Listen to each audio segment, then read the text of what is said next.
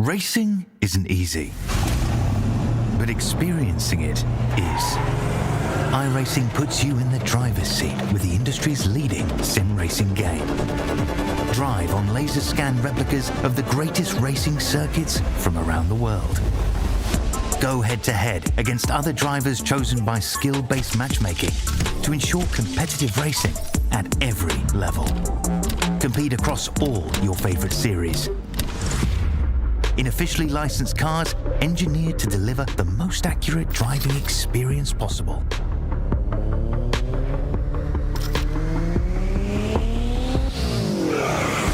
Join a race or host your own with players from across the globe. Race against the computer or in a league with friends. Feel the thrill behind the wheel. Visit iRacing.com.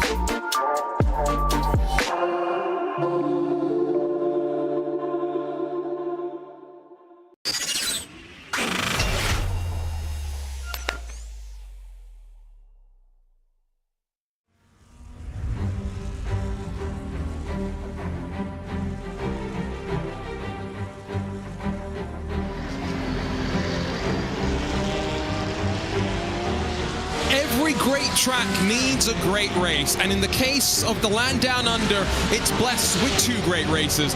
While the great Australian race sends supercars thundering up and down the mountain for more than 20 years, drivers from around the world, manufacturers from around the world have landed in Mount Panorama for 12 hours of racing, starting in the night with one quest: to survive the thrill and come out on top in the iRacing Bathurst 12 hours, powered by Ready, Set, Sim.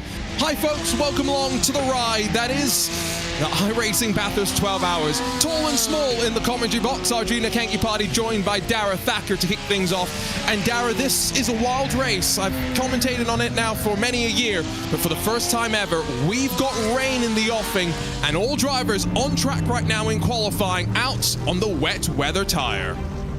It's already one of the biggest challenges in sim racing, the Bathurst 12 hour, and just to sprinkle a little bit of rain into that's going to make it even more tough. These are some of the best sim races in the world, though. They should be able to cope with it, but it is not easy here at Mount Panorama just to pick your right lines, just to make sure you stay out of trouble, and it's going to be 12 brutal hours, I'm sure. I do enjoy it here, being the small one, because I get a nice view of the track from the top of the mountain. Absolutely. I think it's quite interesting, the fact that qualifying happens during the night and they're having to do it on the wets because they're so unsure of where the grip is. You can see some of the spray being kicked up. Let's kick up and look at the schedule and where we've been, where we've still got left to go in the journey that is the iRacing special events. And boy, what an adventure it is. A journey through the world of motorsports, diving through different disciplines and navigating through some of the best tracks in the world of global motorsports. And Dara, a couple of races in February. We have just one in March, but it's a busy time through the rest of the year as things kick on through. Yeah, but if you're only going to have one special event in March, Sebring 12 Hour is by no means a bad race to have. There's some absolutely fantastic races coming up in the first half of the year. Of course, 4 hours of Thruxton will be new to the calendar. Looking forward to the Spa 24 end of July. We've got so much towards the end of the year as well. We really have been lucky with the amount of special events we get now in iRacing, and yeah, looking forward to all of them this year. They were spoiled, right? Kind of begs the question, which ones can you do with your own schedule, trying to fit them in to the comings and goings of your own life. Let's talk a little bit about the race itself that we've got here today. Of course, this is GT3 only as we get ready for the race. 30 minutes of warm-up finished. The drivers on track, as mentioned, for qualifying, where they get 2 laps, track to themselves in 8 minutes, which doesn't sound like a lot to try and master what is going to be a relatively important qualifying session, because 12 hours of racing, dynamic weather as we mentioned, 2 drivers required, maximum 16, not going to see that here in the top split, and I don't think we're going to be talking too much about stop and go limits. I think for me though, Dara, the real talking point is qualifying. You can't afford to be behind the 8 ball knowing that first time up through the cutting could be dangerous. Yeah, and with only 2 laps to absolutely nail the lap time in treacherous conditions in the dark over the mountain, it's not really the ideal scenario. I think we might see a couple of surprises, a couple of teams that we may not expect towards the front of the league, or they get themselves up towards the front, and also a couple of the teams that might find themselves a little bit further back. You were talking about how critical it is to make sure you're up near the front. Of course, it's so difficult up through the mountain to pick your way through if any incidents occur, and I think in this race with the rain, with the rain on the circuit, it's more likely to happen than most years. Let's talk about BOP, those 3 letters that send a shiver down some people's spines. For others, gets involved in a lively debate. You can see plenty of the cars getting power adjustments. I think the thing you've got to remember, Dara, when we come here to the mountain, we're actually at relative elevation. The highest point on the track is almost 1,000 kilometers above sea level, which does, of course, mean the cars with turbo-powered engines, which pushes the air through the engine of the car a little bit more effectively. They get bopped, if you will, a little bit more. Yeah, and of course it's going to make sure that, most teams are on a level-ish playing field. I think a lot of them will have been just trying to tweak their cars to make sure they can get as much out of them as they can. But of course, with the weather, with the conditions, it's going to change that around ever so much. But it's also great to see so many options for the teams and drivers to pick from. Qualifying underway. Hugh Barter's just gone to the top in the Drago Racing 069, but here comes Team Redline, Sam Coiter in what is an assault on the mountain in a Porsche 911 GT3. We'll talk about the choice of cars and how that's all compared to the relative BOP as the race works through. Here's the climb up towards the cutting, keeping it tight to the inside as he works his way up. And remember, the qualifying being in the dead of night just means that the drivers have that much less visibility, Dara, into where there might be puddles of water. There's not active rain on the track right now, but you can still see the spray. There's still some moisture kicking around. When trying to find that extra 100th, that extra 1,000th of a second by taking an ever such tighter line, particularly on the white lines here, when water falls on those white lines, it becomes ever more difficult to find grip. And so drivers are going to have to be wary of going too far towards the outside of the racetrack, but they can't really see what's safe and what isn't safe, which is what makes this so difficult. Sam Coiter, though, taking a gorgeous line down the hill. Let's see if he can finish the lap with the same kind of gusto. But yeah, so tricky for these drivers to nail. And when margins are so fine, they're going to be pushing for every single 100th. And, well, in terms of the number of drivers with a time on the board, it's maybe a little bit lower than expected. 50 enter this race, only 39 on the timesheet right now, and some names that you might expect to be up toward the top. There's a Redline car yet to set a time, an Apex Racing machine, a BS Plus car as well, so some heavy hitters. But I can tell you one thing for sure.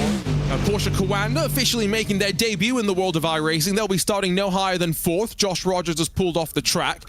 Hugh Barter's time, I think, is stacked up very, very well. He's got a 10th clear on the rest of the field and less than 60 seconds to go. Let's see if anyone can improve. Here comes Elliot Veyron, who's going to dive down to pit lane and practice. Let's be honest, Dara, what is a pretty tricky pit entry even without the wet conditions. Yeah, and in a race where overtaking may be difficult and strategy may come into, a big factor in this race, getting the specifics in the pit lane nailed down are going to be really critical. Even if you can just gain a second or so by stopping on your box correctly, by trying to brake as late as you can into the pit lane, you may be able to get yourself a little bit up the order on the strategy compared to some of your rivals. So, little things may seem insignificant, but in a race like this, they're all going to add up to something that will be quite important.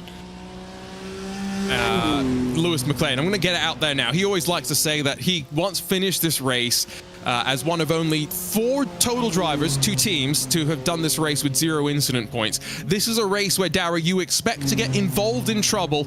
It's more a when than if, and it's going to be a rather interesting journey as these teams get ready to navigate their first iRacing Bathurst 12 hours with rain.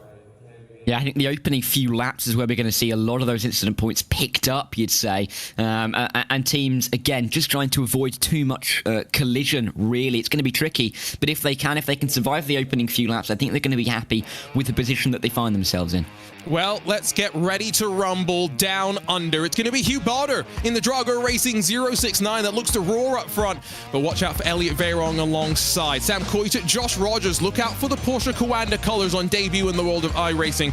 And then Tristan Iglesias, Sotomuto, Williams Esports Racing Prodigy alongside Coanda. It's very much Porsche towards the front, but the Mercedes running strong in the hands of Drago. Redline Drago 7th and 8th rows, with Redline and Coanda then behind them to round up the top 10, with PGZ, P1 Docs, and the first of the Apex Racing Team cars, and the first Audi rolling through the top 12. It's Drago and Williams Esports Pit Fit Road 7.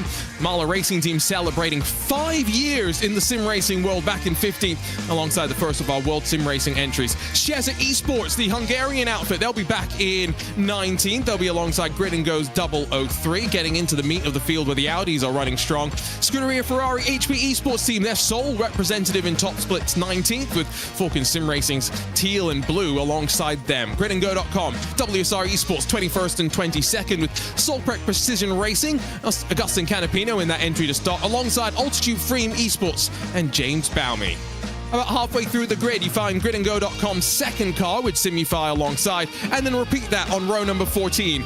Alex Gall in the Apex Racing Team Cars 29th. He's got mag performance to 150 alongside, and 2 seconds covering the front 15 rows. Maybe larger margins in qualifying because of the rain. BS Competition in their BMW entry 31st, with Fiercely Forward alongside Falcon Sim Racing Simify. Fiercely Forward, and then a second Sheza car roll through the front 18 rows, and now just a handful more to get through. Gridandgo.com, Shera Esports, Fiercely Forward, another one of the Falcon Sim Racing contingent, Saybolt, and then Drago as we start to get towards the drivers with no times on the board.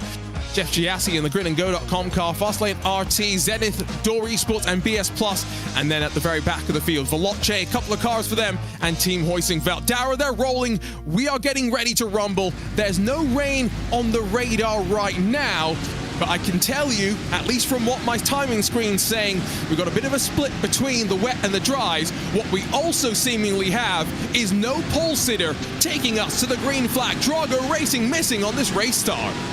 Not what they needed whatsoever, but the mix is going to create even more chaos because there's going to be a pace differential all the same. If you couldn't throw more into the mix, well, I don't know what else we can throw into the mix to make this crazy for a race start. What more could you ask for? First driver on a dry tyre, seemingly back in 15th position. But let's go. It is the iRacing Bathurst 12 Hours, powered by Ready Set Sim. And Team Redline, technically, were in control for a second. But here we go off to turn 1. Through Hell Corner, Coanda's going to lead on the outside and run themselves down this undulating straightaway as they tuck into line, single file. It's a long race. You can't win it right now. You can definitely lose it. And already Mark Perez is into the wall hard for Simify Esports out of turn 1 as they dive down into the braking zone of turn number 2 in towards Griffin's Bend. It's Porsche Coanda, Josh Rogers around the outside of Sam Coyte.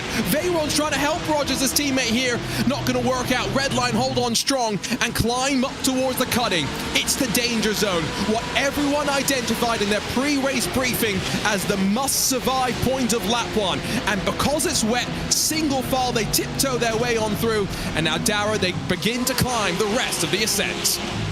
Perfect start, really, wasn't it, from Elliot Veyron? Sam Coyte almost looked like he was going to lose that P2, but was able to defend the inside line from Josh Rogers, who's now under attack himself. Of course, they single-filed out as they made their way through the cutting, but almost surprising that they were single-filed out after turn number 1. Could have been far more side-by-side on the exit, and only one casualty, seemingly, at the opening turn as well. They'll dive over the top of Skyline, down in towards the dipper, towards Forest's Elbow for the first time, and you can just about see how they're tiptoeing their way through. Everybody staying relatively in the train, not too many mistakes, but it just doesn't look comfortable, does it? I saw a couple of things on my timing screen that got me nervous for a second, but I'm quite amazed to say that 50 cars covered by 20 seconds are going to exit out of the elbow, and we're going to finish lap number 1 seemingly without the big one. All these drivers rising to the challenge of the conditions, you'd say, in many ways. And so now it's the 1 kilometer odd run down towards the chase, and then that kink that leads you into the braking zone. Grid and Go, there's about 3 of their cars all on top of each other as they dive down into this straight. It's a quite impressive sight as you see the field make its way through and in through that final couple of corners. Here comes the leaders. Not expecting much action. I think what we can expect at this stage, Dara, all these teams to start settling into fuel saving. Yeah, really early on to fuel saving. I'm surprised that we haven't seen more in the way of action on the opening lap, but hey, it means that we've got 50 drivers and 50 cars still very much in the running. That grid and go trio really are tripping over each other, aren't they? Down in towards the final couple of corners at the chase, but already, you're right, fuel saving is probably going to be the priority here, and it's unlikely that we're going to see Redline try and overtake Coanda. They're in a great position to try and fuel save that little bit more than the number 8, and from everyone therefore back, they're going to be in a similar position, so I think that at least at the front of the field, we're going to see a pretty happy top 5 for the next little while. Haven't really talked about previous race winners. Redline are defending winners at this event as, well, the 72 slides up the inside. It's a good move from Gustavo Ariel as he gets past Soto Muto. Gustavo, by the way, getting ready to fly off to Atlanta Motorsports Park to compete in Racing Prodigy alongside Thibaut Courtois Racing. Change at the front, though. What's happened here? Sam Coiter, the Dutchman's going to take the lead, and suddenly Elliot Veyron slides to second, Rogers in third. I wonder if there's a small mistake there up towards the cutting, and Redline have pounced and taken the lead back over. So glad I said about 60 seconds ago that I didn't think there'd be many moves in the top 5. I've set this up well, haven't I? Maybe there will be no more for the rest of the race. Who knows? Yeah, Coiter taking the lead. Let's see how he plays this now, because he's the one who won't be receiving that little benefit of the slipstream as he goes a little bit wide, as you need to keep the lines as tight as you can down through the S's, and Veyron's getting closer, but he's never going to make a move through there. He can only just apply the pressure and make Coiter look in his mirrors that little bit more as they run in towards Forest's elbow. But Redline leading the race once again. Redline 1 and 4. Coanda and Porsche Coanda's 2 and 3 and 5. It's a pretty interesting front 5. Confirmation that Drago's pole-sitting car did end up starting from pit lane, but I don't think that was necessarily according to the script. What's the script got in store? If you're Elliot Veyron, the Frenchman, he's going to lunge his way around the outside, and surely not. This is a fight. We're not even 5 minutes into this thing, and 2 swaps for the lead already. It's going to stay as it was. Back at the line, though, as they sweep out through the chase once again. But this is a different race than I think we were expecting. We haven't seen chaos. We've already got some swaps at the front. There's some swapping back and forth just outside the top 10 as well. It's very, very finely poised. And the thing that we've always said about this rain, Dara, is that it's the great equalizer, right? And we're expecting some heavy rain, which maybe doesn't equalize things. It just sends everyone for a tizzy. Yeah, and it's not really what you want to be doing. Getting a little bit worried about the weather. Of course, being introduced into iRacing in the last 13 months or so really has been a great addition. Added in quite a lot, particularly to these special events. We saw it at Daytona just a couple of weeks ago. That really deciding the race, arguably, in top split at Daytona. It could be the same here, but really interesting to see how some of the teams played. Of course, strategy is going to be critical. What tires you go on when you are able to pit, they're all going to be really critical parts of the race. And with the top 12 split by 6 seconds currently, I know obviously they're going to gap out as the race goes on, but clearly a lot of the teams on general pace with each other, it's going to take quite a lot for them to split out, and the strategy could be one of those big factors. These are some of the battles just outside the top 10 for a moment as they cycle over the top of the cutting. There's the World Sim Racing car. Martin Cadillac behind the wheel right now of one of the front-running Mercedes. Of course, Porsche do run quite strongly, at least to start this race off, but let's not forget Mercedes put it on pole. We've got a strong contingent of Audis in the midfield, and I think they're all just wondering what the best car is going to be over the entire 12 hours of this race. The rain is expected to be somewhat constant and ever-present, and so having the best car and balance for the conditions is going to be relatively important. Edge of the top 10, P1 PGZ, the 114, Sam Ward under some pressure. Beckham Jasir in the Williams Esports Pit Fit car behind, and then second Porsche Coanda car, Dane Warren behind the wheel in 11th. Yeah, Coanda having a decent enough start. Of course, that number 21 a little bit further back than they maybe would have wanted, but to have the 2 Coanda Esports cars first and fifth and the other Porsche Coanda up in P3, I think they're going to be very pleased about how this has started. And really, a chess game setting itself out in front of the field. I'm going to come in front of you because Josh Rogers has gone off the track, and Dara, I'm just going to say, if Josh Rogers is making mistakes and losing positions, what hope is there for any of us? Yeah, exactly, and he's dropping down to 5th now. He's a little mistake. It's cost him, all of a second less than that, but it's going to cost him the 2 positions, showing how congested the track is at the moment. Inside line, though, on the number 18. I'm not too surprised to see Josh Rogers cycling himself in front of the number 18, back up into P4. What can he do on the 71? That, I think, just kind of tells you again how tricky it can be, and important in my mind that mistake's been made, because what it's done is now put Redline alongside one another, and we always talk in this sort of an environment about the importance of having teammates, and right now, let's be honest, this is the fight that for many years people wondered who was the best in the world of sim racing, Redline or Coanda. I think it's fair to say, Dara, in the last year or two, Redline have maybe staked their claim across many different simulators that they are the best, competing at the top of everything that they choose to enter. However, we know Coanda are strong, and here they've come alongside both Coanda Esports and Porsche Coanda running at the front. Yeah, it's going to be a really intriguing battle, probably into the middle hours of this race. Of course, first few, you'd expect them to stay relatively close together towards the front of the field, but that will not always be how it goes. But 3 and 3 right at the front is exactly what we wanted to see, and this is going to be a real chess game between them, because they're all going to have their own interests. They may be able to help each other a little bit if the strategy and if the situations in the race allow it so this is definitely going to be an incredible race, and it's set up perfectly in the wet at Bathurst. Well, I say in the wet, in the damp conditions at Bathurst, with rain looking like it's on the way towards the latter part of the race. This really does look like it's going to be a fantastic 12-hour race. Just had our first meatballs come through, a couple of the grid and go cars. So Sven Haas and David Balsko returning to pit lane, and just one by one I'm seeing the number of cars that are tripping up off track increase. Niels Koch went off in the Marla Racing Team car, I believe it was. Oscar Irene as well in the BS competition entry. So drivers are struggling, having to really try and stay right on the racing line. Well, they're not on the racing line, but the wet line. You don't want to be on the racing line. That's where you'll find a little less grip, and sometimes find yourself starting to slip off the track. And as we watch the fight for 11th, 12th and 13th position out of the final corner, about 10 minutes complete. Gustavo Ariel's looking for another move on the 18 up to turn 1. He'll get that done as well. Redline starting this race off strong. Yeah, I mean, leading the race for all of half a lap, of course, at the front with the number 70, 71 working its way through on Josh Rogers' mistake. Now the 72 working its way up the order is looking pretty good, but it's by no means over. You can see on the inset there, as we see the 89 going off the track, the BS competition BMW car, there's contact. The 18 slips up the inside. That could have gone worse, and somehow they're still side by side behind, including the Williams Esports Racing Prodigy car. And that's Drago Racing beating and banging. Nicholas Rubilar's now left on the outside, and he's going to get caught out by 1-2 Williams Esports entries that slip up the inside. Sotomuto, Beckham, Jasir able to use their team strategies effectively to make that work. Yeah, that replay just showing you how innocuous an incident can be here at the top of the hill as well. Ooh, another look in the braking zone. That just snaps around as well. So suddenly, wondering if that's one of the cars on dry tires. Now, this is what happened to Grid and Go. So I think Balska goes around. Oh no, this is already Sven Haas subsequently.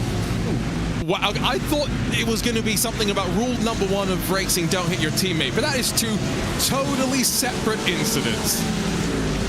That's almost impressive to be able to hit your teammate there. I don't think I've ever seen that before in my life, especially considering that's your teammate that's gone around. They're going to be somewhat unhappy, but probably slightly laughy cool at the moment. Coanda and Redline still fighting. Tristan Iglesias has just lost out to Gustavo Ariel. They've lost a good 3 seconds now to the back of the top 4. It's already a bit of a breakaway starting to build at the front as we jump on board with Iglesias. You can see not really a move on into the chase with the line they're having to run. So much tighter to the inside than they would normally be in the dry, where they sweep their speed and their momentum the long way around. Confirmation, by the way, that BS competition seemingly have elected to go with an oddball strategy, and maybe that explains, Dara, some of the spins that we've seen for their cars. They're on the dry tire. Yeah, and another one for the number 7 now. It's not really what they want to be having. And over the mountain, horrible place to get spun around. It's so difficult to get yourself corrected again. But clearly going for an aggressive strategy, going for maybe one that they thought could gain themselves some positions necessarily on the race start. But if they could hold position, maybe work their way towards the front as the track continues to dry without rain falling on the circuit. But it's clearly not worked out too well for them. There's going to be a move to the inside. I think the number 9's gone for the 22. Rubelar at the inside. I think he's just about going to get this one. And all this building, by the way, as Rogers has gone off the track again. He hasn't lost much ground. His teammate Dane Warren's really under fire from Luca Kita, who can't do anything but relinquish the pressure up towards the braking zone of the cutting. But again, it goes to show, if there are drivers out there at this level making mistakes, remember, there are multiple tens of different splits for this iRacing Bathurst 12-hour presented by Ready Set Sim going on at the same time. That camera angle made it look like Luca Kita was a one-way angle in towards the wall, but no, it's just a passing opportunity over the top of the mountain. Oh, don't say so. Luca Kita sweeps past Dane Warren. They say you can't pass on the mountain, and that's why we've got a track blocker. It's Williams Esports Pit Fip. It's ripped the front end off the World Sim Racing car, but somehow it's not stacked up the whole field. Yeah, and they've stacked it into the wall again. Into the pit lane comes the 22 Disaster. But going around, miracle really that more weren't collected in that incident. Going around on the exit of Skyline into the S's, into the Dipper. Horrible place to get yourself turned around and then sticking it into the wall down at turn 17. Not what they wanted at all. But it means that gaps have now opened up in this front train. 3 seconds nearly between Rubelar and Samuel Ward. Well, I mean, that is why you don't pass over the top of the mountain, epitomized in one clip. A move attempted from Drago Racing, a move not cleanly executed, and bam, bam, bam. That is reminiscent of the couple of hard hits that I think it was Cam Waters had a couple of years ago. And now the damage, I think, so significant on the World Sim Racing car that even though Mahler Racing Team are on dry tires and struggling for grip, seemingly are going to be able to hold on. I am going to have to get confirmation if the Mahler Racing car is also on dry tires, because they've got a bit too much grip for what I think they should have if they were on the slicks. Yeah, I mean, a good start all the same. I think they're going to be pleased. This is what the viewers from Porsche Coanda, you can see. Where are you going to go there? Where are you going to go? And pretty much stuck on that line and seeing the car spin off, not the ideal. But slicks, wets, it's a difficult call to have at this stage of the race, but I think drivers will be happy with their decision if they've gone onto the, well, what has been the consensus option, but we can see that it's not always the rule, is it? Confirmation that Mahler and Phil Denez, who are 11th right now, are on the dry tire.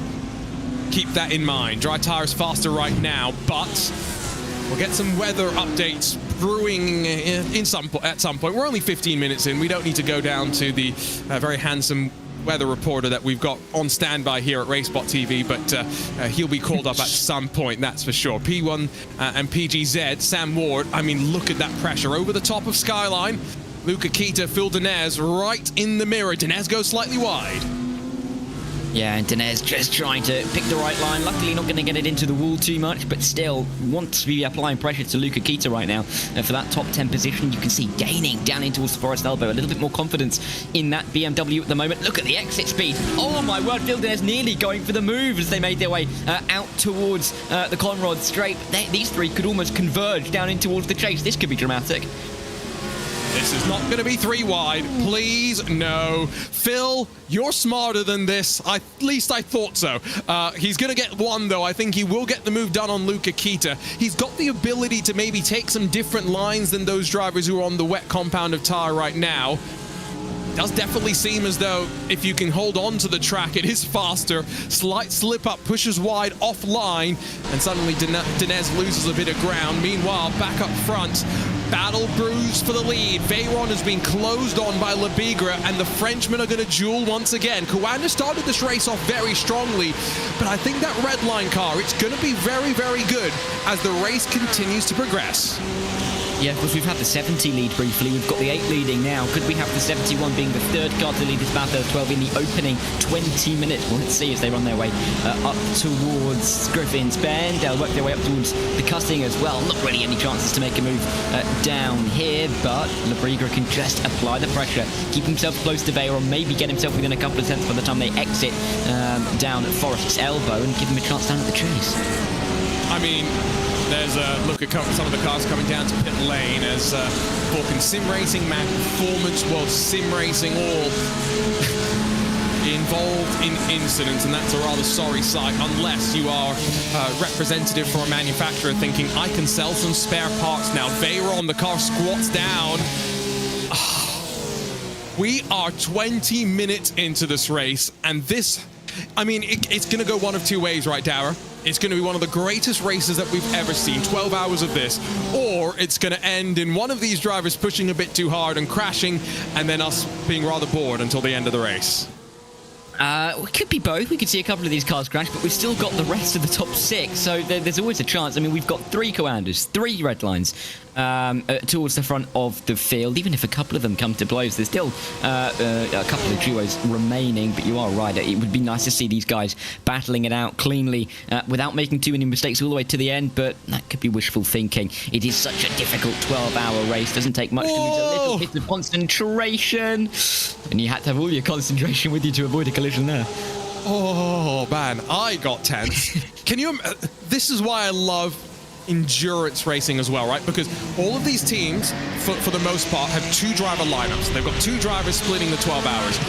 So there's a second driver right now that's watching, biting their fingernails and going, please don't crash, please don't get involved in something. Give me a clean car so I can at least drive a little bit. That's all they're hoping for. Phil Denez, by the way, has just gotten up to 7th position, so say whatever you want about the BS cars that spun to start this race off. At the front of the field, at least one of their teammates is making it work, as difficult as it is. Up to turn 2, here he comes! Oh, surely not. Labigra backs out of it, but the intent's there for sure.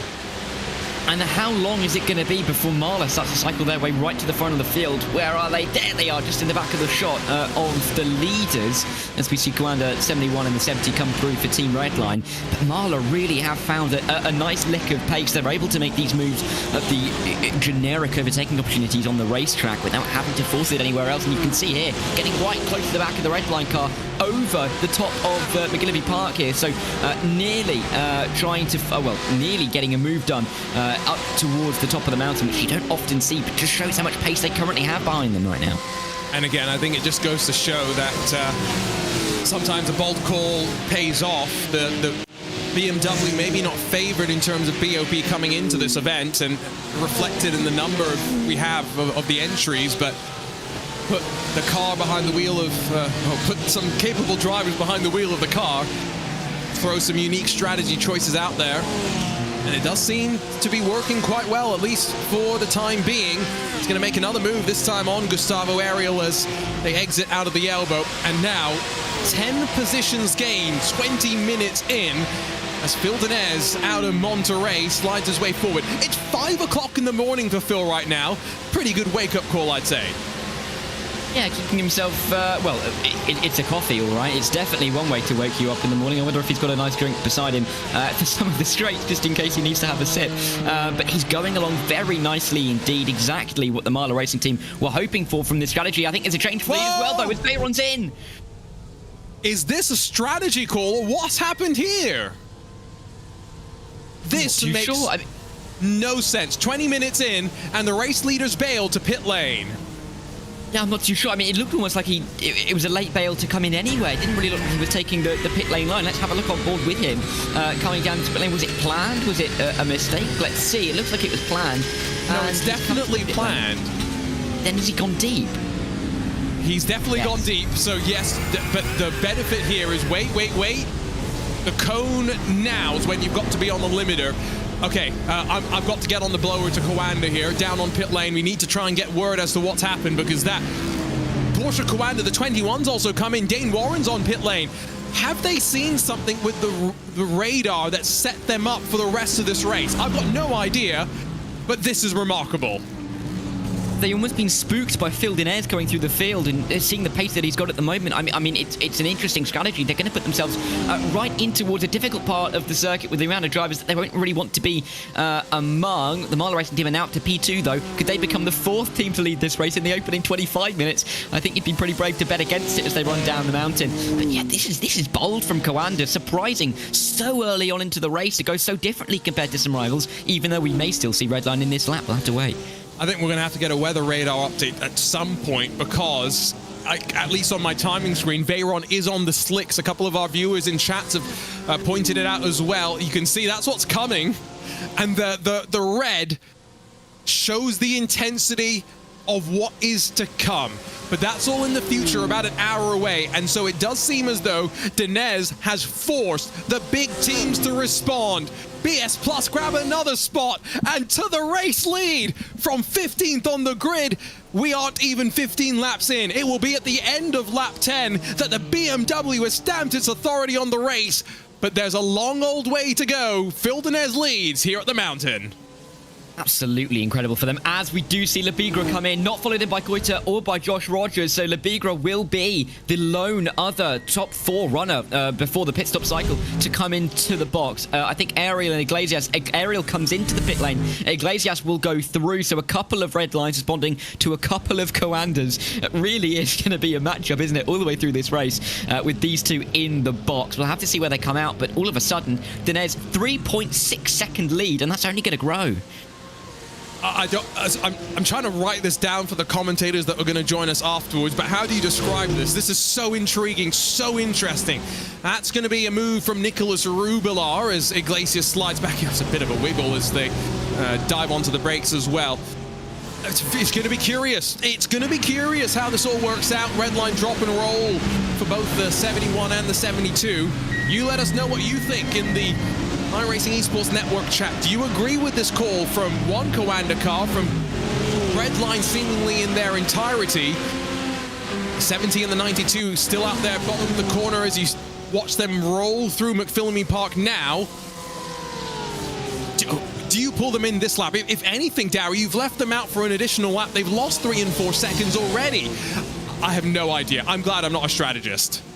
Yeah, I was going to say, I think it's impossible to call this because there's so many cars that you're going to be dropping yourselves into that even if you're there or thereabouts, I mean, Gustavo Ariel's 25th, Biga is 23rd, Veyron is 21st. They're not even together anymore. There are just cars in the middle, like the Cheshire Esports car, the Simify Esports car. They're just there, and they're almost in the way now with the strategy.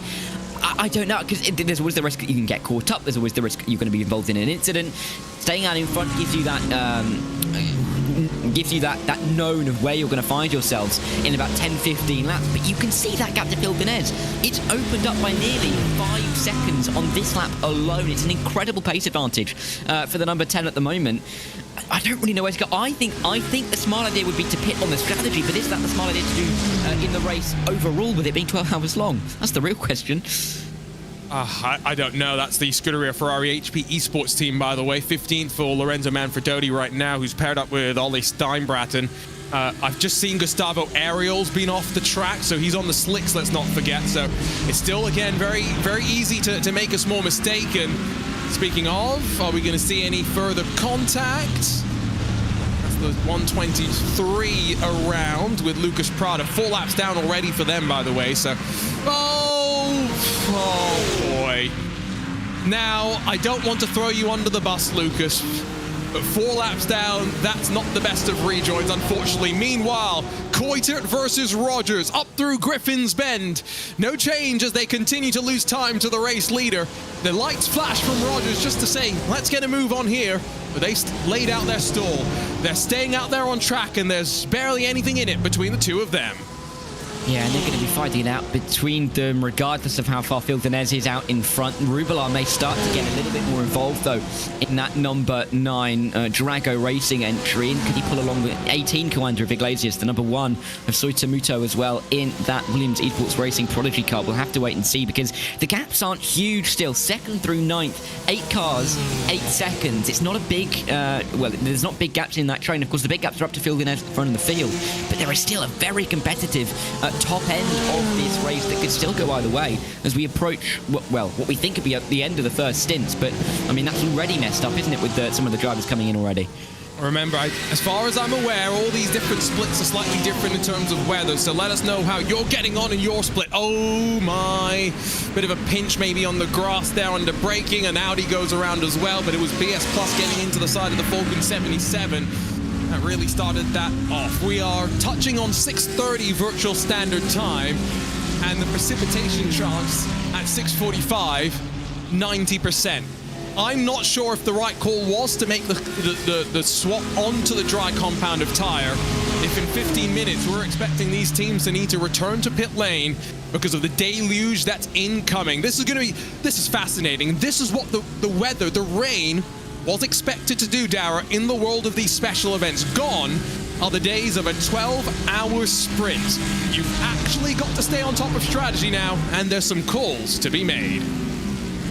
Yeah, and I think it's going to be really interesting when that rain does start to fall, what Marla can do, because of course those drivers that have been out the whole race on those wet compound of tyre will be, back in a better condition for their tyre. However, they're going to be worn down somewhat. They're going to need to come into the pit lane relatively soon for fresher tyres, especially if we get that sort of, red level rain that will cause a deluge on the circuit. Will their tyre, basically, will they have enough tyre left to help them in those kind of conditions? We'll have to wait and see, because Marla are in an absolutely fantastic position. Even if they come into the pit lane, they're still going to be inside the top 15, I think, if not a little bit higher than that. So this is a fantastic position for them to be in, and with every passing lap, they get into an even stronger position.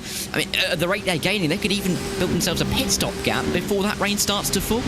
Such a tough race to try and figure out what's going on. David Toth's 15th in that Chesney Esports car. New tyres, new dry tyres I should say, seem to be around 4 seconds a lap quicker, so that's a good sign. Dane Warren's been off the track though, that's not such a good sign. Remember, he was one of the drivers that was bold and chose to make the call to swap onto slick tyres, so he's lost some time as we near on 30 minutes complete here in the first ever iRacing Bathurst 12-hour presented by Ready Set Sim with the rain. And what a race it has really thrown up for us. Our Judah Kenki party alongside of Dara Thacker in the commentary booth. We'll have a whole suite of commentators to join us through the 12 hours of racing. But I tell you what, why don't we very quickly, weather report time, as we see the fog almost set into the track. I'm going to have to swap to this side because it's coming in, as you can see, rather heavy, and we have to take the scale, right? The scale's important, Dara. Blue is light rain, red heavy. So we're going to get the initial rain rather light, and then as it starts to build, heavier and heavier and heavier. Can we zoom, Mr. Producer? Is the button working? No. Anyway, what you're going to see is that the way that the rain sort of arrives at the track is going to be interesting, because I think part of it's going to be attacked by rain and parts of it maybe aren't attacked by rain, Dara. Yeah, and that's going to be critical, just to see what parts of the circuit are getting a little bit wetter. We might see over the top of the mountain drivers struggle a little bit more, or we might see them struggling a little bit more into the chase. It's going to be very interesting. I think the mountains where they're going to hope to avoid the rain. You can't always choose these kinds of things, can you? I noticed there was no, temperature or wind on that weather report. I don't know if you added for the next one. You are setting your expectations high. I mean, are you going to give me an Emmy if we get this weather report segment all figured out? I mean, I can try. I don't think it'd be very official if I gave you an Emmy, but I can try and make one up for you if I, stick. So, apparently as official as some of my other awards, so take that with a grain of salt, I guess. Over the top of the hill once again, they are going to descend. I mean, the gravel, by the way, shows signs of what the race has held for some of these drivers. 22.3 seconds is the advantage for Phil Dinez right now. If anyone is made out like a bandit on the strategy, it's the Marla Racing Team crew. If you're wondering who's going to share the car with Dinez, always curious, of course, how the driver lineups end up shaking up with these teams having so many talented and capable drivers. Dinez paired up with Rainer Talvar, who I actually got the pleasure to spend some time with a couple of weeks ago. They were out at the Racing Prodigy event at Homestead, Miami. Phil was coaching some of the BS Plus drivers, which is such a cool story when you think about it, Dara. You've got Phil Dinez coaching BS competition drivers racing out there in the real world.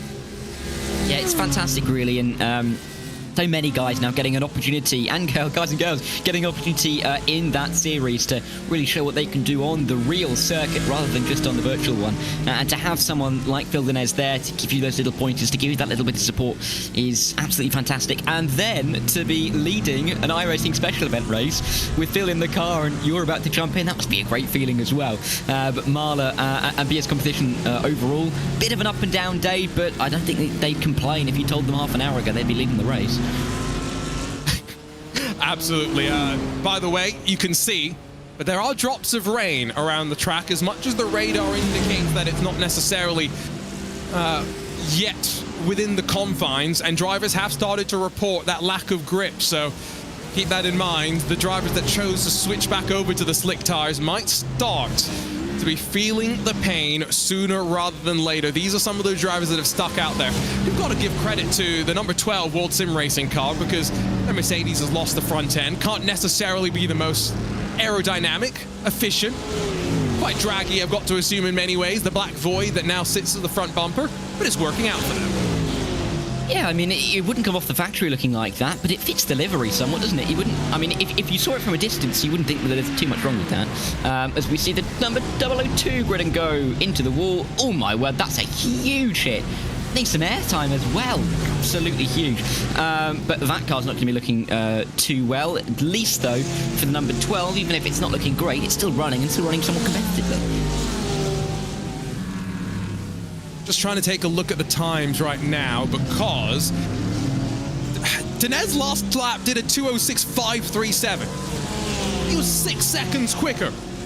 6 seconds quicker than the rest of the field.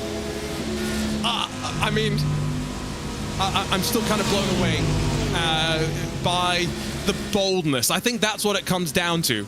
To put a car who started in 15th, let's not forget. It's not like Phil was starting down the very tail end of the field where he'd be out of the way. No, he was in the thick of the action, up towards the cutting the first time by, having to stay out of trouble. It was a really bold call, and you can see on the left side, last lap times as it starts to stack on up. Phil set the fastest lap of the race last time by. We're 34 minutes in, and while one Audi's backwards into the wall at the top of the track, there's a BMW up front that's running away with the lead. It's poetic, isn't it, going around like that? Like, I mean, the Winter Olympics are next year, but it looks like a figure skating leap of some kind for that 002. For Phil Dinez, though, the amount of positions that he's gained, only 2 teams have gained more positions than him. That's the number 83 Zenith, which got in 15, and also the Team Huizinfeld number 35, who of course started last, up to P22, gaining 28 positions so far. Phil Dinez, of course, third in that list, so doing very nicely towards the front of the field. We could start to see a little bit of a chaotic bunch, though, as some of the laps or the cars that are pitted, I should say, are trying to come through the field.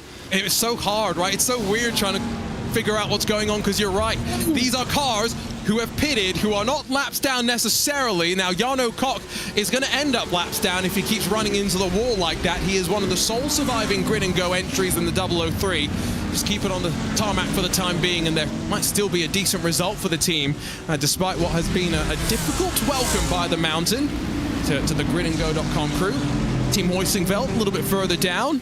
I'm seeing them in one of a handful of the Ferrari 296s. Meanwhile, for Simufy, oh no, you were talking about air. That was lucky not to get some. Yeah, and actually styled out very nicely indeed. I think high marks for that one from Simufy. Down towards the back of the field. Not going to pick up any major damage from that, so they've got away with it somewhat. Could have been much, much worse in the end, but I'm sure they'll be happy to keep themselves knocking around in some kind of contention. I was going to just pick up what you said about Grid and Go struggling a little bit over the mountain. Of course, on a bit of a high after winning the Daytona 24 in the GTP class. So, you know, they will have been targeting this race, and they come into it as definitely one of the contenders, but of course GT3 is not necessarily their class at Daytona, and so they're struggling a little bit to start off here, but they've still got more than enough cars to keep themselves in contention. The only issue is when you're getting overtaken by Redline like that on a different tyre, not necessarily going to give you the biggest boost to your confidence. Well, you talk about confidence. This is a race where Don't think about confidence, just survive. It's so different, and it's why I love it. I love the mentality that you need now in a special event as to what you used to need. It's not to say that special events previously were boring, because by no means were they, but it's just added another element that's much more akin to what these events are like in the real world at the end of the day. That unpredictability, that element of unknown. I mean, you know, the benefit of the sim world is that, I mean, we've got a field of Porsches, right? All of these cars are identical when they roll off the virtual factory floor. The only thing that's different between them are setups applied and then how the teams have treated them once the race got underway. In the real world, no two race cars are going to roll off identically, even from the same factory. It's just the way things are going to work. You can't apply the same setup onto two different cars and assume it's going to work identically. You're going to have to account for the reality that is manufacturing tolerances. And so this is just one of those elements that I think is slightly different. And so for those that bring in some experience from the real world, maybe you have the ability to make some of those calls a little bit more easy, to be a bit more bold and against the grain, because again, it goes back to something which you have to keep in mind, Darragh. All these drivers get the same tools. What they see on track and the weather radar that you and I were just looking at slightly before, the radar's still saying there's no rain on track, but we're seeing it with our 2 eyes. Yeah, it's very much damp. You can see the spray still being kicked up. I mean, it will get worse, of course, but it's going to get a little bit better before that does happen. Drago Racing are going to get overtaken here, likely by both Coanda and Redline as they work their way towards the chase. I mean, how many times have we seen Coanda, Drago and Redline fighting this close together down the years in iRacing special events? Of course, Drago Racing not necessarily on the same strategy, but it's the two in front, and you can just see the pace advantage that some of the drivers have right now. Namely, that Commander and the Redline car. The issue for them is they're 53 seconds off that Marla Racing Team car and falling further and further back at the moment. They're not necessarily gaining time because they're having to work their way through these cars. Some nice updates from Dan Yeaman in our RaceSpot TV chat, who is Veyron out wide into the grass, and here comes the charge. It's going to be a drag race off towards Griffin's Bend, but not really one with much contention as Redline switch things around. Small little mistake. Veyron's going to fight back, you know. That's not what I expected. There's good respect shown between the two countrymen here as they continue to try and close. Dan Yeaman, who I should say, one of the fastest commentators in the world of iRacing. Can't say he is the fastest, but that's only because of foolery in our bragging rights from a couple of years ago. He's saying that we should expect the rain to probably start to approach potentially from the elbow, so that's something that we're going to have to keep an eye on, and it should take about 3 laps before the track's totally rained over. Now, that's a slow-going Coanda car. Veyron's hit the wall, I think, a little bit harder as I was waffling on about weather. Yeah, and that wouldn't be good for Veyron at all, but he's still, well, no, he's not ahead of the Redline car, so this isn't good news for Veyron at all. Let's hope he doesn't try and overdrive the car now. I think he may have just clipped the barrier coming down as he made his way through the S's. Oh, that's how. Oh, he's really hit the wall there then. Contact with the Redline car and somehow styling it out, but that's not what they need at all. I was off looking at the radar. Might have missed that, and all that talk about respect between the countrymen. Never mind Arjuna. We're going to see a Mark Tubby Taylor appear in shot as well. Those who know. But our former race leader is out of contention, and there's a look at the zoomed in weather radar as it continues to move its way across the track. We've got the first light band of rain that started to make its way through. Darragh, the heavy stuff is on its way. And rain falling on the circuit at all means that those slick tyres are going to get more and more difficult to control, and that may start to mean that we see a changing again of tyre strategy from some of the runners. It'll be a decision of when to pit rather than if to pit. The guys that are currently on the slick tyres, that really just will be an interesting decision to see unfold. Coanda, Drago, Redline, 2, 3, 4. This could get tasty up towards turn 2. And they've officially, I think, now lost enough time that your race leader is going to be able to pit and hold on to the lead when they come in for wet tires whenever they choose to do so. Such a remarkable opening stint as Redline hold on to second. Drago grab third, though, away from Porsche Coanda. That Mercedes, remember, put it on pole technically, not that specific car, the 069, but Nicholas Rubelard's doing quite well up in ninth. I will say, you know, for a driver that started down at the tail end of the field after putting it on pole, the 069's back up to 12th. They're not out of this by any means. No, going along nicely as well, within half a lap of the leader. So, nice work in that car for the time being from Hugh Barter, who has been going along fantastically. Set the fastest time in practice as well.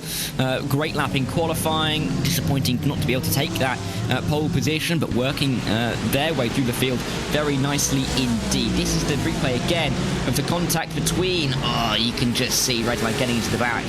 Veyron, and Veyron getting tapped around. Wasn't really much that the number 8 could do in that scenario. Small contact, big consequences, how it tends to work here at the mountain as Hugh Barter now makes the move on Veyron, or attempts to make the move at the very least. Even that argy-bargy has not seemingly cost too much time for Veyron in terms of the speed of the machine. We'll see out into pit lane cycle how they'll recover and try and bounce back from this one, but still a long old race, not even 1 hour complete, and the last thing that you want to do is drop your head.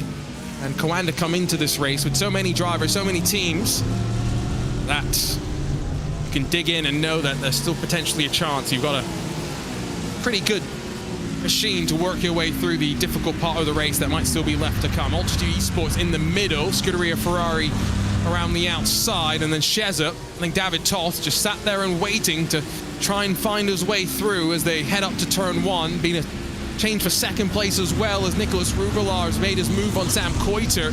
There's a slide off the track from James Baume in the altitude car. Sheza take advantage and slide on through. That's what happens when you overcommit. Yeah, and Sheza just about going to make that one work for them. It's going to get tasty, though, up towards turn number 2 as we see them work their way towards Griffin's Bend. Any moves in the offing? Let's see. I'm not too sure, but actually around the outside, there's contact between the two cars. The 2 and the 35 will work their way through. The 35 with the up and under with the better traction will get that move done. All whilst that was going on, I think there was moves going on between Labigra, Muto and Ariel towards the top 10, and Iglesias as well in the 18. So it's all starting to kick off now with the rain falling. Things really are starting to ebb and flow between the strategies. It's all going to converge, though, that's for sure. The heavy rain is abound. It's not far away, that's for sure. And so your race leader, Phil Denez. Again, if you're just joining us, well, welcome. First of all, you've missed what has been one of the best opening 45 minutes to any iRacing Bathurst 12 hours that we've seen in history. Put it up against some of the real-world races as well, I'd fair say as well. Denez started down in 15th position. That BMW not getting the most out of qualifying, but while everyone in front of him was on the wets, the slicks have worked, and a treat for this number 10 as Mahler Racing celebrate 5 years in sim racing. It's an opportunity for them to stand tall on top. Below, we are currently watching the Williams Esports Racing Prodigy car, Sota Muto behind Gustavo Ariel. Dara, that's the little train that you were just talking about. Yeah, and you can see how congested they are down in towards the final corner. The 72 of Ariel leading this little group of cars. Labigra just up in front, Kalpin and Kadlacek as well as... there's a little blink from Phil Denez there.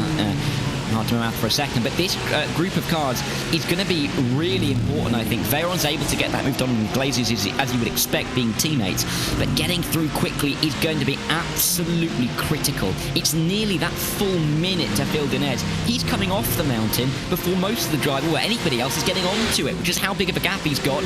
We're seeing Veyron make the move on Sota and Muto, but he's got to keep up with some of the others, the likes of Labigra, who've also pitted.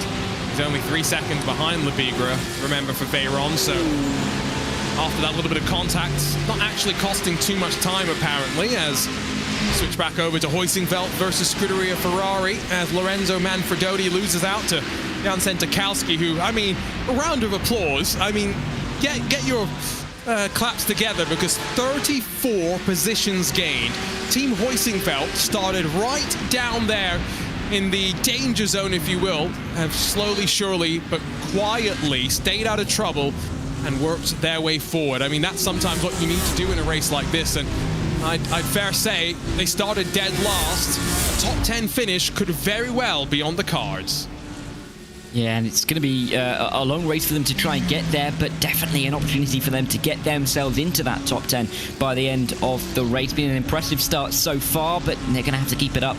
We run our way through this race as we can have a little quick look at the tyres and really show the difference between what some of the drivers have gone on, Arjuna. Yeah, we can show you that now. I'm not sure if we're going to see it updated through the course of all of the race. Sometimes this does lie to us, so we'll try and let you know what's going on. Sometimes have to send a message down to pit lane and to some of the teams to get confirmation, but remember, it's a bit of a split right now still. A handful of cars on the dry compound of tyre. They are very much ruling the roost in terms of speed. Veyron, one of them, is going to sweep past. I think Kauppinen like he's standing still in that Drago Racing number 6 up towards the final corner. And as they complete lap number 22, there's been an incident at the front of the field. What has happened with Phil Denez? Where has he lost seemingly 12 seconds on track? It's looking good right now, but the margin has been eaten into, and I believe, Dara, it went wrong at the cutting. Yeah, we'll have to try and see if we can pick up what did unfold for the number 10. Redline 71 making its way through on number 12. WSR car as we just about make our way in towards turn number 2 at Grotfians Bend. They'll make their way up to the cutting with Redline trying to go through it on Josh Rogers in the Porsche Commander around the outside of the cutting. You're going to have to get up very early in the morning to make the move there, but it's not really going to work out as they work their way through. This battle, though, 4 seconds, 2nd through 9th. They're all chasing this man, Phil Denez, and this will happen to him. And if you're wondering why sometimes we miss stuff on screen, it's because we're looking at our timing screens to make sure we don't miss stuff like this. Ooh, okay, now, has to wait, lets the Audi go. That's a 10 out of 10 rejoin, Phil, so congratulations on that one. Doesn't get tangled up with, I think that's the Drago car that slides its way on through as well. So, question will be, Dara, how much damage to the back end of that Marla number 10? Yeah, that's going to be the critical factor. It doesn't look like there's a great deal because after that little incident, he was 50 seconds ahead of the Drago number 9. He's now 53 seconds ahead of the Drago number 9. So still gaining away from the rest of the pack as the conditions on the track are still damp. They're not quite wet. The spray can be a little bit misleading. It really isn't that wet on the surface of the circuit. When harder rain falls, the track will require wet weather tyres. But for the time being, the dry tyres can just about work as well as they can. Still moves going to be happening towards the end of the Golden Rod Straight. This is side by side towards the front.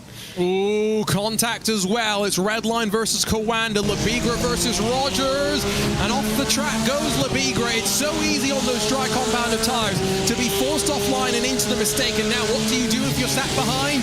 You have to try and stay out of trouble. Veyron's going to try and take advantage, but his teammate Josh Rogers has been pushed wide by Gustavo Ariel. It's getting testy, it's getting tetchy at the front of the field, and while temperature's cold on track, tempers flare between teams.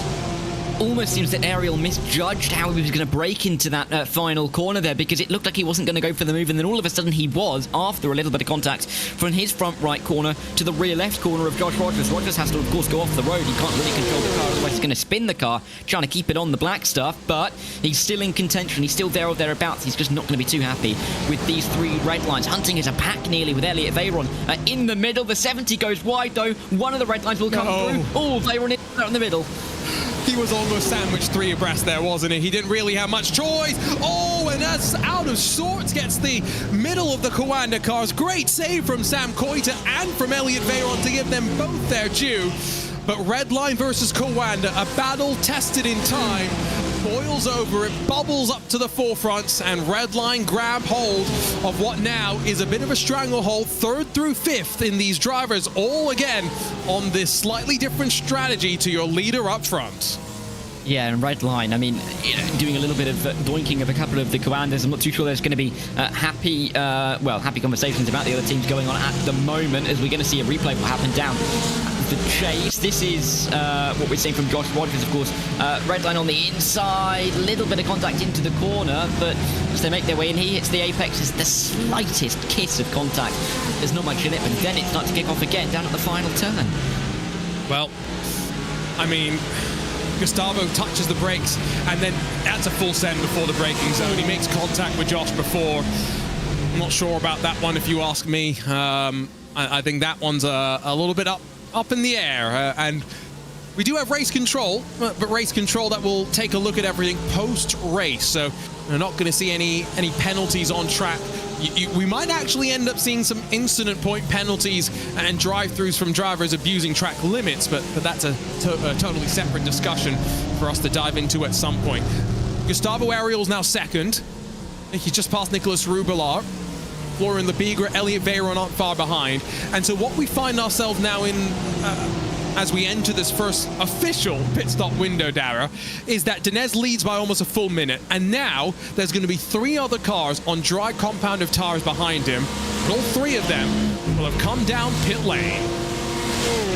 What should Denez do? I mean, if the track is still in this kind of condition by the time he wants to make his pit stop, does he stay on that dry tire? Does he go to the wet preemptively knowing that it is going to start to rain? I think that's going to be the difficult decision for him, because he's got that minute back to Ariel. He will, without some kind of drama in the pit lane, come back out in the lead of this race. I mean, there's a big train behind him. Hibata getting himself into the top 10 now, part of it, with Gustavo Ariel to Tristan Iglesias, so by all of 12.5 seconds. But Phil Denez has the ability to play around with this strategy at the moment. It's just difficult to pinpoint exactly what he wants to do and what's the best thing to do in this situation. This rain is so patchy on the radar, by the way. There are huge gaps. And so there's the chance that when we get the really torrential rain that's expected, there's going to be periods where it goes from super rainy to not raining at all, but still damp on track and with puddles around. And we've always said the thing that makes rain interesting isn't when it's raining constantly, because when it's constant, everyone can figure it out. It's when it's changing, when people heading into a corner for 3 consecutive laps have 3 different experiences of how fast they need to enter the corner, where they need to brake, and how they need to try and carry the speed through. So there's so much for them to all think about. But now officially, as Nicolas Rubelar gets passed by Elliot Veyron, front 4 officially on the slick tires. Those behind them, for the most part, are all on the wets. Actually, I've just noticed something as we see this brawl build up towards the little kink in the chase. Luca Kita loses out to World Sim Racing. Jan Tentikowski is up to 13th in the Team Huizingveld car. Part of the reason why Team Huizingveld are now up 37 positions, Dara, they also started this race on the slick compound of tire. That's something we would generally expect for the team starting in 50th and last position coming into this race. Just taking that risk, there's not really much you can lose. You know that you're just going to be trying to avoid collisions on the opening lap. In the end, they didn't have to avoid any because it was a pretty clean start. But it's exactly the kind of strategy that you'd expect from a team further back in the order, and they're doing as well as we would expect. Denez going for it from 15th just shows how bold and brave it was, but how effective it has been with what is all but now a full minute lead. We're just about to creep there with Gustavo Ariel dropping a 10th or 2. It's 59.9. Where's the full minute? There we go, full minute lead for Phil Denez at the front of the field.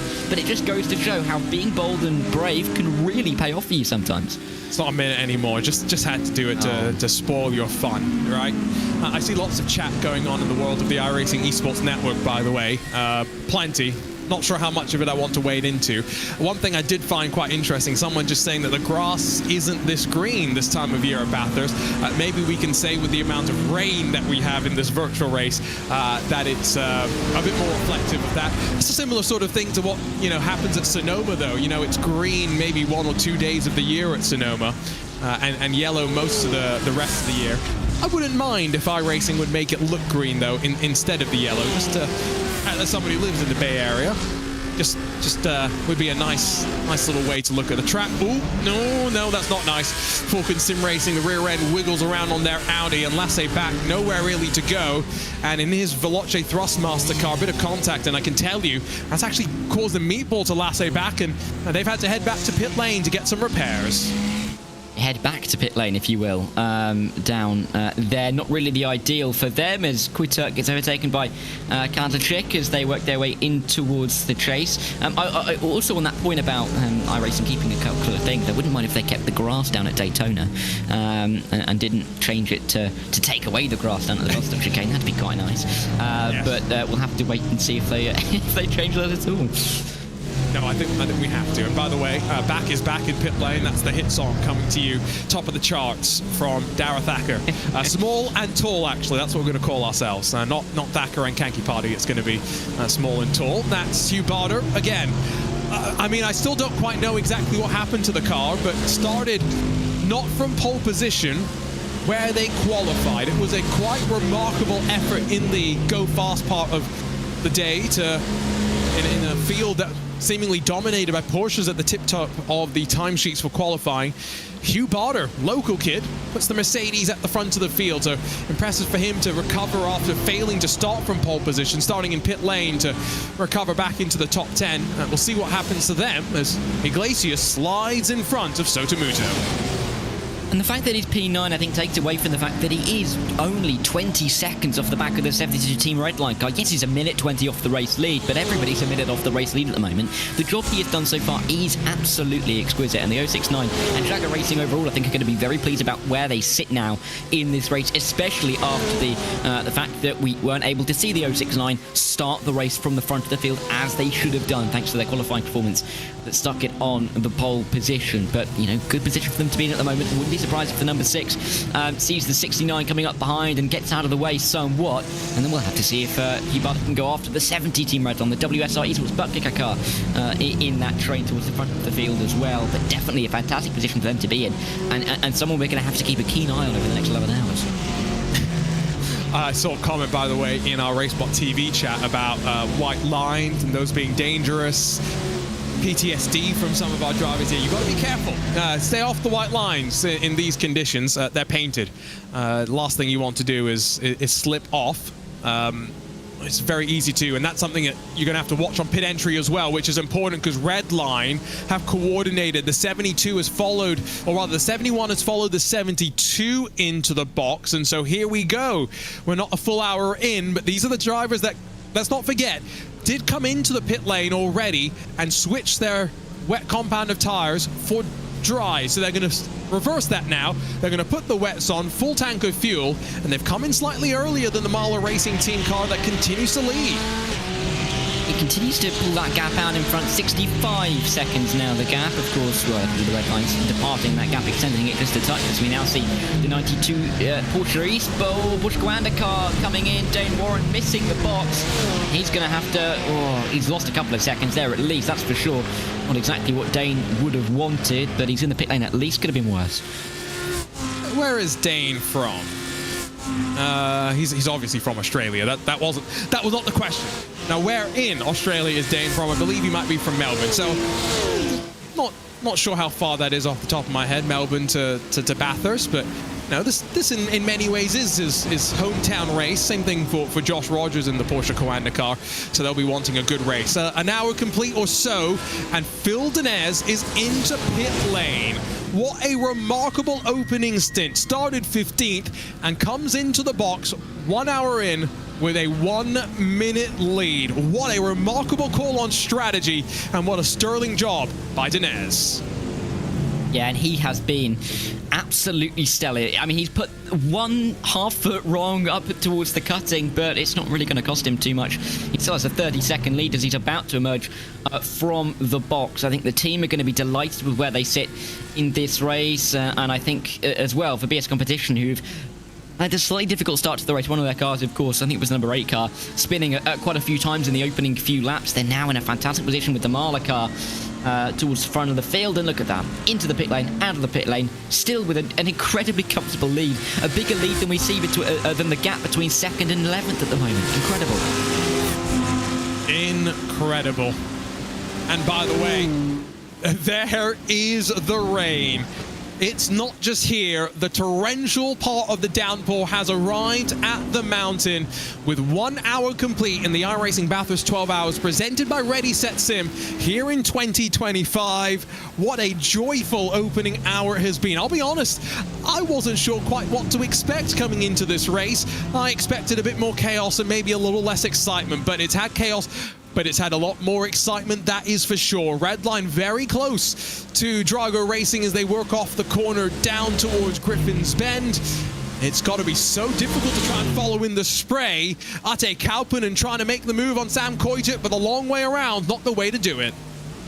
I just wanted to make a point about that cell of weather that we have coming in. You could see that either side of the circuit, the rain would have arrived earlier and would have started, a little bit gentler and then worked its way up.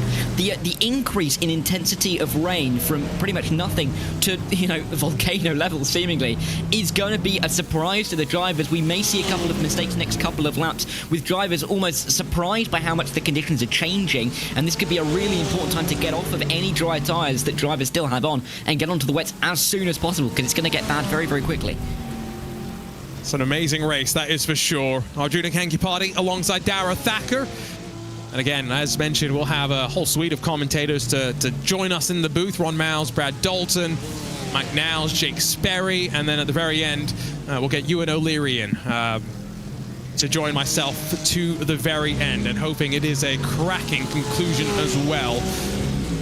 Have only once mentioned some of the previous winners to this race. Redline are defending race winners after the 2024 event saw Chris Lullum cross the line to grab the checkered flag in what was a Redline sweep of the podiums. But in years past, we've had the Apex Racing team come out on top. Redline, a couple of wins for them as well. Pure Racing team, a couple of wins. By far, Redline have the history at this track. This is a race they have dominated in the past. And one win for Kawanda. It came back in 2020. Jeremy Bouteloup paired up with Mitchell de Jong with Josh Rogers. That was the last year that, Dara, this race was run as a multi-class race, when we had both the GT3 and the Porsche Cup classes running on track together. And I'm just sitting here right now thinking, can you imagine what driving a Porsche Cup car around the mountain with these conditions would be like? Oh, and just the lapping that would have to occur right now would be absolutely horrendous. I don't think we'd be able to deal with it. We'd be looking in 5 places at once for everything that was ongoing on the circuit. But, that was 5 years ago, can you believe? That does not feel like it was 5 years ago. It's getting a little bit touchy inside line from the 72 red line car, 71 following through as well. And Damon Woods has been double-teamed somewhat by the team red line cars. It's a team game. We've said that it's nice having teammates in these iRacing special events. Let's continue to take a look at pit entry. Jan Zentikowski was already going super slowly. He puts one wheel off the track, and oh no, what a impressive start to this race. Comes to an unfortunate end, because that little bit of contact, it looks innocuous. It's given a meatball flag. Too much damage to the Ferrari, and they've got to spend time in pit lane fixing it up. Yeah, that's not what they needed. Such a good opening hour, and Jan here, you can see it coming into the box, just going deep and then getting it back, getting help. The number 18 car, meaning that they're going to have to fix some of that damage. A little hit on the back, probably not going to cause too much damage, but they're probably going to fix that as well, as Hugh Barton nearly runs off the road. Ooh. And you can see how when it's got so quickly. That was Josh Rogers, wasn't it? Yes. No, without a shadow of a doubt, Josh Rogers has made yet another mistake. That's at least the third, if not fourth time he's run off the track an hour and 5 minutes in. Behind him, a BMW's really struggling as well. If it was difficult at the start of the race, Dara, it's a whole new world now. Yeah, it's so tricky out there. It's exactly what I mentioned, that conditions are changing so rapidly that at the moment, drivers just don't really know exactly how the car's going to fare through some of these corners. Just walking off the road, there's absolutely no grip for that number 92 car. He's going to walk it into the gravel. Lucky really to avoid too much more of a moment there, as over the top. Oh, coming in towards Forrest's elbow. This is survival now for some of these drivers. So, comment in our RaceBot TV chat about where Super GT and James Baldwin are. They're not in this top split, but they are racing in what is quite appropriately called the Shadow Realm Factory Squad Ferrari 296. Again, remember, there are many different races going on, different splits, as we call them, of this iRacing Bathurst 12 hours. You're watching coverage of the top split. Theoretically, the best drivers in the world of iRacing, but in conditions like this, it makes even the best look like an average driver if things go wrong.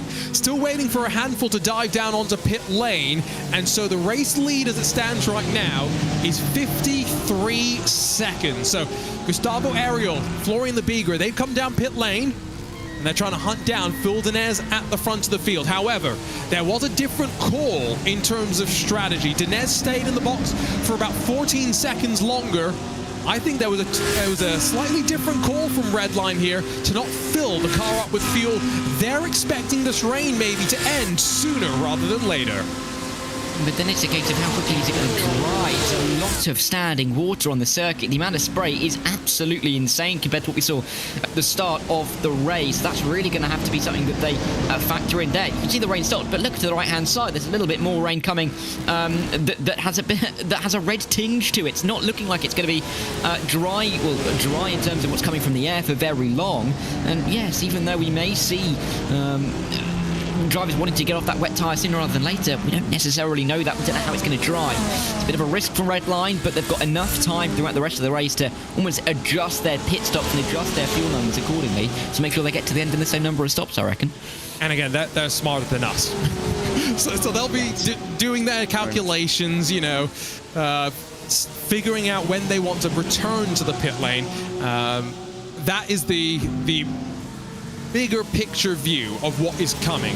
There's some gaps to look at, but I think most intriguingly, there's a pocket that's starting to look like it's gonna go directly over the track, where there's going to be no rain and a very small amount of light rain, for potentially we end up with a period of dry conditions. And I say dry conditions, not dry track very specifically, because I'm looking at my weather forecast right now, and Dara, in about 4 hours time, there's another band of rain that's expected. So as we watch the Grid and Go car make a move for 20th or so position, that's something to keep in mind. We're getting some rain now, but there's more rain to come midway through the race. And as a viewer, that's absolutely delightful news. As a driver or a member of the team, that is probably the worst news that they could have. That you have a little bit of dry running, then you're back into this kind of cycle of wet weather. Oh my goodness me, the 003 giving themselves and myself a little bit of a heart attack by nearly hitting the wall as they made their way through Quarry Corner. They'll make their way over the top of the hill as well, as they're trailing at the moment. Everything in terms of the strategy at this stage of the race has been thrown into the air. It's completely sporadic. You know, we've got these 4 cars in the pit lane now with the 70, the 92 and the 6, along with the 114 in together. The 72 and the 71 have gone through. Coanda have gone through. But now there's the big gaps between some of these almost mini trains of cars that were right together off the start. And they're still 50 seconds behind the leaders. It's all in the air. And we're only 1 hour in. I'm going to quote our producer. I'm glad weather made the Bathurst 12-hour an exciting race. Boy, has it been exciting. A bit too much excitement there as Carlos Diguez almost gets T-boned off the exit of the elbow. Oh, blimey, that could have been nasty. And now Niels Kopp continues to struggle. This has not been an easy race for him by any means. Running 47th and last of those still on track and just pulling to the side now. To let drivers kind of go over the top of the mountain and pass by unperturbed. Pit lane busy, though, as we continue to watch replays. That's Luca Alper in the one of the only Ford Mustangs. That's why Niels had slowed down so significantly. But yeah, most of our drivers have been into pit lane right now. And Dara, the strategy is all over the place right now. That is for sure. That's what makes an endurance race absolutely fantastic. If it was a 30-minute race and, you know, we have everybody on the wet tyres and everyone just struggling to keep it on the circuit, it may be a bit of a different story. But picking your way through a 12-hour race, deciding what tyres to go on, when to go on them, how much fuel to put in the car, which kind of pockets of the circuit you're going to drop yourself into, all of these little decisions are absolutely critical. You could lose 5 seconds this hour. You could gain 10 seconds the next hour. Still have 10 hours to go and be pretty much in the same position that you were in at the start of the race. It's an incredible dilemma to drive an endurance race. You never really know what the correct decision is. You always have to go with what you think is going to be the right decision. Redline working together is probably going to be a fantastic option for them, but that advantage isn't going to be afforded to everybody in this race. It's also interesting, how do you plan out your driver strategies, right? When do you place the driver in at what point? Because everyone had a sense for what the weather was going to look like. They expected rain for the most part. Rain at the start, maybe rain in the middle, maybe rain at the end. But do you have one of your 2 drivers, maybe 3 drivers for some teams, that wants to be driving during the rain? Not sure. My suspicion is that no, you probably want to be flexible and ensure that all drivers are capable of being up to speed no matter what's happening in terms of the sky. But I mean, iRacing does allow you infinite practice time, so that's definitely something you can take advantage of. That was almost a mistake from Sam Coiter, running into the back of the World Sim Racing car that through the pit stop cycle has magically had its front bumper glued back into place. Gone is the black void, and suddenly a Mercedes grille has reappeared. Yeah, it looks a little bit nicer. You can see the badge there, and the little details. Looks a lot more like you'd see it coming off of the factory, but either way, they're still having a decent enough race as we get further into this second hour at Bathurst, as gaps have opened up a little bit, but, you know, we're still going to see them close up again when the strategies cross over with themselves. Everyone taking that central line down towards turn number 2, because it is the optimal racing line. You can see that there's puddles on the left, there's puddles on the right. You don't want to be driving through those. The tyres are going to be cool enough with the amount of water on the circuit, so picking your way straight through the middle probably going to be the best decision that you can make, as it looks like Drago are going to be working their way through on some of that traffic. That's a good point that you bring up, though. You know, we had a time in Spa when, to cool tires down, drivers were lawn mowering, right? Yeah, this is a couple of years ago.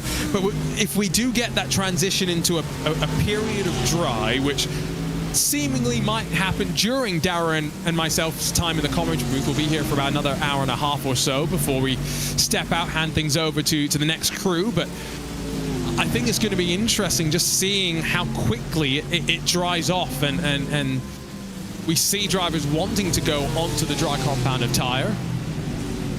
Because right now, I mean, I just love to jump on board and see how these drivers are having to tiptoe their way around, especially this part of the track, right? Because when you're heading downhill, the water's pooling in places that you can't necessarily control. And so Coiter's going offline, trying to set up the World Sim Racing car for a move here. And as they run out of the elbow, doesn't necessarily get the power down. Again, if you're just joining us, Phil Denez and that Marla Racing team entry up front, they were bold. They started this race on dry tires when the rest of the field elected to start on wet tires. They chose correctly. Some other teams decided midway through the opening hour to pit and to come on to dry tires, but now everyone, with the rain that we're seeing, has standardized on the wet. World Sim Racing have been off the track. Sam Coiter slipped off at the kink, but it's still going to let him grab a position here, because 1 and 2, Martin Cadillac drops to 8th. One small mistake. Yeah, and Hugh Barton out to the top 7, knocking on the door of a top 5 if he can get through on Sam Coiter. Only 3 seconds up to Nicholas Rubilar as well. Really, really impressive drive so far from the 069, right from the back of the field into real contention in this race. Into turn 1, there won't be a move for him to make, but we'll see if he can make one down at turn 2 at Griffin's Bend. All whilst that's been going on, Christian Iglesias has turned in too early down at the final corner before the Conrad. And well, there's no hope for that car. You can see that. He can't even steer it. He's full right hand down, and then there's no way. That car's on the flatbed back to pit lane. Meanwhile, here comes the battle. Mercedes around the outside. Can see how unsettled it was as it tried to dive down under braking. And Barter tucks back into line. And again, an hour and 15 minutes in, give you a quick race update. We talked about Marla, why they run up front. Gustavo Ariel leads Team Redline's charge. Second and third with Florian Lebigra, close pursuit for the 72 and the 71. And a bit of a gap to Elliot Veyron in the best running Coanda Esports entry as we watch yet another moment for Lasse Back, who backs it into the wall, unfortunately. Watch a Thrustmaster down in 37th. But Elliot Veyron's in 4th, a couple of seconds off of the Redline teammates. There was some contact between Lebigra and Veyron in the opening hour, and I'm guessing if Redline and Coanda resume their battle, the hostilities will get resumed as well. Then Nicholas Rubilar, Sam Coiter, Hugh Barter, we're watching them navigate around, well, through the water, I should say, with Martin Cadillac, Ate Kalpinen, and Josh Rogers, the rest of your top 10. Top 10 covered by a full 90 seconds as they run right now. And I tell you what, Florian Lebigra has just run off the track as well. They are struggling to stay on the tarmac. I cannot envisage the idea that Redline and Coanda won't come back together at some stage in this race, at least with their leading cars, because the strategy's almost certainly going to cross over once again. There's no way that they're not going to see each other on the circuit and have a proper scrap. Ariel and Veyron, the respective leading cars for the teams, and we'll have to see if and when they do come back together, whether it's in the next hour, whether we have to wait a little bit longer for that to happen. But It absolutely will. For others like Sam Coiter, keeping on the circuit looks like it's a little bit of a struggle, and keeping Hubert behind as well is going to be very, very difficult indeed. The pace that he showed through this race has been absolutely stellar. He's working his way up through the field, maybe a little bit of a mistake in towards the chase, but you know, you can't be perfect all the way through the stint. If that's the level of mistake you're going to make, then it's going to mean you're not going to be stacking it into the wall too much. I love how you described it, right? You want to minimize the level of mistake that you have, right? I think that's a great way to think about it.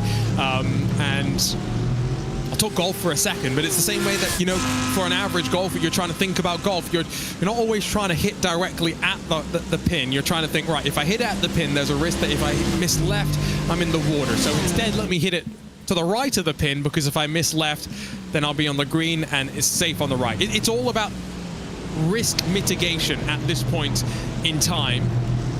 I think we might only be 30 minutes away from that rain having stopped falling and drivers just dealing with the moisture itself on the track. So it's that fascinating part of the race where, do you want to change your driver in this next sequence of pit stops? Because the theory should be that it's pretty constant, the rain right now, the level of intensity that they're having to get up to speed with. But they'll then be able to transition into the dry. Whereas if you put someone into the car during the transition, sometimes it can be a struggle. And almost to chuck your teammate into that kind of difficult period, it's not going to be the most favourable of options, especially considering that if you've got some of the conditions nailed down as a driver, you almost feel like you're good enough to keep going through the conditions. The difficulty at the moment is the conditions are changing so much and they're fluctuating so wildly that it's almost impossible to really pinpoint a good point to change over drivers and put another driver into those conditions, because it may dry, it may change a little bit as BT overtakes down in towards the elbow. You almost are stuck between a rock and a hard place in when to make that decision. If we had a clear point of the rain stopping and the track drying, then it would be a little bit easier. But as it is, you're just going to chuck the driver into damp conditions either way. They're going to have to be guessing whether it's slightly wetter or slightly drier. It's not going to make too much of a difference. Hubert's in this fight, on board with Sotomuto. What does he see? Spray. Doesn't really see much. You can see the lights just kind of blinking through everything, though, as I think officially Barter squeezes back into line. This is one of the first events that we're seeing Hugh Barter as part of the Drago Racing team contingent.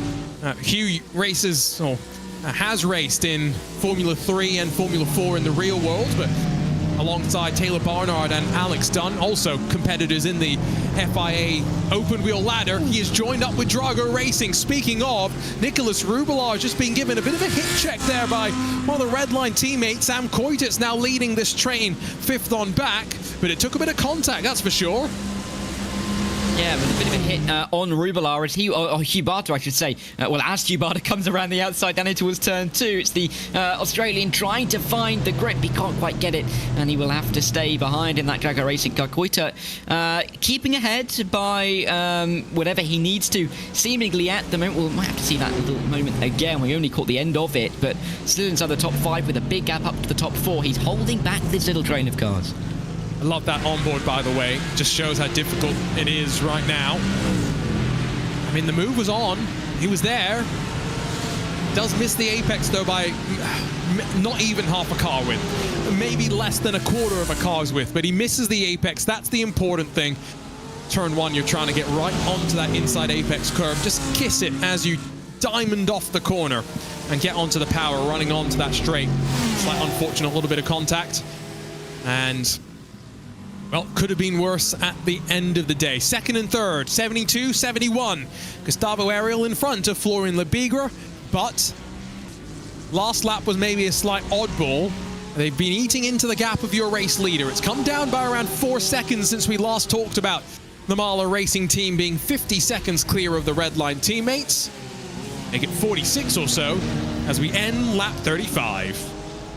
It may be a slight mistake for Ariel on that last lap before the end of this one, as we'll see them cross the line and be able to give you a bit of an update. Yeah, 2 minute 24, 2 seconds they've gained on that last lap to Phil Dinez up in front, working together, clearly working well. I thought for a moment that they may have come into a little bit of contact down in towards the chase, but they were able to keep it out of each other as they will slipstream up towards turn number 2. Spray eating water, quite frankly, for Labigra in that 71. He'll get to the inside. He'll take over the mantle of being in P2 and see how they work together in this order.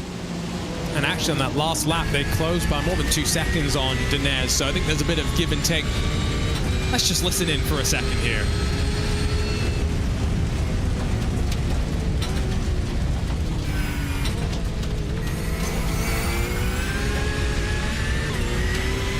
I mean, that's the second, third gear corner in the dry. He's gone down to first. That's flat out in the dry. Maybe a slight lift, a breathe of the throttle. This is by no means flat in the dry, but it's committed.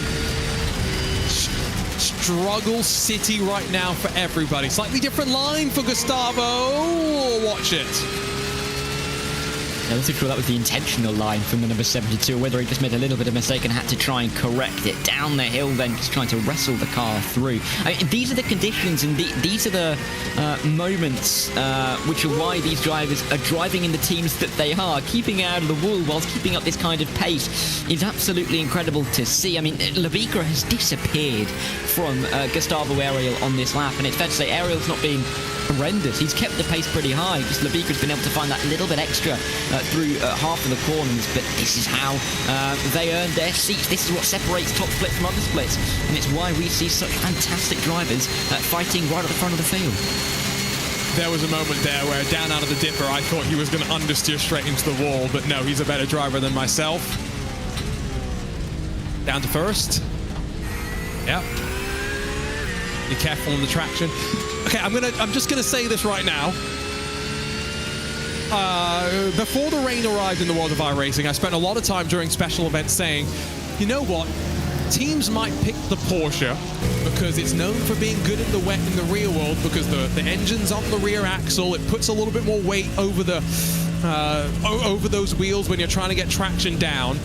Is that maybe part of the consideration for why some of these teams have gone with the Porsche, knowing the amount of rain they're going to see over the 12 hours? That onboard, by the way, is scary. You can't see the track if you're in that number 12. What you can see is the Mag Performance SRT car that's gone off the road, and they're down in 41st position. No, it wasn't going to make much of a difference in this battle. It almost looked like it was... I mean, we knew it wasn't Josh Rogers, but it almost looked like Josh Rogers from this angle, a little bit further back. Luckily, for the number 92, he is still on the road and still ahead of Sota Muto, as those two battle it out for P9, just ahead of Ate Kauppinen, who is looking to get himself inside the top 10. But these are such difficult conditions to drive in. I know it's easy for us to say, and it's, you know, it feels obvious watching, but the amount of skill it takes to drive these cars at the speed that they're driving them at in these conditions really shows the faith they have in their own pace, the faith that they have in the car and how they set it up. And I mean, you know, it shows that the faith they have in the other drivers in their team, because, you know, if they make a little mistake, it could start to go wrong, but they still may feel like they can work their way back through the field if anything does go wrong. Let us know where you're watching from, who you're cheering for in this iRacing Bathurst 12 hours powered by Ready, Set, Sim, as Cadillac almost gets a tank slapper up towards the cutting. I saw someone just saying they're cheering on for Ate Kauppinen in the Drago Racing number 6. I know we've got plenty of fans across of all the 50 teams entered into this top split. We still have seemingly 47 out there and circulating. Attrition has not played a huge part in terms of retirements, and what it has done is whittle the field down on the lead lap. Just 18 or so are left on the same lap as the leader, a number that I think is going to end up being shy of less than 10 cars on the lead lap by the time we reach the checkered flag. One more descent down through the dipper. Mercedes a little bit less understeer, but also pushing a little less than when we were riding with Gustavo. Dara, I've got to say, I once won a split of the iRacing Bathurst 12 hours. It was in, 2019. It was the 7th split. I have a lot of memories of that race. I would not have won if it was like this in terms of rain. Well, I don't think I'd win any split at all, given any kind of help. Whether it was a group of AIs that were driving about 3 minutes off the pace, I'm not too sure, especially in these conditions. I mean, you've got to get your goggles out, don't you, really, as you work your way through this spray. You can't see a thing, particularly over the top of the hill. I mean, look, Mark Perez, he's right behind the car. You're struggling to read what's on the back of it as you run right behind. It's absolutely incredible, the amount of water that is being displaced around this circuit at the moment. But, I mean, yeah, I guess it's nice to say you've won a race. I can't really say the same. It's why I'm up here, not down there. But you can do both, it seems. Hello to a viewer from Cincinnati joining us on our iRacing Esports Network Twitch channel.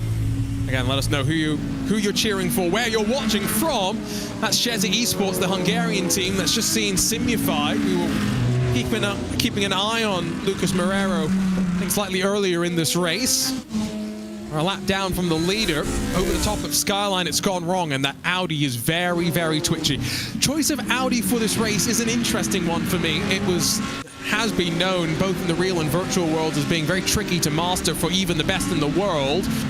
And in these conditions, makes it even trickier. And wow, one 360 does another 360, but this is already after I think the damage has been done. It has, you can just about see them rejoining the circuit, just about avoiding some of the cars around them. And rejoining, actually, is really difficult here at Bathurst. We've seen a couple of tricky rejoins so far, as, yeah, we can see it again. The number 4 going around, and, I mean, if you're the car behind there, where else can you go? Then another spin, and then, yeah, it's not comfortable. But then if you can just about make it through back onto the circuit without causing contact with that car on the right, maybe able to get away with it somewhat. Balash Pala didn't have a very nice look at this. I mean, you didn't have a look at it at all. Can you see anything? I can't. There's a car there. I mean, it just kind of appears, doesn't it? And then just contact continues as the Chevrolet just tries to run down the hill.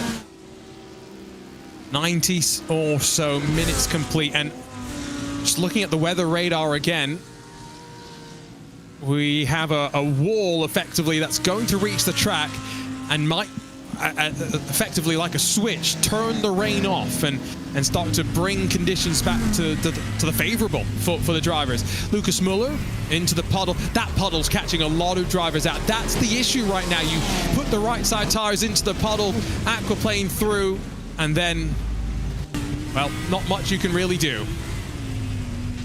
Yeah, it's a collection, really. Oh, and Lasse, he's just going to go into the back of that car in front of that 77. It was just being beaten up, really, by cars trying to make their way through. It is getting a little bit tetchy over the top of Skyline now. It's difficult to judge the racing line. You don't want to take off too much speed through that corner, but drifting anywhere, you know, close to being perceived as wide, is going to clearly bite you at your ankles and maybe spin the car around, and that could be the least of your worries, especially if there's a couple of cars coming through.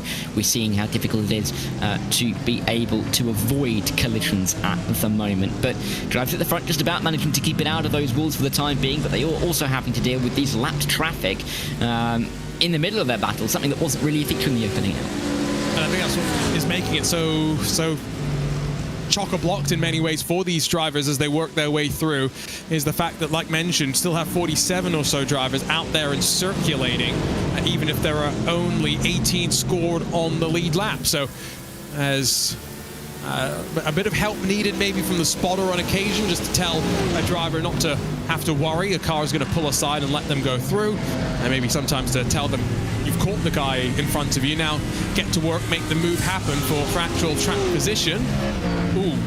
Ooh, Philip Ansel in that instant, heavy right front damage as well. You can see the steering not going where he wants the car to be pointed.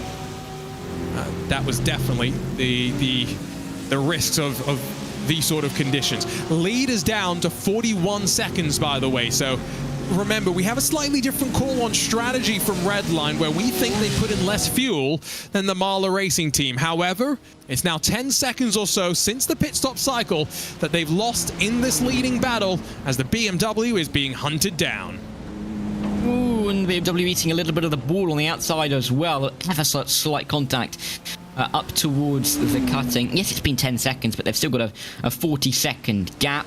Now, that's where we sit in terms of the rain. It looks like we may have little bit more range of the circuit, but we're generally going to avoid the bigger splodges at the back end of this weather system, which would be good news for drivers who want it to dry a little bit. On board we are with Phil Denez, though, through the tricky left-hander. You can see, actually, that's a great angle, to see how the right-hand side of the car gets snagged into that puddle. If you want to get out of it, you almost have to ride alongside with it, otherwise the rear end's going to snap around, and that's why we're seeing so many incidents. But that was a great onboard to really show how difficult it can be. We were talking about Dan Yeaman was alluding about comments about puddles slightly earlier in the day. I think we're going to start talking about Puddlegate at some point sooner rather than later. 40 seconds again. Remember the advantage for the Californian up front. Expect him to hand over to Rainer Talvar when the pit stop sequence is through, which our expectation again is probably around the top of the hour. These GT3 machines can go around 60 minutes without too much effort. Definitely something you have to keep in mind. Just realized something, by the way. I've got to take points off the iRacing team for today. Dara, this is obviously an international GT3 event. It is not an IMSA GT3 event, so why is the iRacing team showing up with WeatherTech banners and number plates on the side of their car instead of the regular GT3 ones? Take points off, please. Yeah, I know. It's a pet peeve of yours, isn't it? And probably fairly so. Well, you know, they were focusing on practicing. I'm sure that's what they were going to say. Phil Denez was too busy practicing. The team almost forgot about the livery, and then they realised last minute, and they're very, very sorry, I'm sure. But it's not slowing them down. If anything, maybe some of the other teams should have kept those banners on, because it's working for the 10. Bit of a wiggle for Solpec, as I think that's still Agustin Canapino behind the wheel, who holds on to the Audi. We ride with Marc Perez, send up the inside from the 71, so that's the leading machines. Second place, Florian Lebigra, that's carving his way on through. Next up, of course, the Argentine driver, Canapino, who's going to see the rearview mirror, the blue flag from iRacing, and probably let this move happen out of turn 1. Running up towards Griffin's Bend. David Barraclough just made a great point as well, by the way, about fuel level, which I guess I should have realized slightly earlier. Because Redline pitted in the first hour, remember they would have probably had some fuel left over when they made their pit stop for wet tires about 30 minutes ago. So might actually be that the iRacing and Redline cars are on similar fuel levels, Dara, and there's not actually a difference between them. And this commentator just doesn't know what he's talking about. Well, I was going to mention exactly the same thing when I saw that pop up in chat. So they've been making it's a very, very good point, and it's something we didn't really think of, but absolutely it's likely to be true that probably all on the same fuel level, but Lebigra and Ariel just having to put less in just to top it up to the maximum. But they're still a little bit faster. They don't necessarily need the lighter car to be gaining a touch on Phil Denez. That gap flirting with being under 40 seconds now, but it's still 40 seconds. It's still a pretty, hefty margin that Phil Denez had all created from that correct strategy choice right at the start of the race to go onto the slick tyre and not to go onto the wet. You can see drivers coming over the top of Skyline there, avoiding that puddle like the plague, and I think it's fair to see why. You can see left side of the screen, 14 positions gained, again remembered for your race leaders. Team Hoisting, but where are they? At one point they were, what, plus 35? They're in 35th right now, which is still a gain of 15 positions from where they started dead last, but Jan Sendikowski will be a little bit frustrated, I think, that a pit stop entry incident has cost them 4 laps on the race leader. There's a couple of drivers, 18 positions gained for Zenith and for Door Esports. That's 27th and 28th respectively. Also 18 positions gained for Lasse Jurinen in the Grid and Go 005. That's a very good performance so far, because let's be honest here, Dara. Grid and Go came into this race with, what, 4 or 5 entries, and it's not been easy for them, to say the least. It's not. I mean, especially after such a good race at Daytona a few weeks ago in the Daytona 24, it's just not been the easiest opening hour and a half for them. But, you know, there's still chances as we work our way through the rest of the race. Defensive line being thrown even down in towards turn one. That isn't quite the Grid and Go car. Of course, that's the Solpec Precision Racing car. They do look remarkably similar with the liveries, but it is Solpec Precision who are just about going to hold on. And it's good to see that we've still got Agustin Canapino still in that car, battling his way through in what is a chaotic part of the racetrack. If you were wondering, everyone's on the wet tires right now. There's no question about that. Some big blocks are being thrown up towards Griffin's Bend, but just at the back of the shot as well. Our drivers definitely, as the suns continue just to rise, we start this race under the cover of darkness, just poking through the sunrise and poking up the inside. That was enough waiting around, I think, for one of the red line cars. Gustavo Ariel said, Agustin Canapino, I've lost enough time sat behind your Audi. I'm third on the road. Let me through. Blue flags, please. And now allows the margin to close slightly in this battle. So Canapino covering Marc Perez, who can't afford to make the move stick just yet.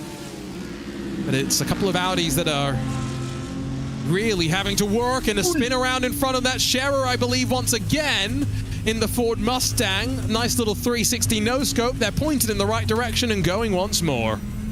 Yeah, pirouette, beautifully done. Top marks for that one. I don't think they're going to be overly pleased to make the mistake, but again, we've seen worse happen in the last 15-20 minutes, so got away with one somewhat. Did look like it could have been a lot worse, though, couldn't it? Down there with 4 cars arriving onto the scene.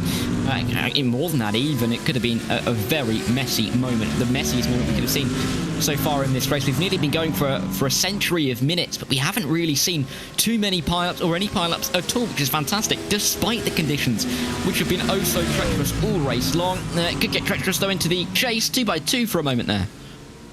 Centuries. Are we going to start talking about cricket now? I mean, it would only be fitting that we made our way down under. Although, do we want to talk Ashes? Do we want to talk Champions Trophy? Not quite sure. Well, I was going to say, very quickly on that, England are playing Australia at the moment, so that works out. It's true, actually. Luca Albert, like I said, that was a great little 360 as the puddle on the outside of the curb there catches yet another out. What's the score in that game, by the way? I'm going to double check. Totally off topic like right now. 350 after their innings, and Australia are 86 for 2. Right, well, for the Aussies and the Brits who are interested in cricket, we'll give you some updates maybe for the cricket as we go along. I'm sure that's what everyone's come here for the iRacing Bathurst 12 hours to really care about. We jump on board with the Grid and Go Audi that is running in 15th position. Got a Porsche in front of them. That's for position, the PGZ P1 Docks car. So they slide past one of their teammates. That's a Grid and Go machine that's a couple of laps down. And now they're going to flick off to the right. This was a section of the track added when the FIA was bringing international motorsports to Bathurst, and there was a rule about no single straight could be more than 1 kilometer long. So guess what? They needed to add a corner to make this complex conform. And guess what? I've got to say, for a corner added because of safety regulations, it is one of the most iconic corners that I think I can think of in global motorsports. Can I say something about the chase? Just that may be slightly controversial, but I think could be said. I think they could make the corner slightly tighter. I think they could you make want more chaos? I want more chaos. I don't think there's enough chaos down there, because we don't get the chaos into the final corner, and it's really the best overtaking spot on the racetrack. I think I'd prefer a slightly tighter corner. I don't know, people in the chat will have to say whether they think I'm insane or whether, I may have a point, but I'd like a little bit more chaos. Well, I think what it does, right, is you've got the kink, that's a high-speed sweeper, and then you've got a heavy braking zone. So making the corner tighter might actually invite some... Well, I guess there's 2 ways to think about it. It might invite more sends because you're decelerating more, so there's more opportunity.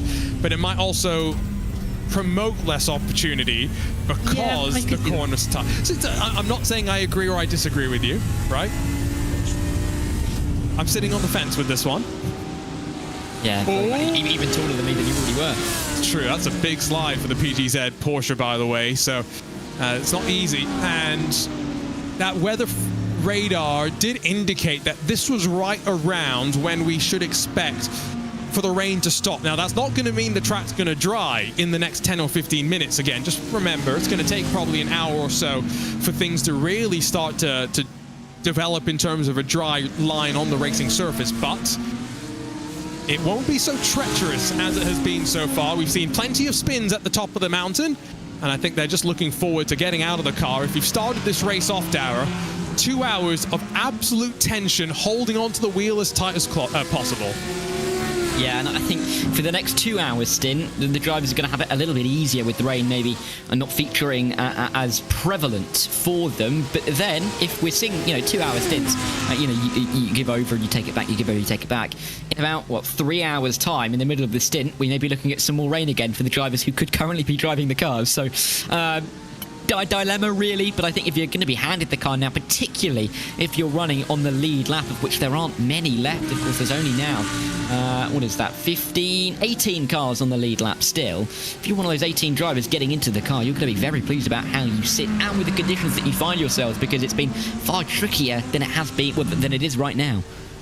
Red Lions chase up front comes to now 37 seconds left to close, as it's about 15 seconds that they've been able to eat into the lead of Mahler Racing Team in the second hour of the race. After diving into the pit stop sequence, let's not forget, I see some comments about what's up for grabs, what's on the line here in the iRacing Bathurst 12 Hours presented by Ready Set Sim. Well, it's an iRacing special event, so for the most part, just bragging rights and the ability to tell the rest of the world that you won a race like this. But Dara, it's why we always like to say that, we're commentating on the broadcast split, but there are so many different splits, which are individual races of the iRacing Bathurst 12 Hours, with 50 different teams from around the world all competing on track together.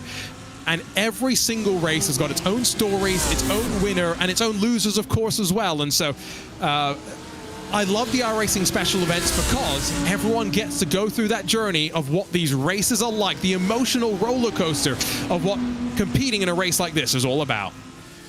So many of these drivers that are driving here tonight will have driven in a special event, or maybe in the Bathurst 12 Hour, but not in the top split. They've worked their way up to top split. There's something special about that yearly almost progress that you can mark yourself against in terms of what split you're in, how the car drives, how you're able to, what position you're able to finish in. It is fantastic, and with the number of splits, it always means that anybody who turns up to race always has a chance at that victory, wherever they are. I think the Daytona 24 a couple of weeks ago was at least the biggest Daytona 24 races. There's a car around the exit of the Forest Elbow.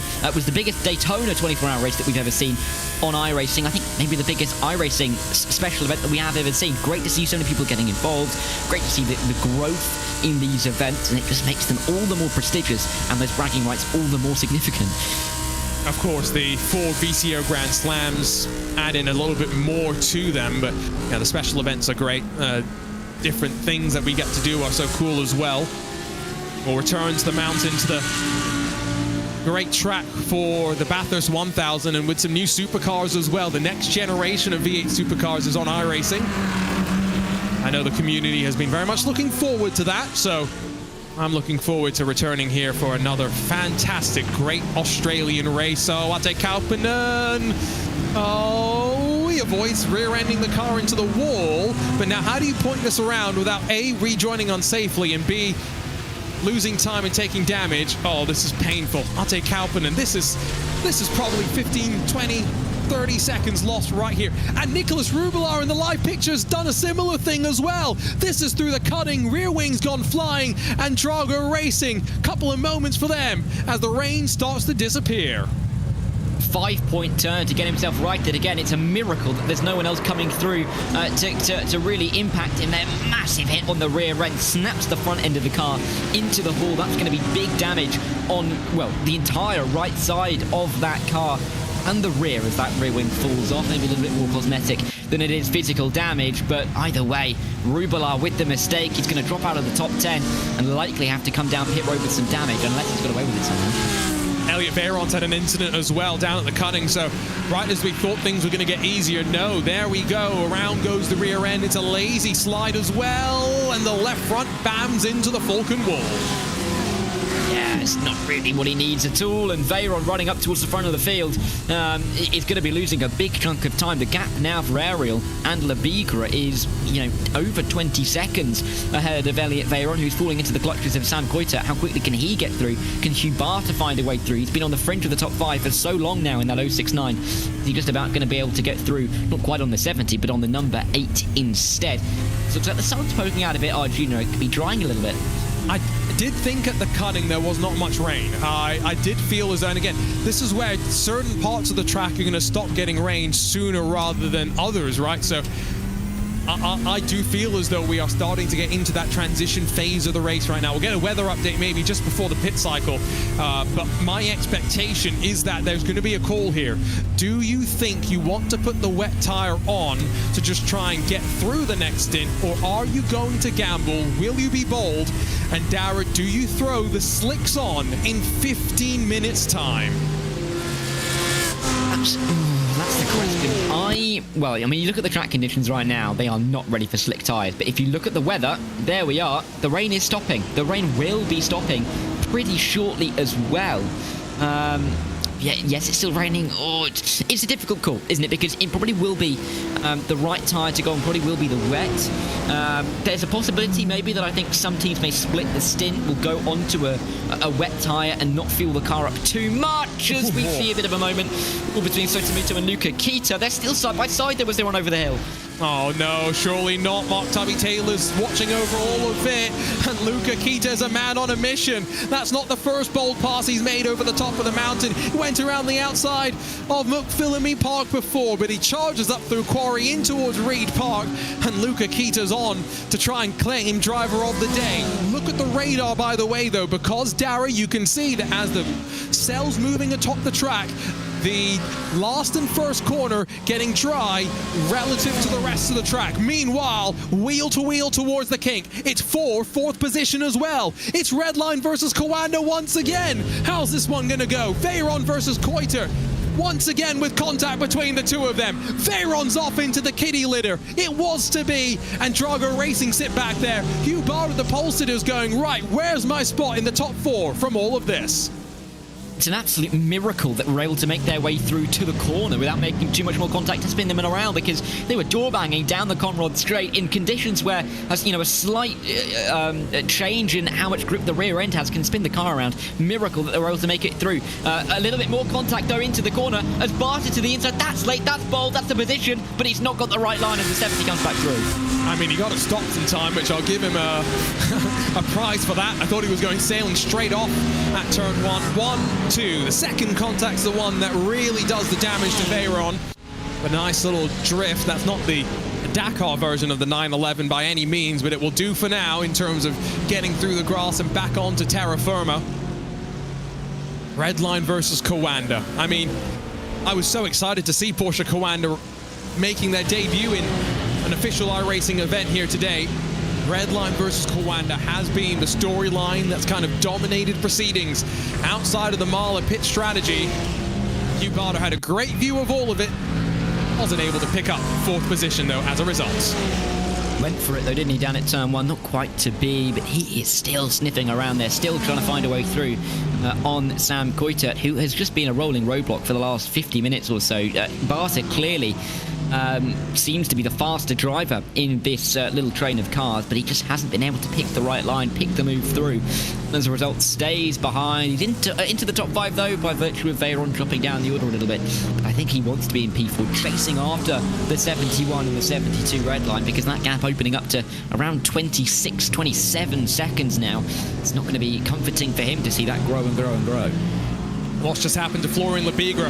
What's just happened to Florian Labigre? Because he's been caught by Gustavo Ariel, and you can see now, right on top of each other, car goes straight, but it looks all right as Ariel makes the move. So, swap around for second. Gaps back up to 35 seconds at the front of the field. I've just seen Mark Perez and Agustin Canapino have gone off the track as well. Florian Labigre has made a self-inflicted mistake. Watch this rejoin. He doesn't get tagged. Does a great job to the oncoming cars, the Ford Mustang and the Ferrari, to avoid the stricken Frenchman.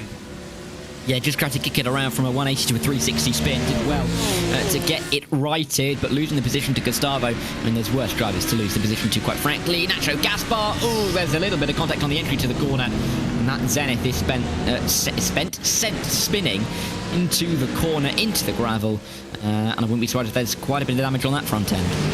I saw Carlos Diguez has had an issue, Julian Sonnen as well. This is down at the dipper, and you can just see the car, the weight just kind of pulled it off to the right as it bottomed out almost and ran right. James Baume, has something happened to him too? No, I thought we were going to get just a carousel of incidents rolling through on our replay machine there, but no. 10 minutes to go and we'll close another hour. Here continues the carousel. It's the curb, it's the puddle on the outside of McPhillamy, and it's straight into the wall for the Drago Mercedes, not once but twice, as the race leader, the Mahler BMW, makes its way on through. Speaking of a race leader that now 35 seconds clear as Gustavo drifts down the hill.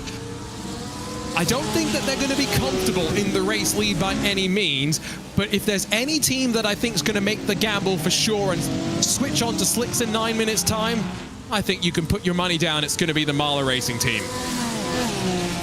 Yeah, I think they're looking pretty good for the time being. Yes, Team Redline are gaining, but they look a little bit impermeable at the front. Will be interesting to see when Phil Denez gets out of the car if things start to change, but all but 2 hours into this race, they have a commanding lead, really, at the front of the field. That 96 spin at the top of McPhillamy Park and through Skyline, really smart for them to just reset back to pit lane quickly. They were stricken across the road, didn't try any games about trying to get it back or righted again. They realised that the car was probably done for and didn't want to cause any more collisions. So lucky for them and smart for them to get themselves out of the way. The first time we've seen drivers have to tow back to pit lane today. Elliot Veyron has got a meatball flag. The marshals are waving it to tell him you have too much damage, you must return to pit lane. Not quite sure where that's developed from, but the highest running Coanda Esports entry from 6th position is going to be forced to return to the box. Here we go. Oh no, to the cutting. He sweeps the speed in, but the rear end never turns in. In fact, it almost over-rotates on him, and bang, right rear into the wall, and that effectively is race over for the number 8.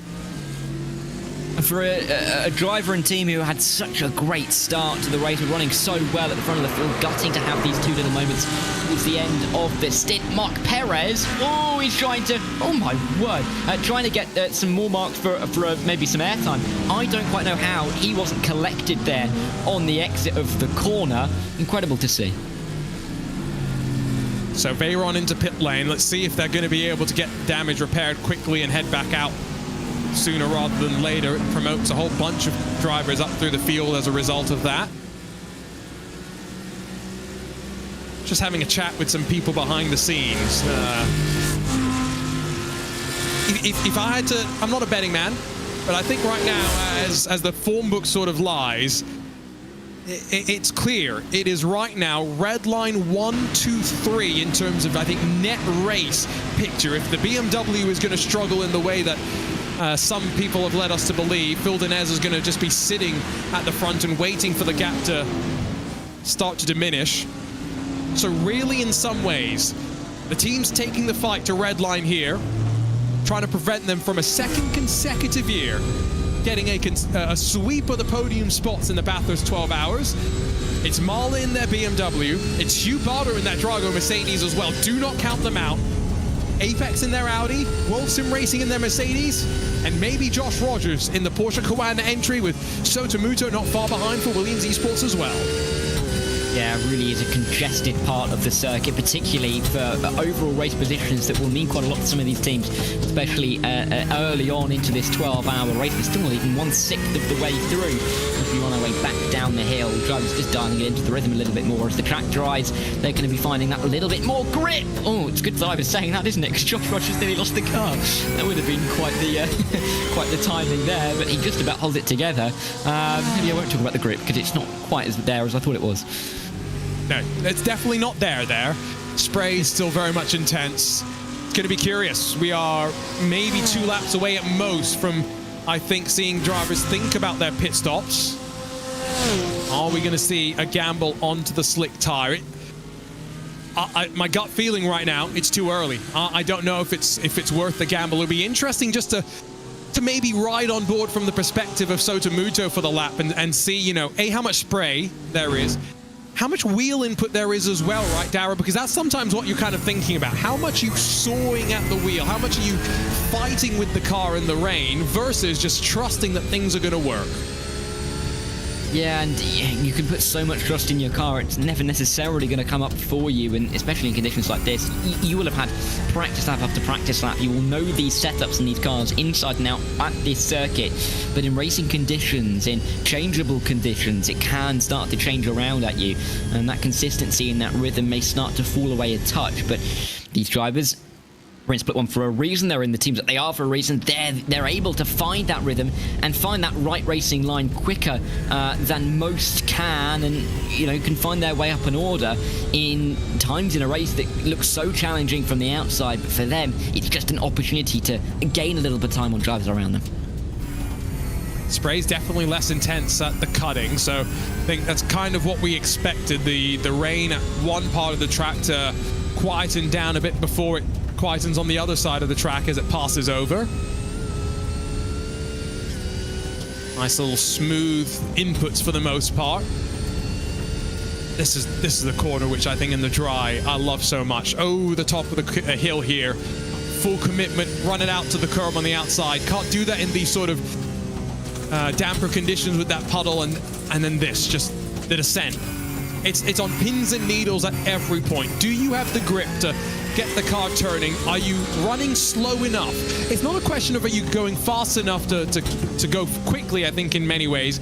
It's are you going slow enough to get the car to turn, to get the car to rotate without the back end stepping around on you. Both have navigated around the mountain once again. 50 laps now complete in the iRacing Bathurst 12 hours as we near on 2 hours done. And Dara, it has been a remarkable race so far. 50 started, and in terms of drivers still out there on track, we are now down to 43.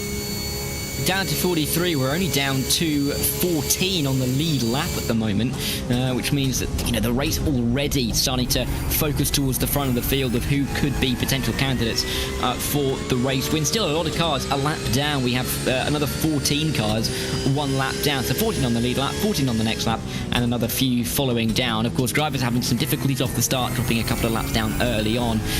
You know, the likes of that Jaguar Racing 96 we saw had a crash. With the Grid and Go cars a few laps down, the Jaguar Racing 9, Veyron in that Coanda Esports car dropping further and further down. Still a lot of contenders though towards the front of the field, and a lot of cars that have worked their way back through the field, namely the 069 Jaguar Racing car, the WSR Esports butt kicker car in P6. What can they do as we work our way into the next couple of hours is going to be really interesting to see. Jan Sekowski goes around in the Team Racing Veld Ferrari. Not what we wanted to see, but I think the thing that you do want to see here is rejoin safely, which he's going to try and do, spin it around on the grass potentially. How long is this going to take him? Oh, he's going to... That's dangerous. That's uncomfortable. Doesn't back into the wall though, so give him some points, give him his credit for that. Then sees the cars are coming, doesn't want to rejoin into their path. I mean, that's why I have so much respect for a driver like Jan Sekowski, because guess what? He made the mistake, didn't want to make anyone else's race worse for it, and rejoins as if nothing had really happened. Yeah, prime awareness there from him. Knows exactly where the drivers are around him, knows exactly the best way really to rejoin the circuit. Gabby Montoro's having a bit of a spin. In the wall, how's this rejoin? Does he just tow it back? Have to wait and see. It looks like he's just going to tow it back. No, he's going to flick it around. Find out. Now, you do have a traction control toggle switch, which I think in conditions like this you need, so that you don't have to do this. But he's lucky. He can back up into that sort of, you know, little gap that they have there. Spin it around. And I was going to say hit the wall, but no, just enough steering lock to get the car turned. 10 out of 10. Love to see it. Right. Okay, 60 minutes away, 60 seconds rather, away from the top of the hour. And we still haven't seen anyone come in, I think, on the fuel window as I would have expected. So I guess one thing to remember is that you can go a bit longer with the damper conditions. You spend a little less time on the throttle as That was uncomfortable from Dinez as he bobbled over the curbs. He's lost a lot of time on this lap. Not quite sure what's happened. Not necessarily ideal for him. Maybe I think it's just is it just a combination of lap time loss? Well, he's lost 4 seconds on the last lap, hasn't he? Yeah, and slower than anybody on the lead lap at the moment, and he's the one leading the race. So not ideal for Phil Dinez, but he still has that comfortable advantage out towards the front. I was going to, pick up what you were putting down about the fuel here, because yes, with the wet conditions, the ability to extend this stint further is going to be very attractive for the teams and the drivers. If they can push this, further into the third hour than they otherwise would have done, it makes the numbers a little bit easier towards the end of the race, can shorten the pit stops if they need to towards the end of the race, and gives them more wiggle room and an extra card in the back pocket to try and get themselves to the front. Well, we will click over 2 hours complete in this iRacing Bathurst 12, presented by Ready Set Sim. And Ready Set Go, it's Phil Dinez that leads, and by 26 or so seconds from Redline. The Redline have shown up in numbers once again. They swept the podium a year ago in this event, and right now they're looking to try and do the very same. Gustavo Ariel running second, Florian Lebigra in third, and Sam Coitert back there in fourth. A bit of a gap between third and fourth, yes.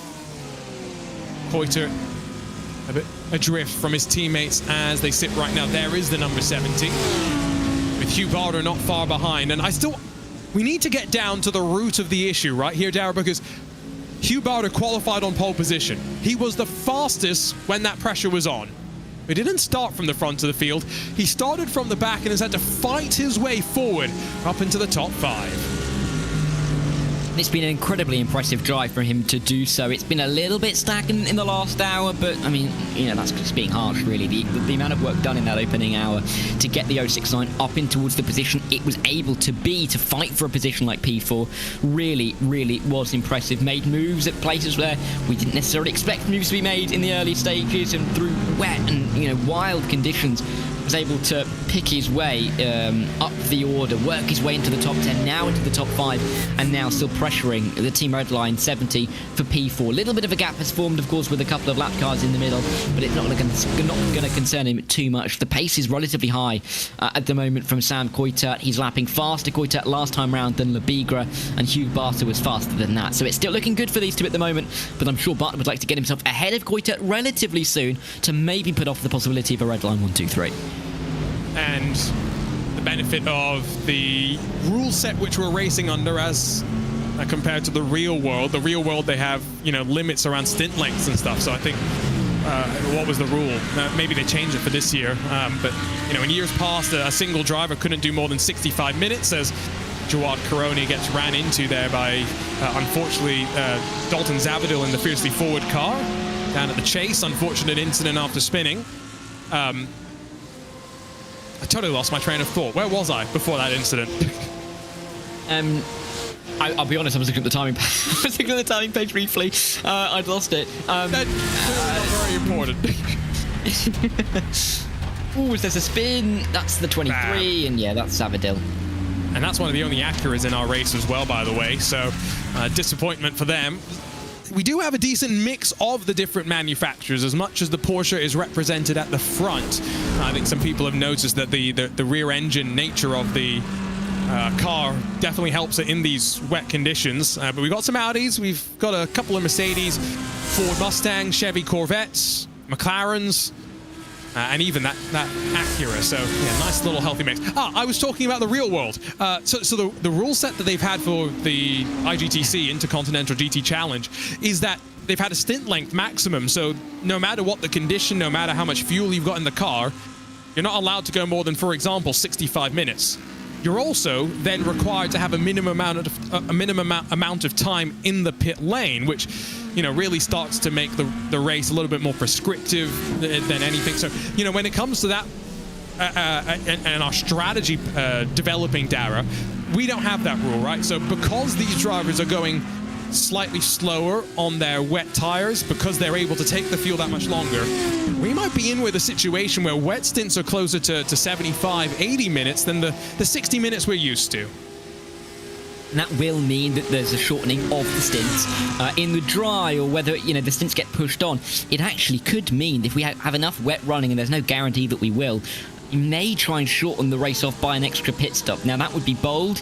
We really still have to see how long they can push this stint that has been entirely run in the wet, and see if they can get it towards 80 minutes. That's the only real way that they're going to be able to maybe do it in 11 stints rather than the 12, but it's definitely a possibility that we still have to think about, because we're going longer than we would normally expect in dry conditions on this stint, and depending on how long we can go, it could then have a knock-on effect. There's still 10 hours to go in this race.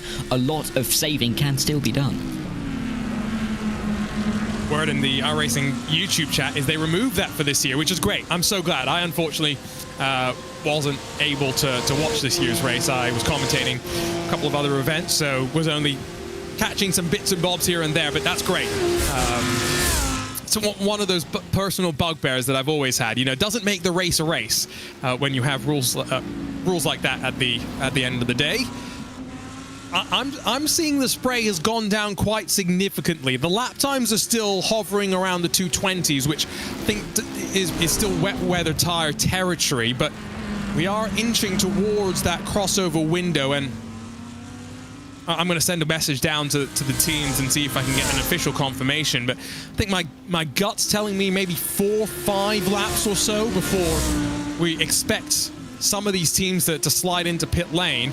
Of course, I say 4 or 5 laps. There were some teams that came in very early in the first pit stop window, so expect them to be in first. And then there's some other drivers, for example, Red Line's number 70, that came in slightly later in the window. Dara, they can come in a couple of laps later if they want to, and maybe that benefits them to switch over to the dry tires. Yeah, and it's going to be interesting to see where I think the 72 particularly comes out here, because there's a little window between Hugh Barter and Martin Kavacek, between 5th and 6th, that they could be looking to filter themselves into as they make their way through to the end of their stint. As we can just see Sun and they're having a couple of difficulties over the top of the hill. But yeah, definitely interesting to see where they can almost slot themselves into. A little bit more difficult to judge where Goiter and Barter will be able to fit themselves, and can Barter try a little bit on the strategy to get themselves through over the end of this stint. Oh, I tell you what, for Barter, I think probably wasn't bargaining for that, but I think his experience in the real world is probably helping him here, right? Because he's one of those drivers with some real world background in Formula 3, Formula 4 out there in the open wheel ladder, and so he's got that experience of being here and trying to figure out what he's got to do, right? What the weather's doing and how he's got to navigate his way through that. So I just wonder if that's a benefit for him, right? Because everyone else is who's been on iRacing for so long, Dara, they've spent years just driving in the dry, only focused on maximizing their grip there. Oh, as I say that, Hugh makes a mistake, pushes himself out wide, trying to pass a lapped car, and loses some time. Oh, I mean, takes an interesting line as well. Coming through the S is a little bit of a lapse of concentration. Hopefully, I'm sure he can gather it back up together to get after the red line once again. Just needs to pick his way through on the lapped car. Will do that down the Conrod, I have no doubt. It's Apex Racing's number 98 that's in the way somewhat, and that's currently being piloted by... Well, I can't find it on my timing page, Arjuna. It's Alex Gall in that 98 in P20. And I think our first taker into pit lane, so Alex Gall might end up into pit lane sooner rather than later as he tries to stay out of the way of Hugh Barter, but it's Florian Lebigra that comes in. So I said maybe 4 or 5 laps. He's on to the 29th lap of his stint. Is that going to be the number that everyone else is somewhat working again? So 9 hours, 52 minutes to go. And again, that starts to now shift the rest of the pit stop strategy, because we've gone 10 minutes beyond the top of the hour. Dara's called it out quite correctly. Strategists now need to start to be thinking about how they're doing their fuel numbers for the rest of the race. Can also tell you that weather radar is clear. There is nothing on the horizon until you get to around 11:15 a.m. It has just ticked past 8:15, so 3 hours time before we expect to see the next bit of rain. That's what the teams want to see right now, though, Dara. A clean radar on screen.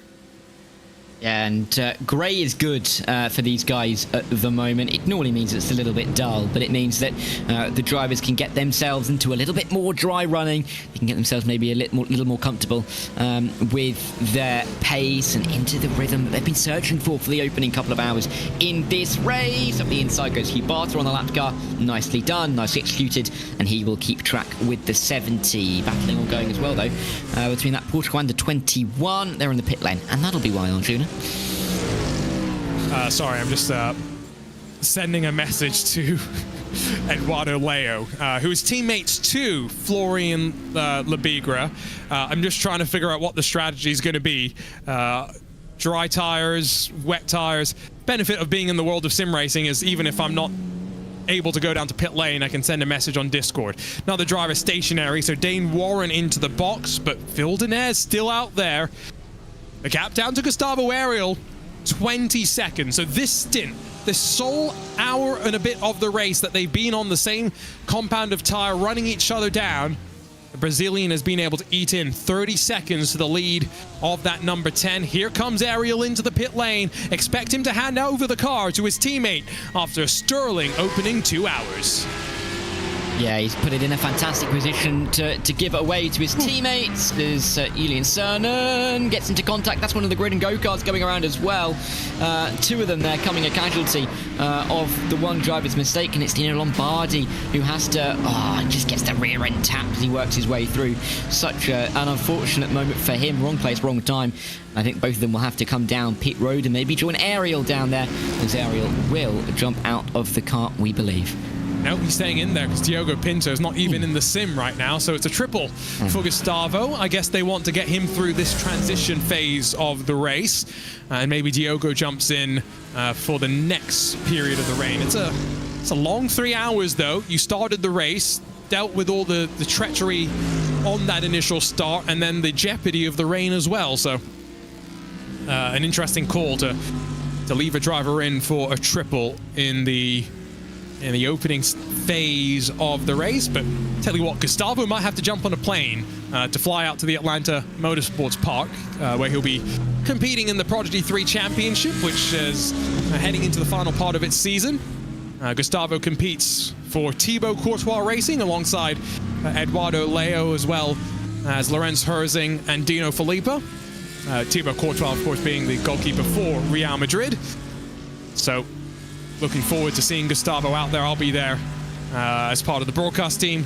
And that's one thing that's actually just reminded me that Gustavo's actually done a bit of driving. He's driven a Radical in these sort of damp conditions. Now, not as heavy rain as what we've had to open up this race, but you know, the Radical SR1 that we're using in Racing Prodigy, Dara, it doesn't. We're using a DOT tire, so it's not a slick tire, it's a road tire basically, an intermediate, and I remember distinctly when Gustavo was out there driving in the damp conditions. It was also very cold, and so there was like some questions about, right, how is the tire going to perform? The drivers have to understand how to heat up the tire, get it into the window, etc, etc, etc.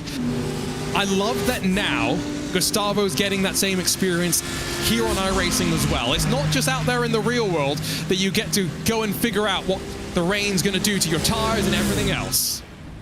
Yeah, and that's what makes sim racing somewhat transferable, and what makes those kind of, the Prodigy Racing Series great, because it shows that skills that can be picked up in the sim can be transferred to the real world, and you really do get a sense of how some of these cars are able to drive, and in changeable conditions you're learning so much, of course, lap after lap. It really is a great benefit to drivers, that is for sure. Ariel going longer as he can do, and showing why he is one of Team Redline's drivers, who, of course, they have one of the best rosters on in sim racing. I don't think that's controversial to say at all. And he is one of their primary starters for this race. A really important role in such a difficult time. Yeah, absolutely. And I saw a question there. Someone was asking, are there any real-world racers in this field? Well, I mean, technically you do have the Hugh Barters, the Augustin Canapinos, Jeff Giassi. I mean, those would count as some of your real-world racers. But again, you can include the Gustavo Ariel, you can include the Eduardo Leos, you can even include the the likes of Phil Denez, who's leading this race, let's not forget, in the Marla Racing Team number 10. Phil used to race USF 2000, now almost a full decade ago at this point, and last year raced in both the Lamborghini and a BMW GT3 car out in the Italian GT Championship. So, like you say, the similarities between the sim and the real world are pretty numerous.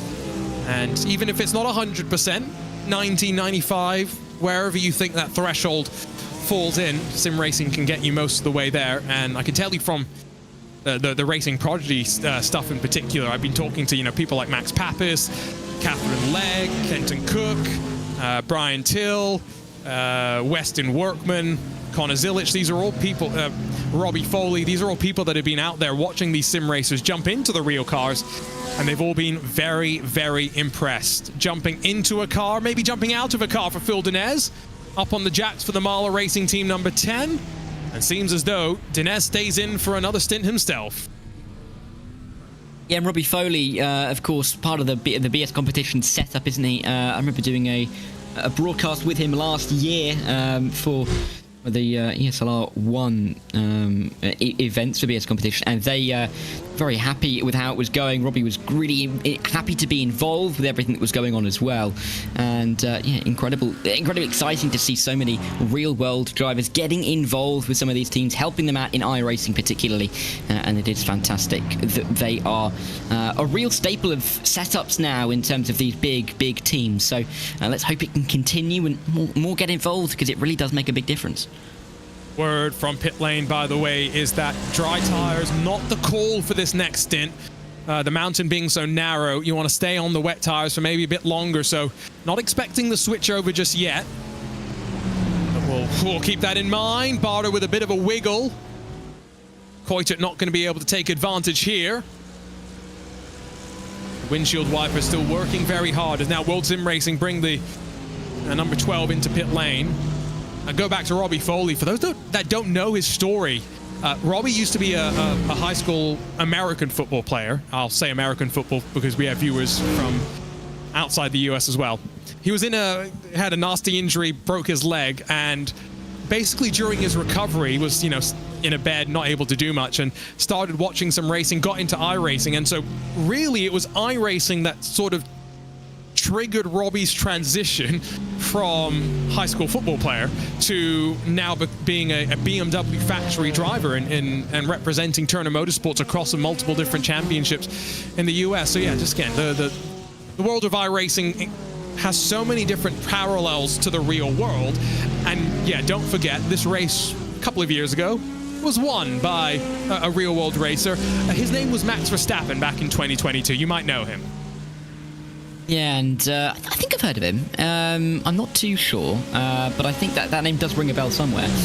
But it's been really exciting to see how sim racing has become almost more involved in setups of some of these bigger teams. Of course, we have Porsche Commander on the circuit. We have Team Redline. Sebastian Job, who's a big member of Team Redline, involved in Red Bull's family photo a few weeks ago that we saw. I think there were a few people asking, who's that? I mean, if we all know Sebastian Job, but it's great that they're getting involved in these moments, and they're really being welcomed into the family, showing how important sim racing is becoming, not just for us as sim racing enthusiasts, but also to some of the bigger motorsport teams and to the wider motorsport community as well. It's really exciting to see.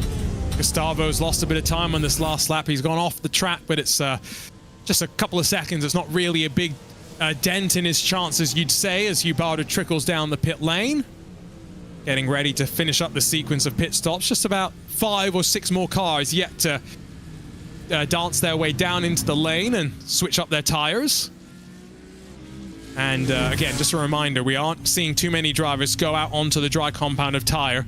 Wet seemed to be the call. What I think we're going to start seeing, though, for the rest of this race is if you've got team cars who have struggled in the early stage of this race, you've got to use them as experimentation. So take Porsche Coanda, for example. Josh Rogers is in 5th position. He's yet to come down pit lane.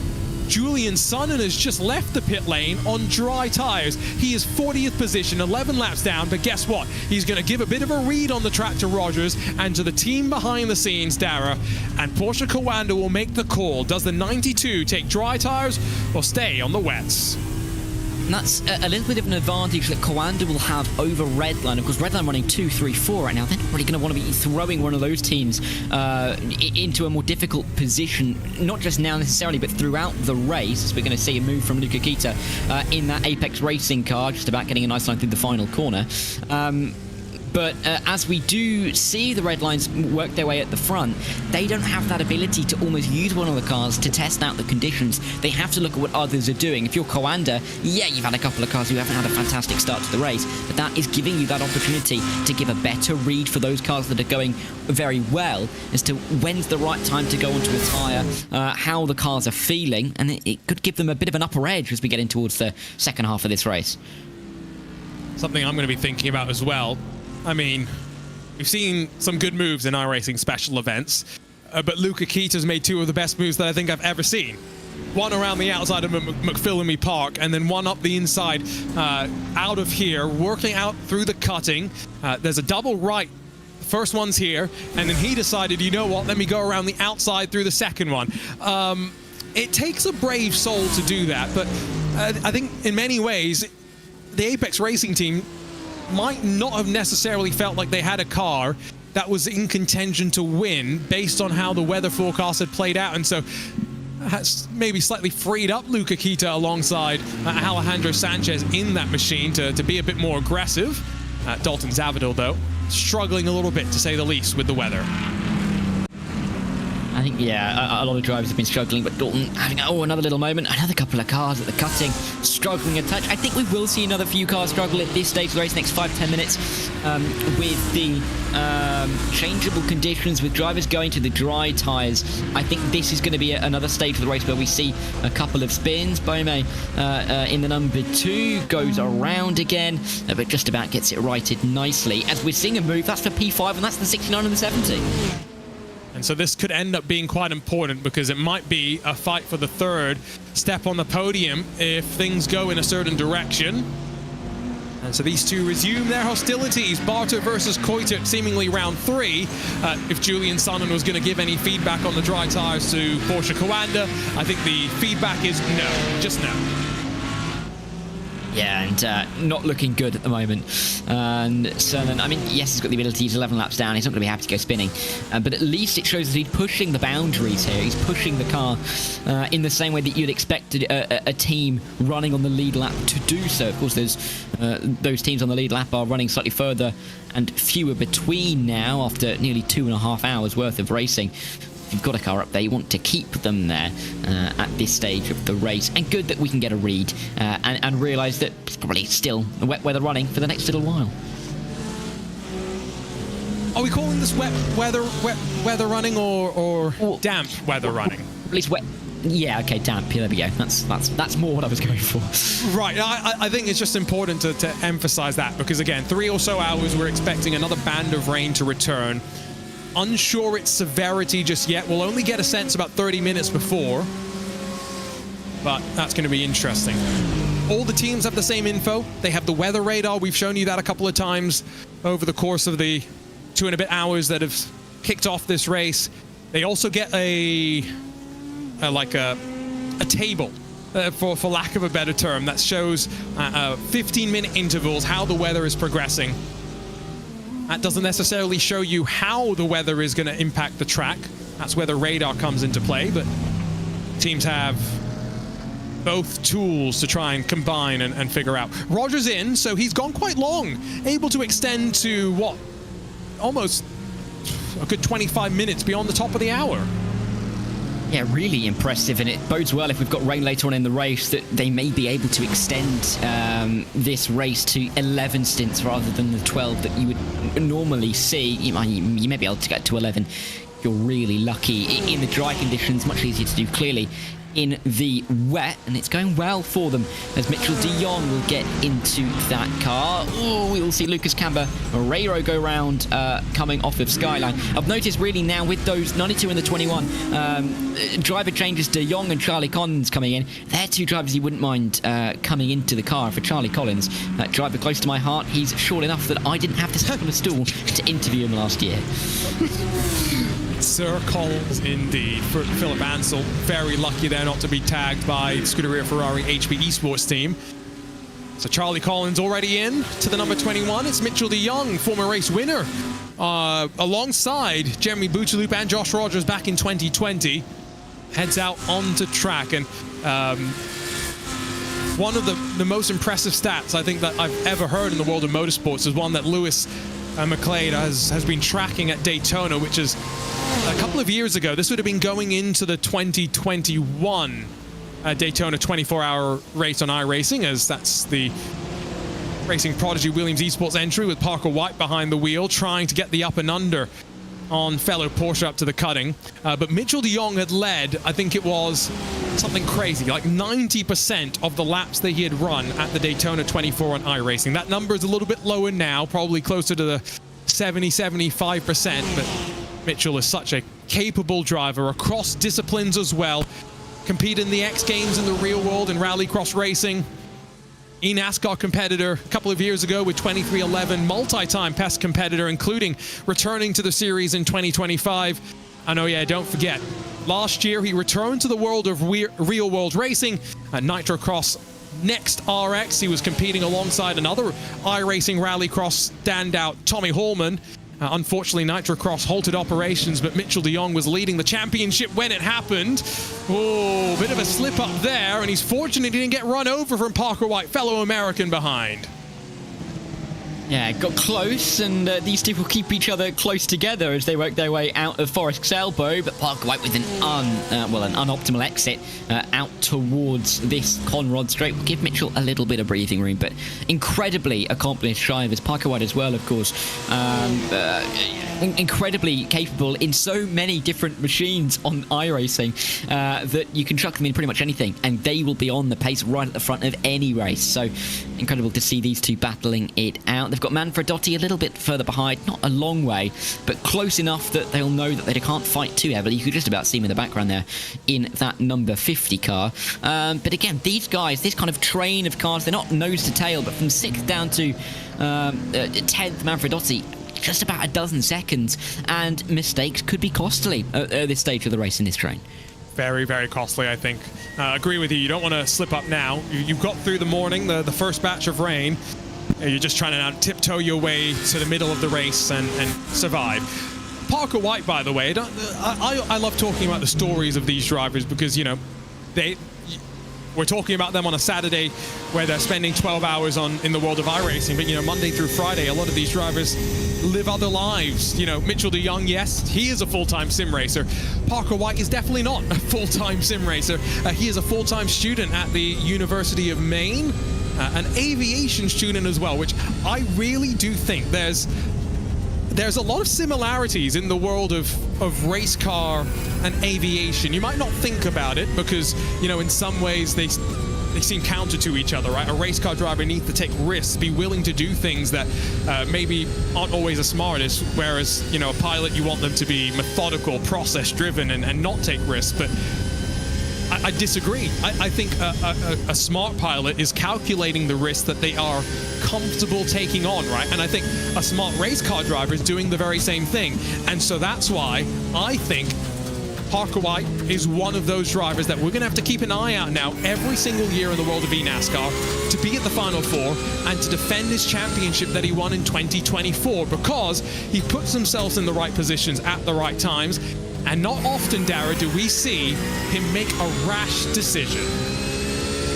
that is what's going to be key in this little battle, I think, because with De Jong and with Parker White, neither of them are really known for those, ambitious moves, let's call them. They're known for keeping it nice and calm, working their way through when the opportunities present themselves, and just trying to force an opportunity, but not force the move through.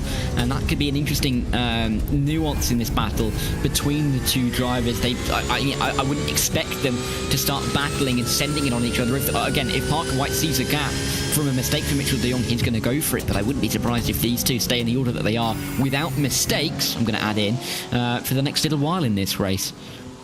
And if you like following people on social media, I encourage you to follow Parker White if you're an aviation enthusiast, because he likes to just randomly post pictures of planes and stuff, which, again, if you're an aviation enthusiast, it's the kind of content that you kind of like to see. Solpec Precision Racing still have Agustin Canapino behind the wheel of the number 5. Alish Pala is behind them in the second of the Sheza Esports team cars. This is one of the stories of 2025 that I think we've got to keep an eye out for, because we've always known that Hungary's got a hunger for racing, if you will. Apologies for what is one of the worst puns I've ever made.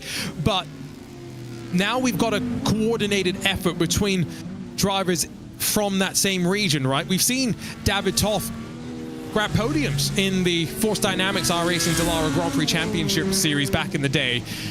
But now it's getting more Hungarian drivers together in multiple different cars and delivering. 2 cars right now, Dara, inside the top 20 of an iRacing special event.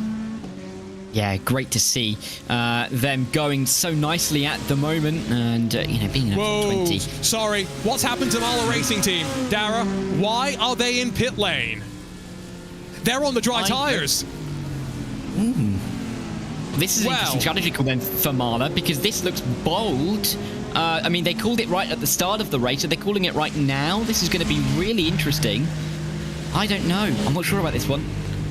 I looked to my timing screen for a second and I got very worried that I didn't see Mala up front, but it's apparently with good reason. We've had another bold call. They'd been on track for, 5 laps?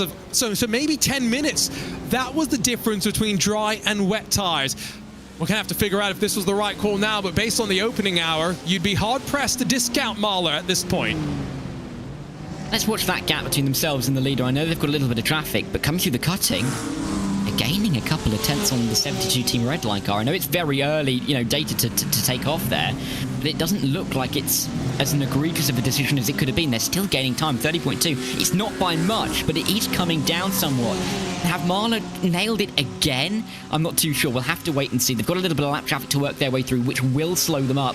And then they've got the likes of the 70 Team Redline, the 69 Dragger Racing, not too far up the road either. But this is looking like it's a bold call, but is it going to be the right one? Remains to be seen. They have to get through the lap traffic before we can really take some of the numbers away. And I wasn't sure if I was misreading my timing screen when Mitchell de Jong came out of pit lane. I'm pretty sure he's on the dry compounded tire. Pretty sure Scuderia Ferrari are as well. Pretty sure Drago Racing's number 6 is. There's 4 or 5 cars that have already made the call. And while Oscar Irine's beached in the gravel, I think he's coming in for dry compound tires as well.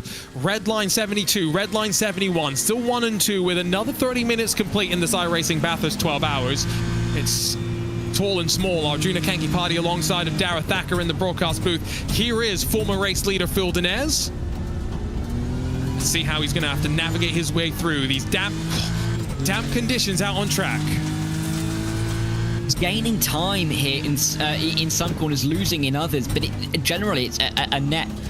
Well, pretty much not loss or gain. Maybe a little bit of a gain if he doesn't have lap traffic in the way, but you can see through the final corner, losing a little bit of time on the entry, but the exit he's picking up 2-3 tenths. I do think actually at the moment this is the fastest tyre. The real question is, has it been worth going on to them now, or will it be quick enough to regain some of that time, especially if the drivers towards the front try and stay out for as long as they can on this tyre? We'll have to wait and see, but you can clearly see that gap is coming down. There are a couple of little moments where it is tricky, but if Dinez can keep it on the surface, then this could be a really good strategy call once again from the 10. You can just see the gain he has through turn 2. It's definitely the faster tyre right now. I mean, it was, 6 seconds a lap quicker at points where dry tyres in the opening hour. I don't think we're quite there, but if he can tiptoe his way through a couple of laps without losing too much time, I mean, just look how quick he is through the cutting. And, I mean, I can read that message on the rear wing, which is not a good sign. Follow Sheza Esports this close. Dinez is saying, no, let me through right now. Luca Kida into pit lane as well. I think we've got some drivers in teams saying, put me in, take me into pit lane right now and put me onto the dries. The right call at the moment because Phil Dinez has the pace right now. Yes, he's losing time again to the leaders. That's because he's behind lap traffic. In clean air, he's gaining. We saw that gain up behind Sheza Esports, and it looks like he has called it correctly. The issue will be that he's now been caught up behind lap traffic. He's not really gained anything in terms of that time to Ariel or Labigra.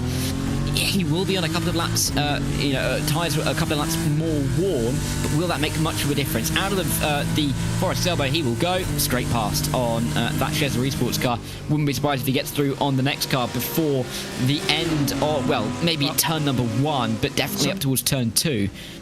And remember, this is what I was saying earlier, right, Dara? If you have multiple cars in this race that you can put one car that's been into trouble onto the dry tire and figure out if it works, then you can make the call with the car running well. Redline aren't in that position because guess what?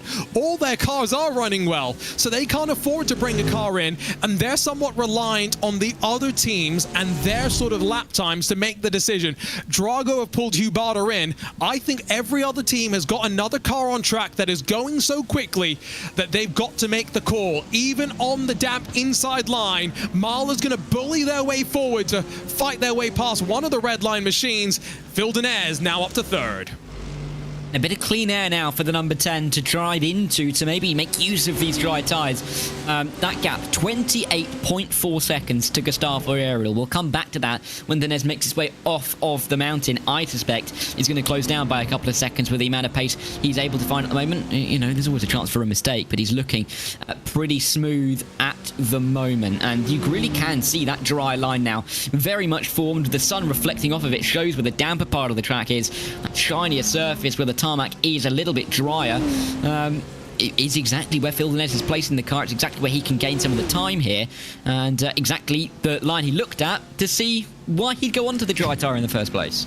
Parker White into pit lane as well, and I think we saw the gap grow between Mitchell de Jong and Parker White after Mitchell was able to get the tyres into their operating window. It just shows, again, it was the right call, and I think Porsche Kawanda are going to have a cheek-to-cheek smile right now. They went slightly longer, didn't need to come back to pit lane for an additional time. It's probably saved them some track position, and we'll see how it cycles out once things swing their way on through. Will Redline respond on this lap, or are they committed? Do they feel as though they have to stay on the wet compounded tire? Answer's no. Ariel Labigra, they're in this time by, and so it's a 10-lap stint on the wet tire. 9 hours and 24 minutes to go, and the field's going to be switching on to the slicks. Phil Dinez should retake the lead if he's able to get towards turn number 1 without making too much more of a mistake, and the 10 that has led the majority of the race up to this point will be inheriting it once again. Will Koiter come in? We'll have to wait and see on that one as well, but these top 4 again a long way away from the likes of Barter and De Jong and Ward, who are all trying to work out their strategies. Strategies, of course. But Labiga and Ariel in. Dinez cycles to the front. Koiter will stay out as well, I do believe. Means that he'll inherit P2 all of a sudden. He is on the wets as well, just to confirm. He did not do the same thing as De Jong and go long and then put the dry compound of tire on. So Marla indeed reconfirmed as the race leaders. 4.5 the margin technically, but I think we're just waiting to see, once Labiga and Ariel head out of pit lane, what's it going to jump up to on the timing screen? It's going to be around 25 seconds or so that Marla Racing will enjoy. So it's grown, their strategy call, 3 laps or so of extra running on the dry tire has given them another 10 or so seconds of an advantage. Will it be enough to hold back the might of the Redline Porsches? Only time will tell, but once again, a great strategy call and a strategy team that's on top of everything. Yeah, and they, time and time again, haven't they, have nailed the strategy, have been able to find their way through an order without really doing too much in terms of overtaking on track. They've been able to gap the rest of the field, give themselves time to work out the best strategy, then nail the best strategy, and win special event after special event. Redline have been really impressive of late. I mean, the fight is being taken to them by Marla, but they are running 2, 3, 4 for the time being. Of course, Quartet should cycle back behind the Drago Racing entry by rights when they come into the pit lane to get off of the wet tyre. But at the moment, it is great to see that it's not necessarily a red line 1, 2, 3. We've got a little bit of competition at the front. Keeping it interesting. Again, remembering the history. A lot of the Team Redline drivers have origins, of course, in the Pure Racing team. Pure Racing team won this event in its first 2 iterations. Redline have won it 3 times as well. So put them together, that's a total of 5 victories and 7 years of racing here at the mountain on the iRacing Bathurst 12 hours. It could be another historic victory for them, and just adding to their storied history in these iRacing special events.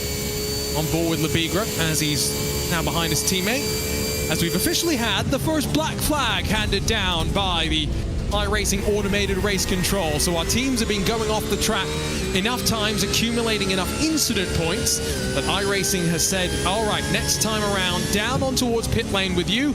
And so Adrian Greiker in that grid and go car that you saw pull off to the left, heads down pit lane for his drive-through.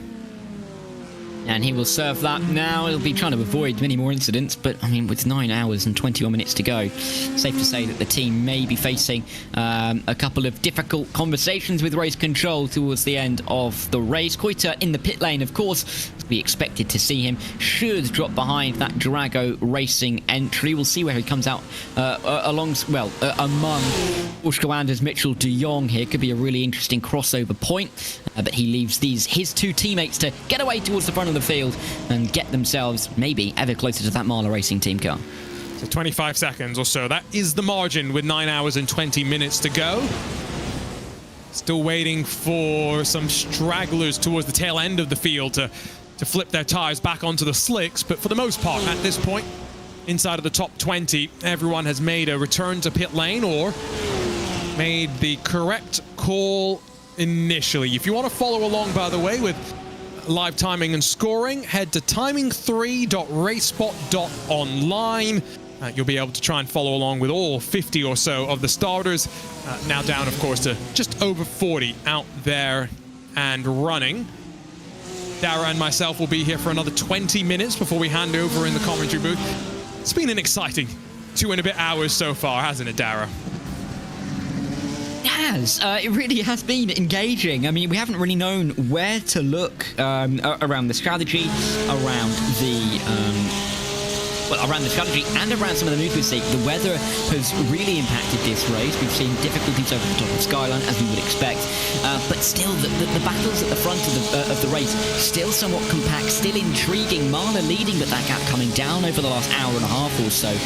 The likes of Portugal Commander in the 92 gaining. Lebigra, oh my goodness me, nearly hit his teammate there.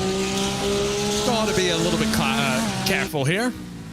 Don't want to end up in a situation where you just clash with your teammate, run into them through the concertina.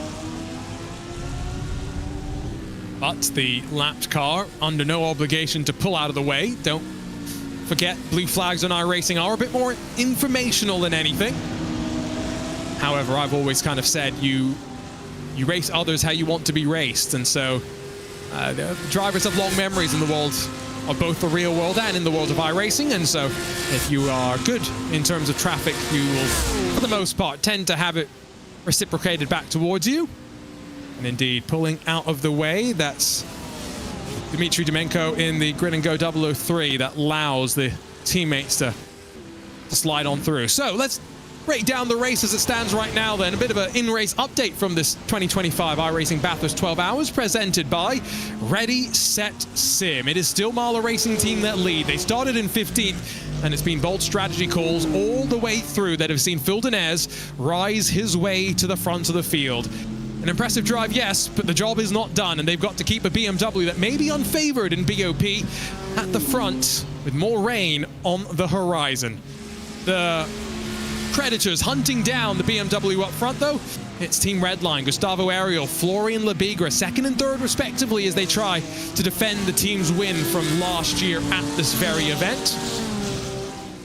They've been very quick in trying to hunt down Dinez. Let's see if they're going to be able to close in the next couple of hours before we reach the halfway mark of this race. Behind them, it's not one of their teammates anymore. Instead, it is the Drago racing car of Hugh Barter, the 069.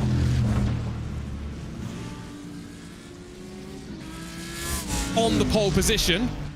You might not have necessarily believed me so much. However, yes, they started from pole position, then had to go all the way from the back of the field because they failed to grid up in time for the start, and now sit 47 seconds off of the leader and still have a chance, you would say, of victory here. Lights flash as they pass some of the lapped competitors behind them.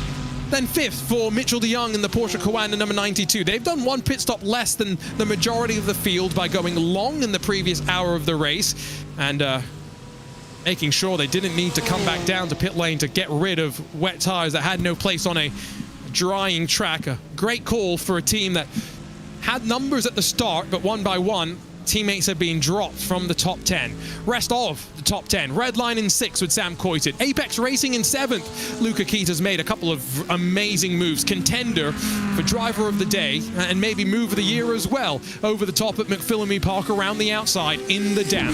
Kamil Grabowski sits in 8th for the World Sim Racing team. And then Williams Esports Racing prodigy Scuderia Ferrari HP Esports team.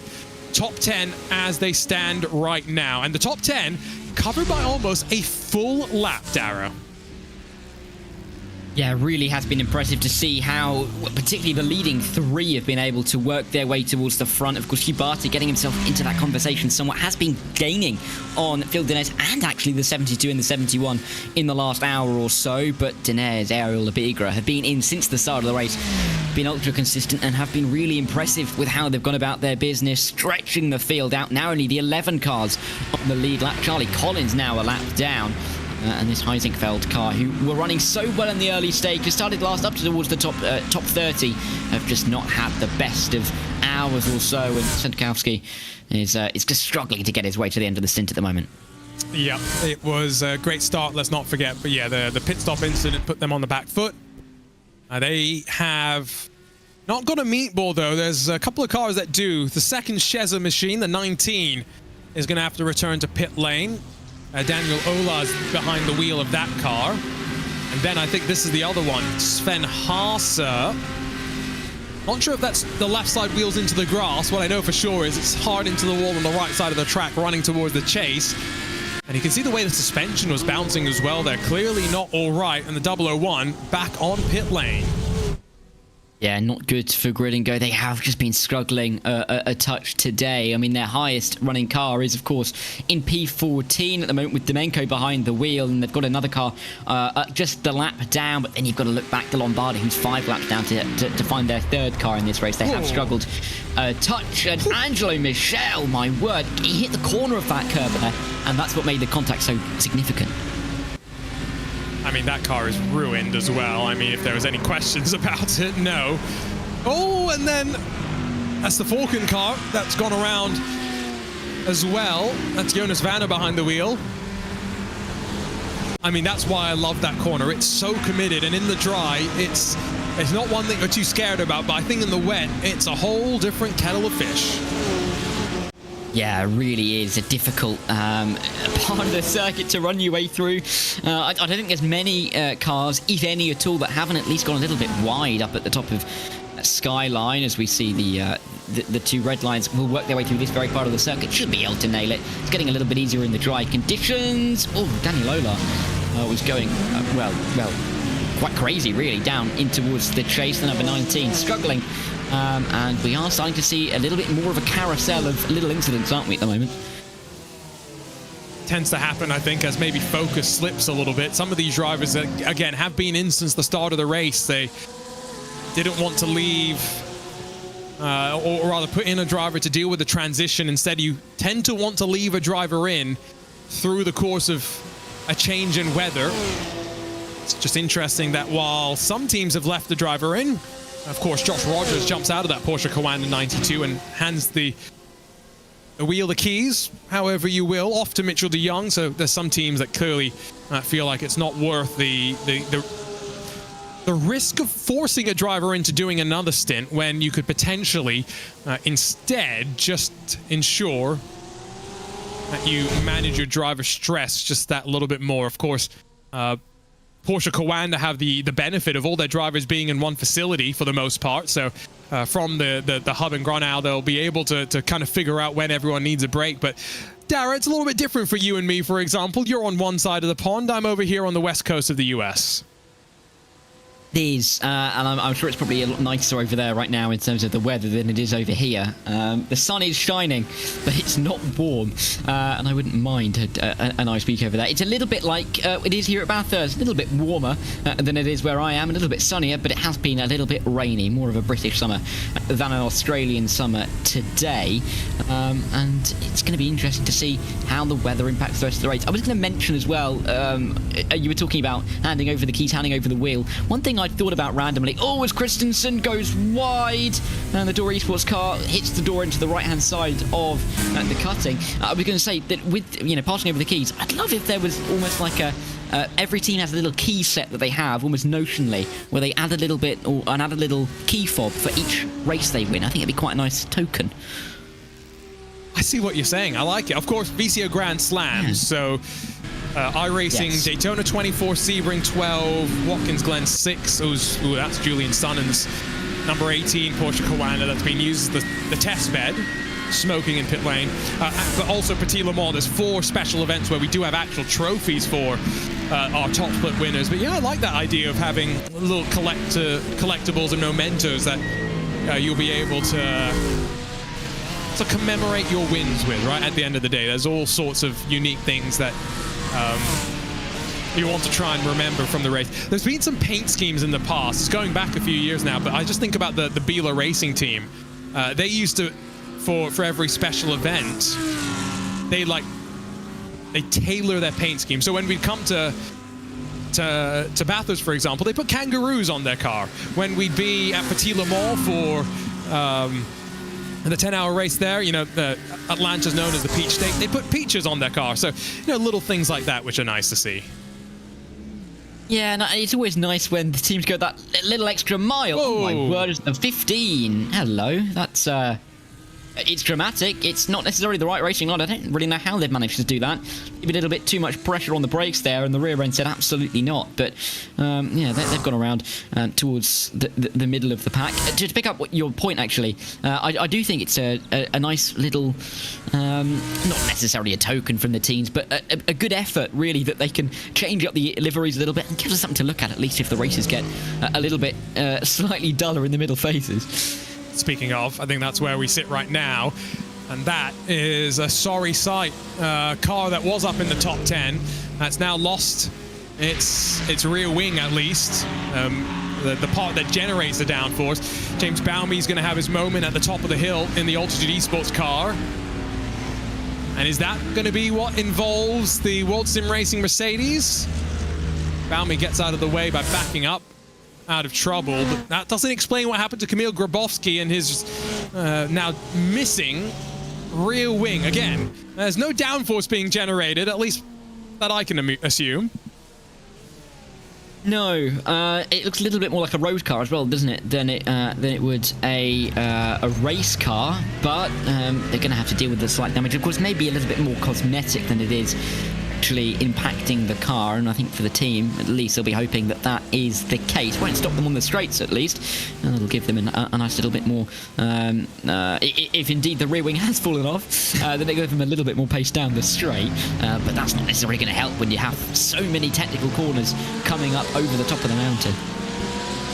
Right, they saw a little brush with the wall on the exit rather of the cutting, running towards the kink out of the elbow. Getting all my corner names confused. It's been an early start to the morning. We're about to jump out of the commentary booth, Dara and myself, with what is a still very interesting race. And you've got to say, Redline aren't closing in the same way as they were in the previous hour. Dinez is, if anything, holding the Porsches at bay, and the gap staying at around 30 seconds as it stands right now. They're not bump drafting like they were at Daytona to kick off the iRacing special events, but teammates trying to help each other as best as they can. What do you think is going to happen here, Tara?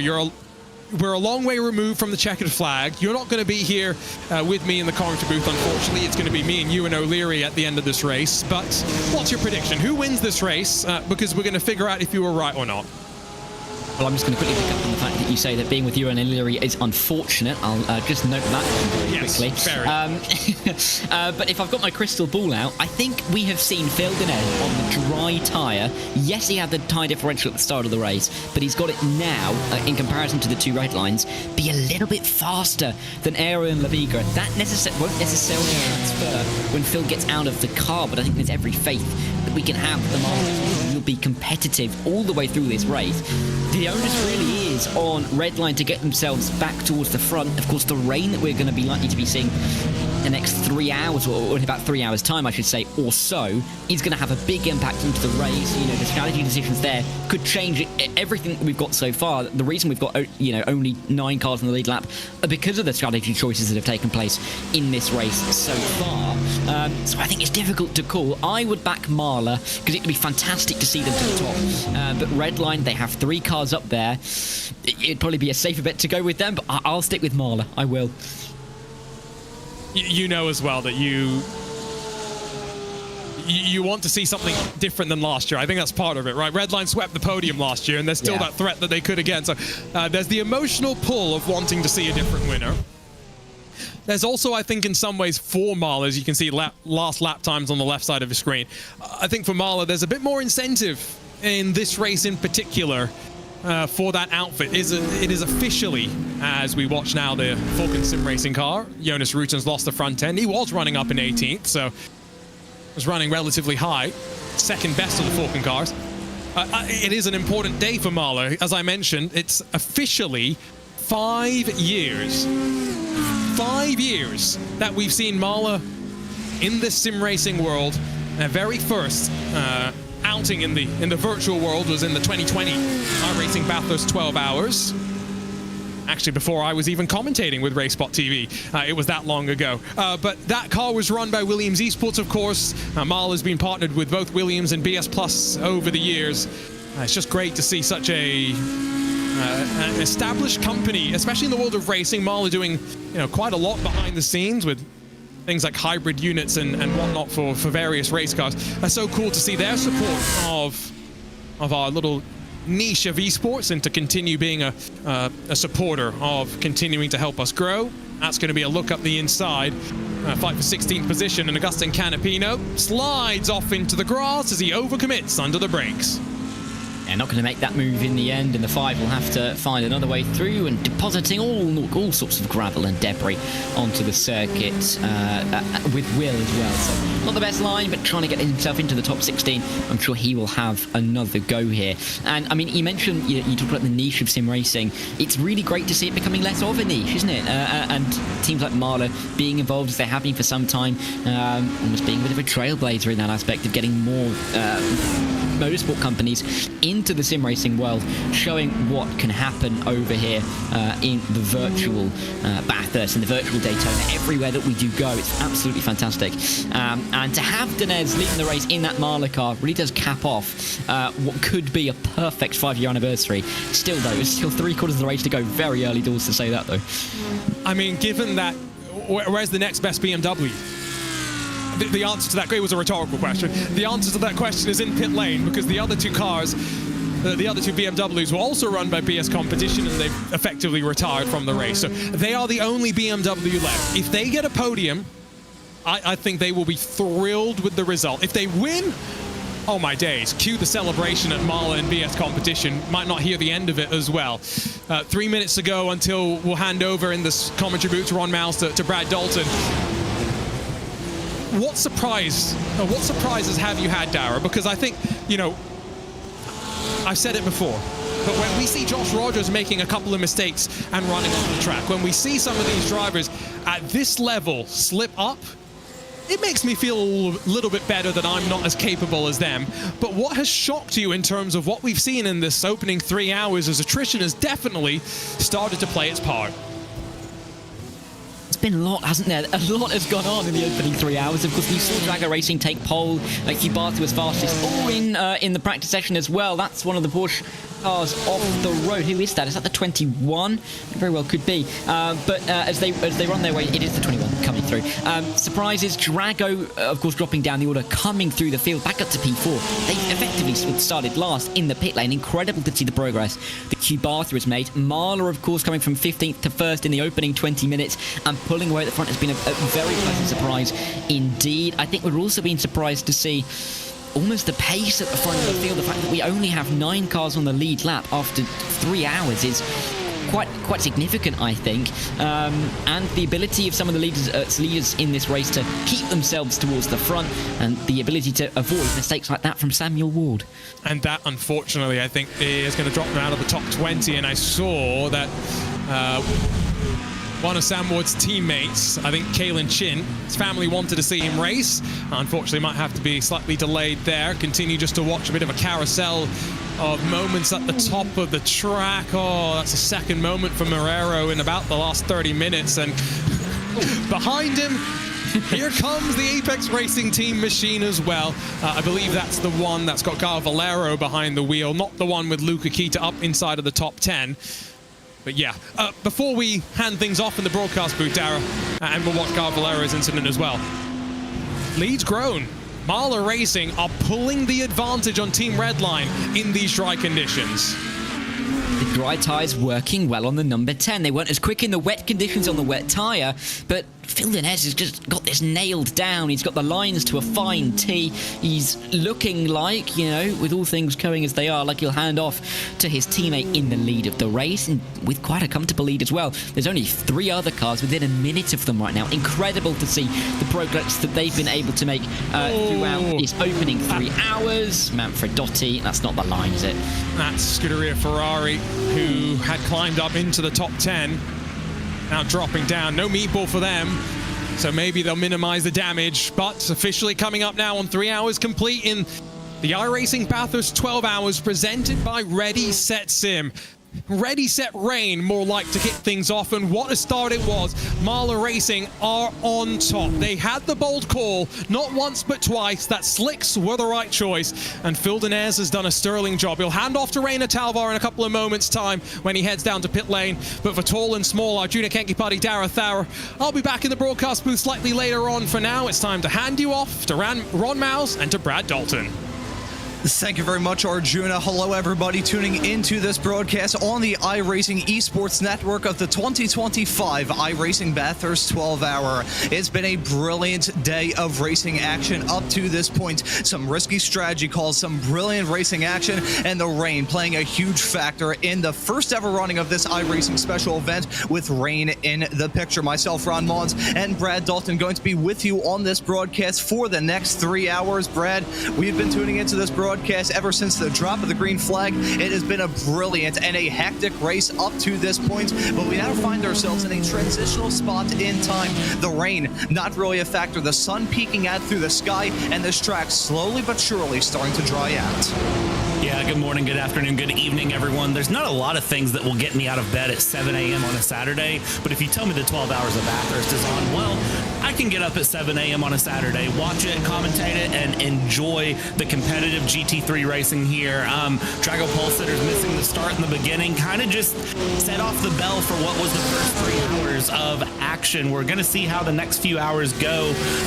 Big crashes everywhere. I don't know about you, Ron. I believe I heard Arjuna say this just before we came in. Seeing the drivers with these transitional conditions and kind of things not going picture perfect for these drivers that we know are the best of the best, it makes me feel better about myself because I know where my lap times are around Bathurst in perfect conditions with no tire wear, no fuel wear, or no fuel usage. I kind of feel a little bit better about myself sometimes when I see the drivers with the rain, the great equalizer showing up, and I'm curious to see how it affects the rest of Bathurst here today. Oh yeah, I mean, this track is tricky enough as is. Throw rain into the picture, and it creates a real challenge as we see Kyle Boss in the 113 car go upside down. That's at the top of the track, heading through McPhillany Park of turn number 10. He goes off the track in dramatic fashion. We've seen plenty of big collisions heading through that corner, and even with the reworked gravel physics on iRacing, doing nothing to slow that Audi down, ending up on his lid. That was a huge hit for the 113. Mind the curves at the top of the hill there, going through Skyline, through McPhillany Park, Solman Park. Mind the curbs. That narrow uphill run is just, it's dangerous. If you're not careful with that, Ron, it can produce just upsets and moments and problems, and I feel like we are going to continue to see that. Fiercely Forward, I mean, they're going to be reeling from that through. We'll see when they come back out kind of what the real damage is going to be. We've already had some teams that have just felt the pain of the Skyline down in the S's, down in the Dipper. We hop on board with Solpeck Precision Racing here, and I mean, this Audi is just really trying to go through. And riding on board with the number 5 car, currently being driven by Agustin Canapino, the touring car racer from Argentina. He used to race in IndyCar as well, but his touring car record down there in Argentina is absolutely spotless. He's had a rough ride thus far in that Solpeck car, but he gets that move done, heading down that Conrad straightaway off into the Chase. The Chase, one of the latest additions to this track. It was added back in 1987. Was the first ever time Bathurst had that section. It's the only major alteration ever since this track opened all the way back in 1938. Those track designers all the way back then knew what they were doing when they designed this 23-corner, 3.86 or 6.2 kilometer road circuit. Technically speaking, it is a street circuit, but this track's still an absolutely wonderful ride. Arjuna mentioned it right at the top of the show. Bathurst plays host to 2 very big races every single year, but there's some of motorsport's best. The V8 Supercars Bathurst 1000, and of course the Bathurst 12 that we're hosting here on iRacing today. These drivers slowly getting a grip to the challenges of this ever-changing racetrack. The rooster tails coming off the back of these cars definitely shrunk compared to how it was earlier on, but there is some nervousness in the air still. You can see as we see these racers heading through turns number 2 and 3 right now into the cutting. You can see the racing line just about dry. Everywhere else still a bit damp. So these racers, they have a razor-thin margin of error. It's a super fun line that these drivers are having to master. Yeah, this transition period for me is the most dangerous time, when you have that narrow line to hold on to, and that is all you have. Because the thing is, all of these drivers are going to be looking at dry tires and holding on, because that's how you get the most pace. Dry track, dry tires. It's kind of 1 + 1 = 2 in that regard. The problem is for them, that line is narrow, as you said. If you get that dry tire just off in that water a little bit, there's no grip. Dry tires do not work well on a wet track. So if you try to pass, if you try to do anything, and there's not grip to be found, well, the back of the car can very quickly become the front of the car. You get it up in a wall, and Ron, I'm sure I don't have to tell you what happens when car meets wall here around Bathurst. It's not a good time. Yeah, it's not a very comfortable ride if you do end up smacking the barrier around this racetrack. It's an old school track. I believe it's a grade 3 according to the FIA. So you got a whole bunch of concrete barriers, some tire walls every now and then, and not a whole lot of runoff area to speak of outside of some grass and gravel traps in some of the faster parts of this racetrack. It's a threatening ride around here. This track, one of the most intimidating in the world, as far as I'm concerned. Certainly the most intimidating in the entirety of Australia. Strangely enough, the sense of foreboding danger whenever you're driving around Bathurst, it feels like less threatening than even a track like Adelaide does. Adelaide, of course, the iconic Australian street circuit, hosted the Formula 1 Australian Grand Prix for many, many moons. That track somehow feels less threatening than this one. They're both technically street circuits, but Bathurst, even with that smidge of runoff area, it's just such a terrifying ride, especially in conditions like this. And the thing is, it all starts in Quarry Bend. That is the first corner of this track after the mountain straight. And now as you run up through Griffiths Mount, through the cutting here, it's just, there's no room for error. And I think for me, that's what's intimidating. Malte Johansson, that's a spin in the number 8 Porsche. That looks like just a lockup of the rear axle. Thankfully able to get away with it, get back on track. That was down in the chase. We're back up on the top of the mountain here into Solomon Park. Now we head down towards McPhilmy Park. This is going to be Dino Lombardi. Again, a lockup of that rear axle down into the chase. That's an interesting moment. It kind of shows just even simple spots like braking in for a left-hand corner can be harder than others, but the elevation change of this track, the narrowness and the speed you have to carry to be competitive here is what makes it challenging for me.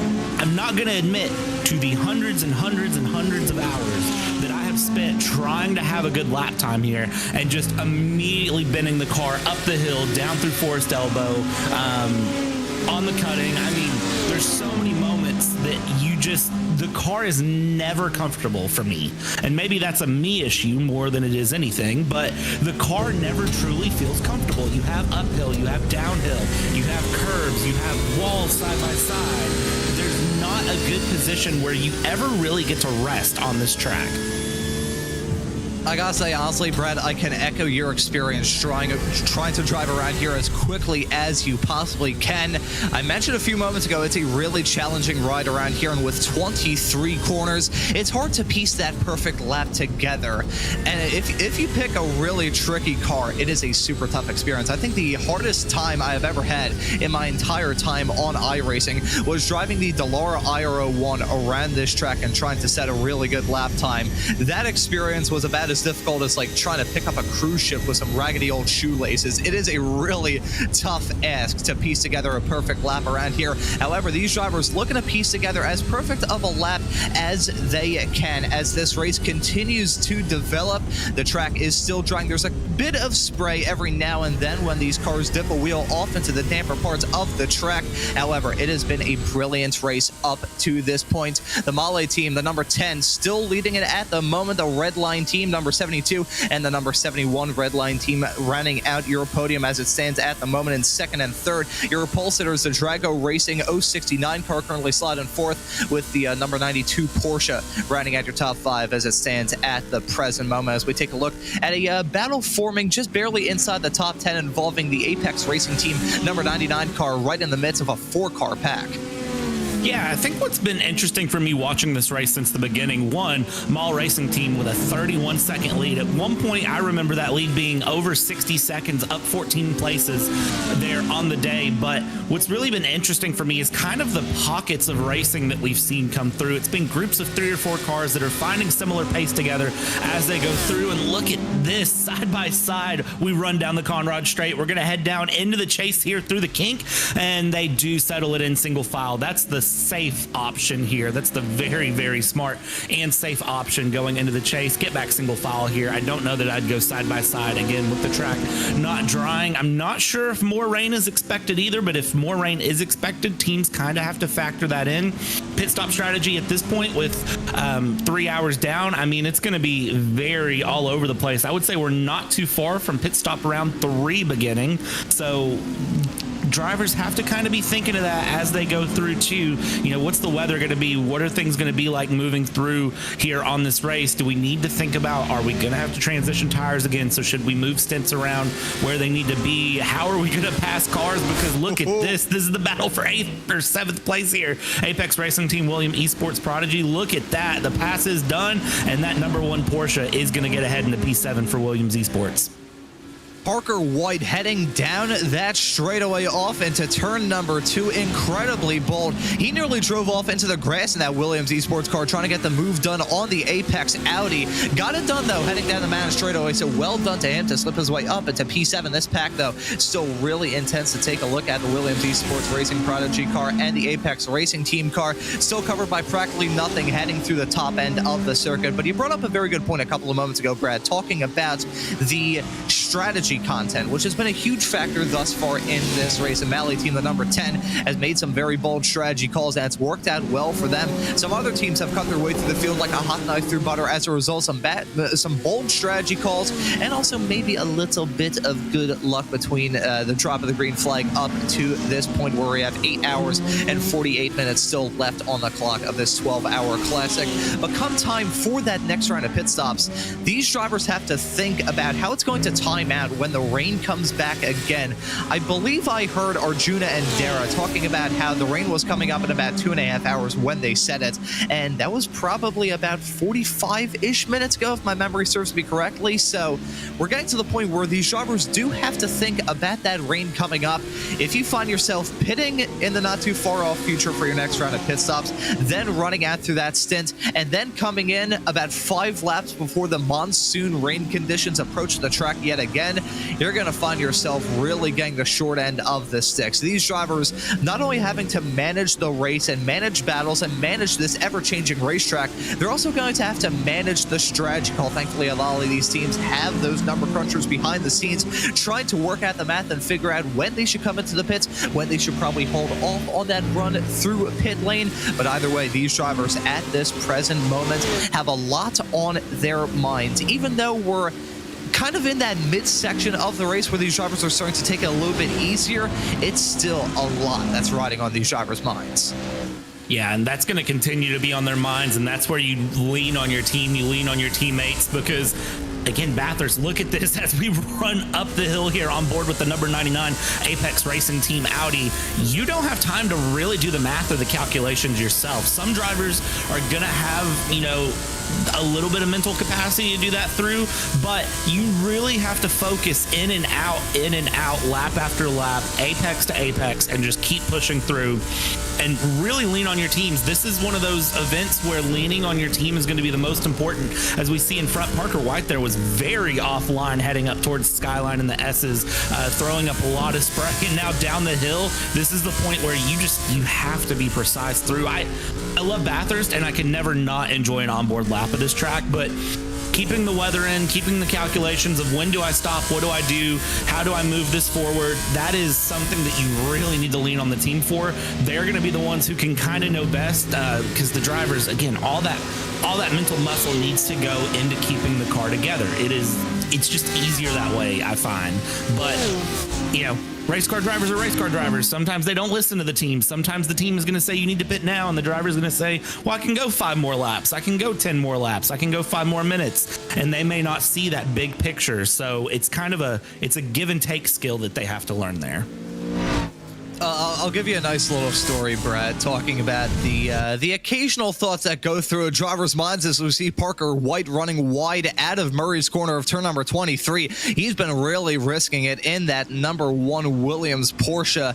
So I think he's playing a dangerous game as it stands at the present moment. We saw that moment at the top of the hill about a half a lap ago where it was just a total spray of mist going to Luca Kita in that number 99 Apex Racing Team Audi. But getting back to the point that I was going to mention, talking about how these drivers, as much as they may try and avoid it at all costs, some drivers will occasionally start to focus on some other stuff while they are driving. Back in my karting days, I remember at one point thinking of some racing drivers' excuses while I was out there on the racetrack trying to set a good lap time. So some of these drivers may have some of that some of that brain power to think of multiple stuff as they're going on. Who knows? Maybe they're thinking about what they want to have for lunch when they get out of the car. Who knows? We'll just have to wait and see. But you got to pick and choose your battles for these drivers. Not only in terms of the ones out there on the racetrack, but the ones in your own mind as well. We've talked about the strenuous nature of this racetrack, and that not only extends to the race cars taking a pummeling, the drivers having to wheel these cars around in these challenging conditions, but the amount of exercising that your brain has to do in conditions like this to remain in that solid mental frame to be able to extract the most amount of performance out of your car as you possibly can is another big factor of these endurance races. It may be 12 hours long, but for some of these drivers, those 12 hours could disappear in the blink of an eye, and we've seen close finishes, not only in iRacing special events, but real-life events as well. A 24-hour race can come down to a matter of thousandths of a second as we see Daniel Ola in the number 19 car sliding his way down the hill. That was a moment, I believe, coming at McPhillamy Park of turn number 10, and he ended up in the runoff area through Skyline. Shows you how challenging and slick these conditions still are. As we see another moment, another rear lock for Angelo Michael, the number 24. Yeah, those rear locks, those moments are really kind of going to start catching people off guard. That mental fatigue, we're over 3 hours into a 12-hour race, might start to wear in. Ron, I won't speak for you. I'll speak for myself as a driver when I'm driving. It takes a lot of effort for me around Bathurst. And this goes back to I find Bathurst to be probably the most challenging track for me. Not for a lack of trying, just for the uniqueness of the track. It takes a lot of mental effort for me to put down laps on this track. Now, I am not the top and the cream of the crop of iRacing, though. For these drivers, it might be simpler for them to go through, but at the same time, weather is so new in iRacing. They've done such a good job with this that the weather just adds everything. And I don't know about you, Ron, but for me, racing is about rhythm. You get in a rhythm, you get in a flow, you get very comfortable. And at Bathurst especially, you have to lean into that rhythm, that flow, that comfort that you can find in that car track combo that you are so comfortable with. And you just have to lean into it, be comfortable with it, and keep on your rhythm. And that is how you end up where you're at. You throw some rain in, you throw anything in, your rhythm's gone, and it becomes a whole mental endurance. That's why we call rain the great equalizer in racing. It can make drivers who are the cream of the crop, the creme de la creme, the best of the best, and it can make driving a genuine challenge for them again, because it is something that is just so hard to do, and iRacing does it so well with the different levels of grip, the racing line rubbering in and being slicker, so you have to go offline and search for the grip. But then when the track starts drying up, certain sections will have puddles and certain sections won't, and you have to mind the racing line.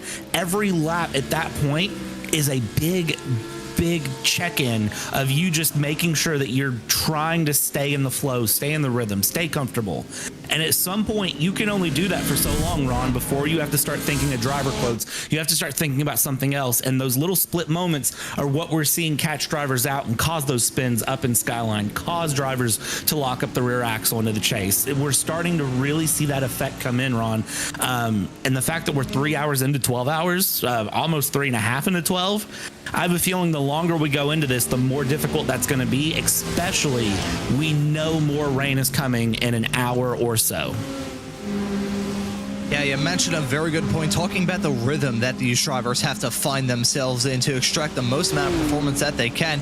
Not only these drivers, just all drivers, period. If we want to try and be the best in a race like this, you got to be in the best frame of mind. I know from my experience driving in the sim and in real life, if there was something that threw me off a little bit, I would not be able to execute too well.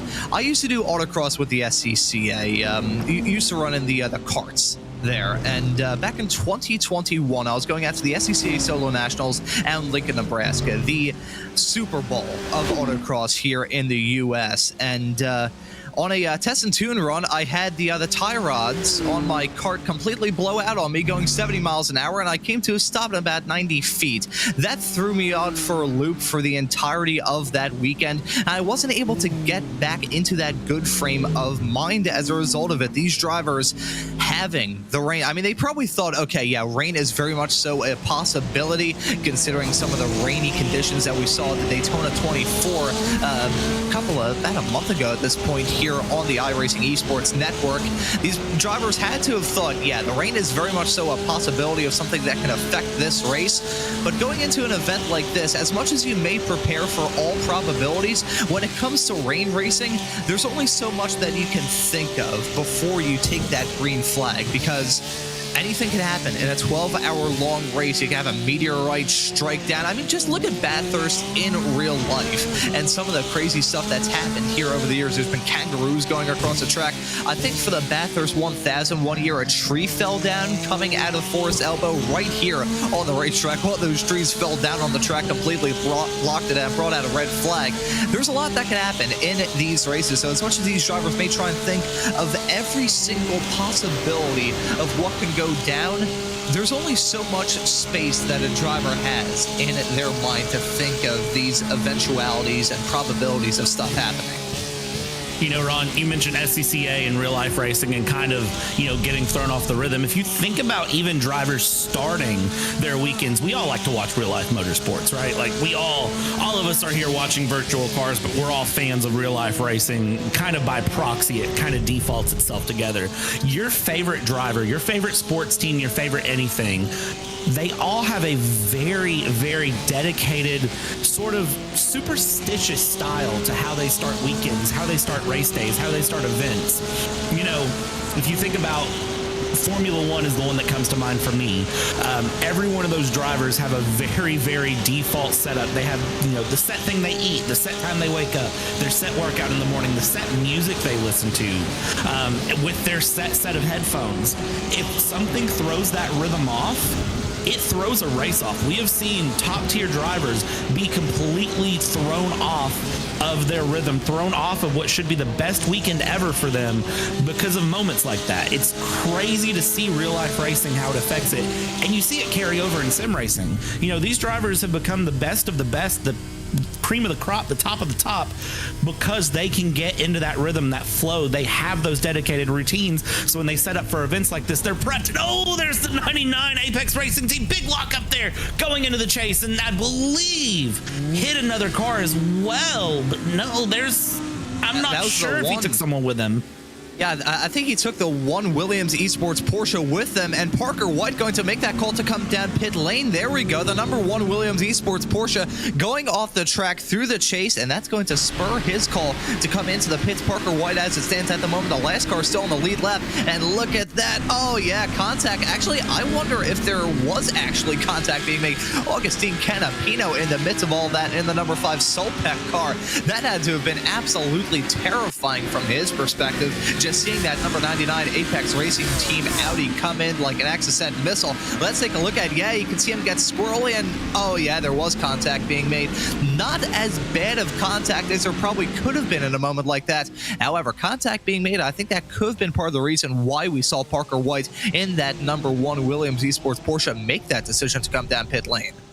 Man, if you are that number 5 Solpec Precision Racing car, you could see how hard he jammed on the brakes there. That was a big certified code brown overnight Amazon shipping moment. So that was, a hard run there. Solpec very, very lucky to be getting out of that. We check back in here with Gustavo Ariel and Florian, number 72 and number 71 Team Redlines respectively. Here's on board with Solpec's number 5. Look at that. He's on the brakes. He's on the brakes a bit more and then just takes the racing line.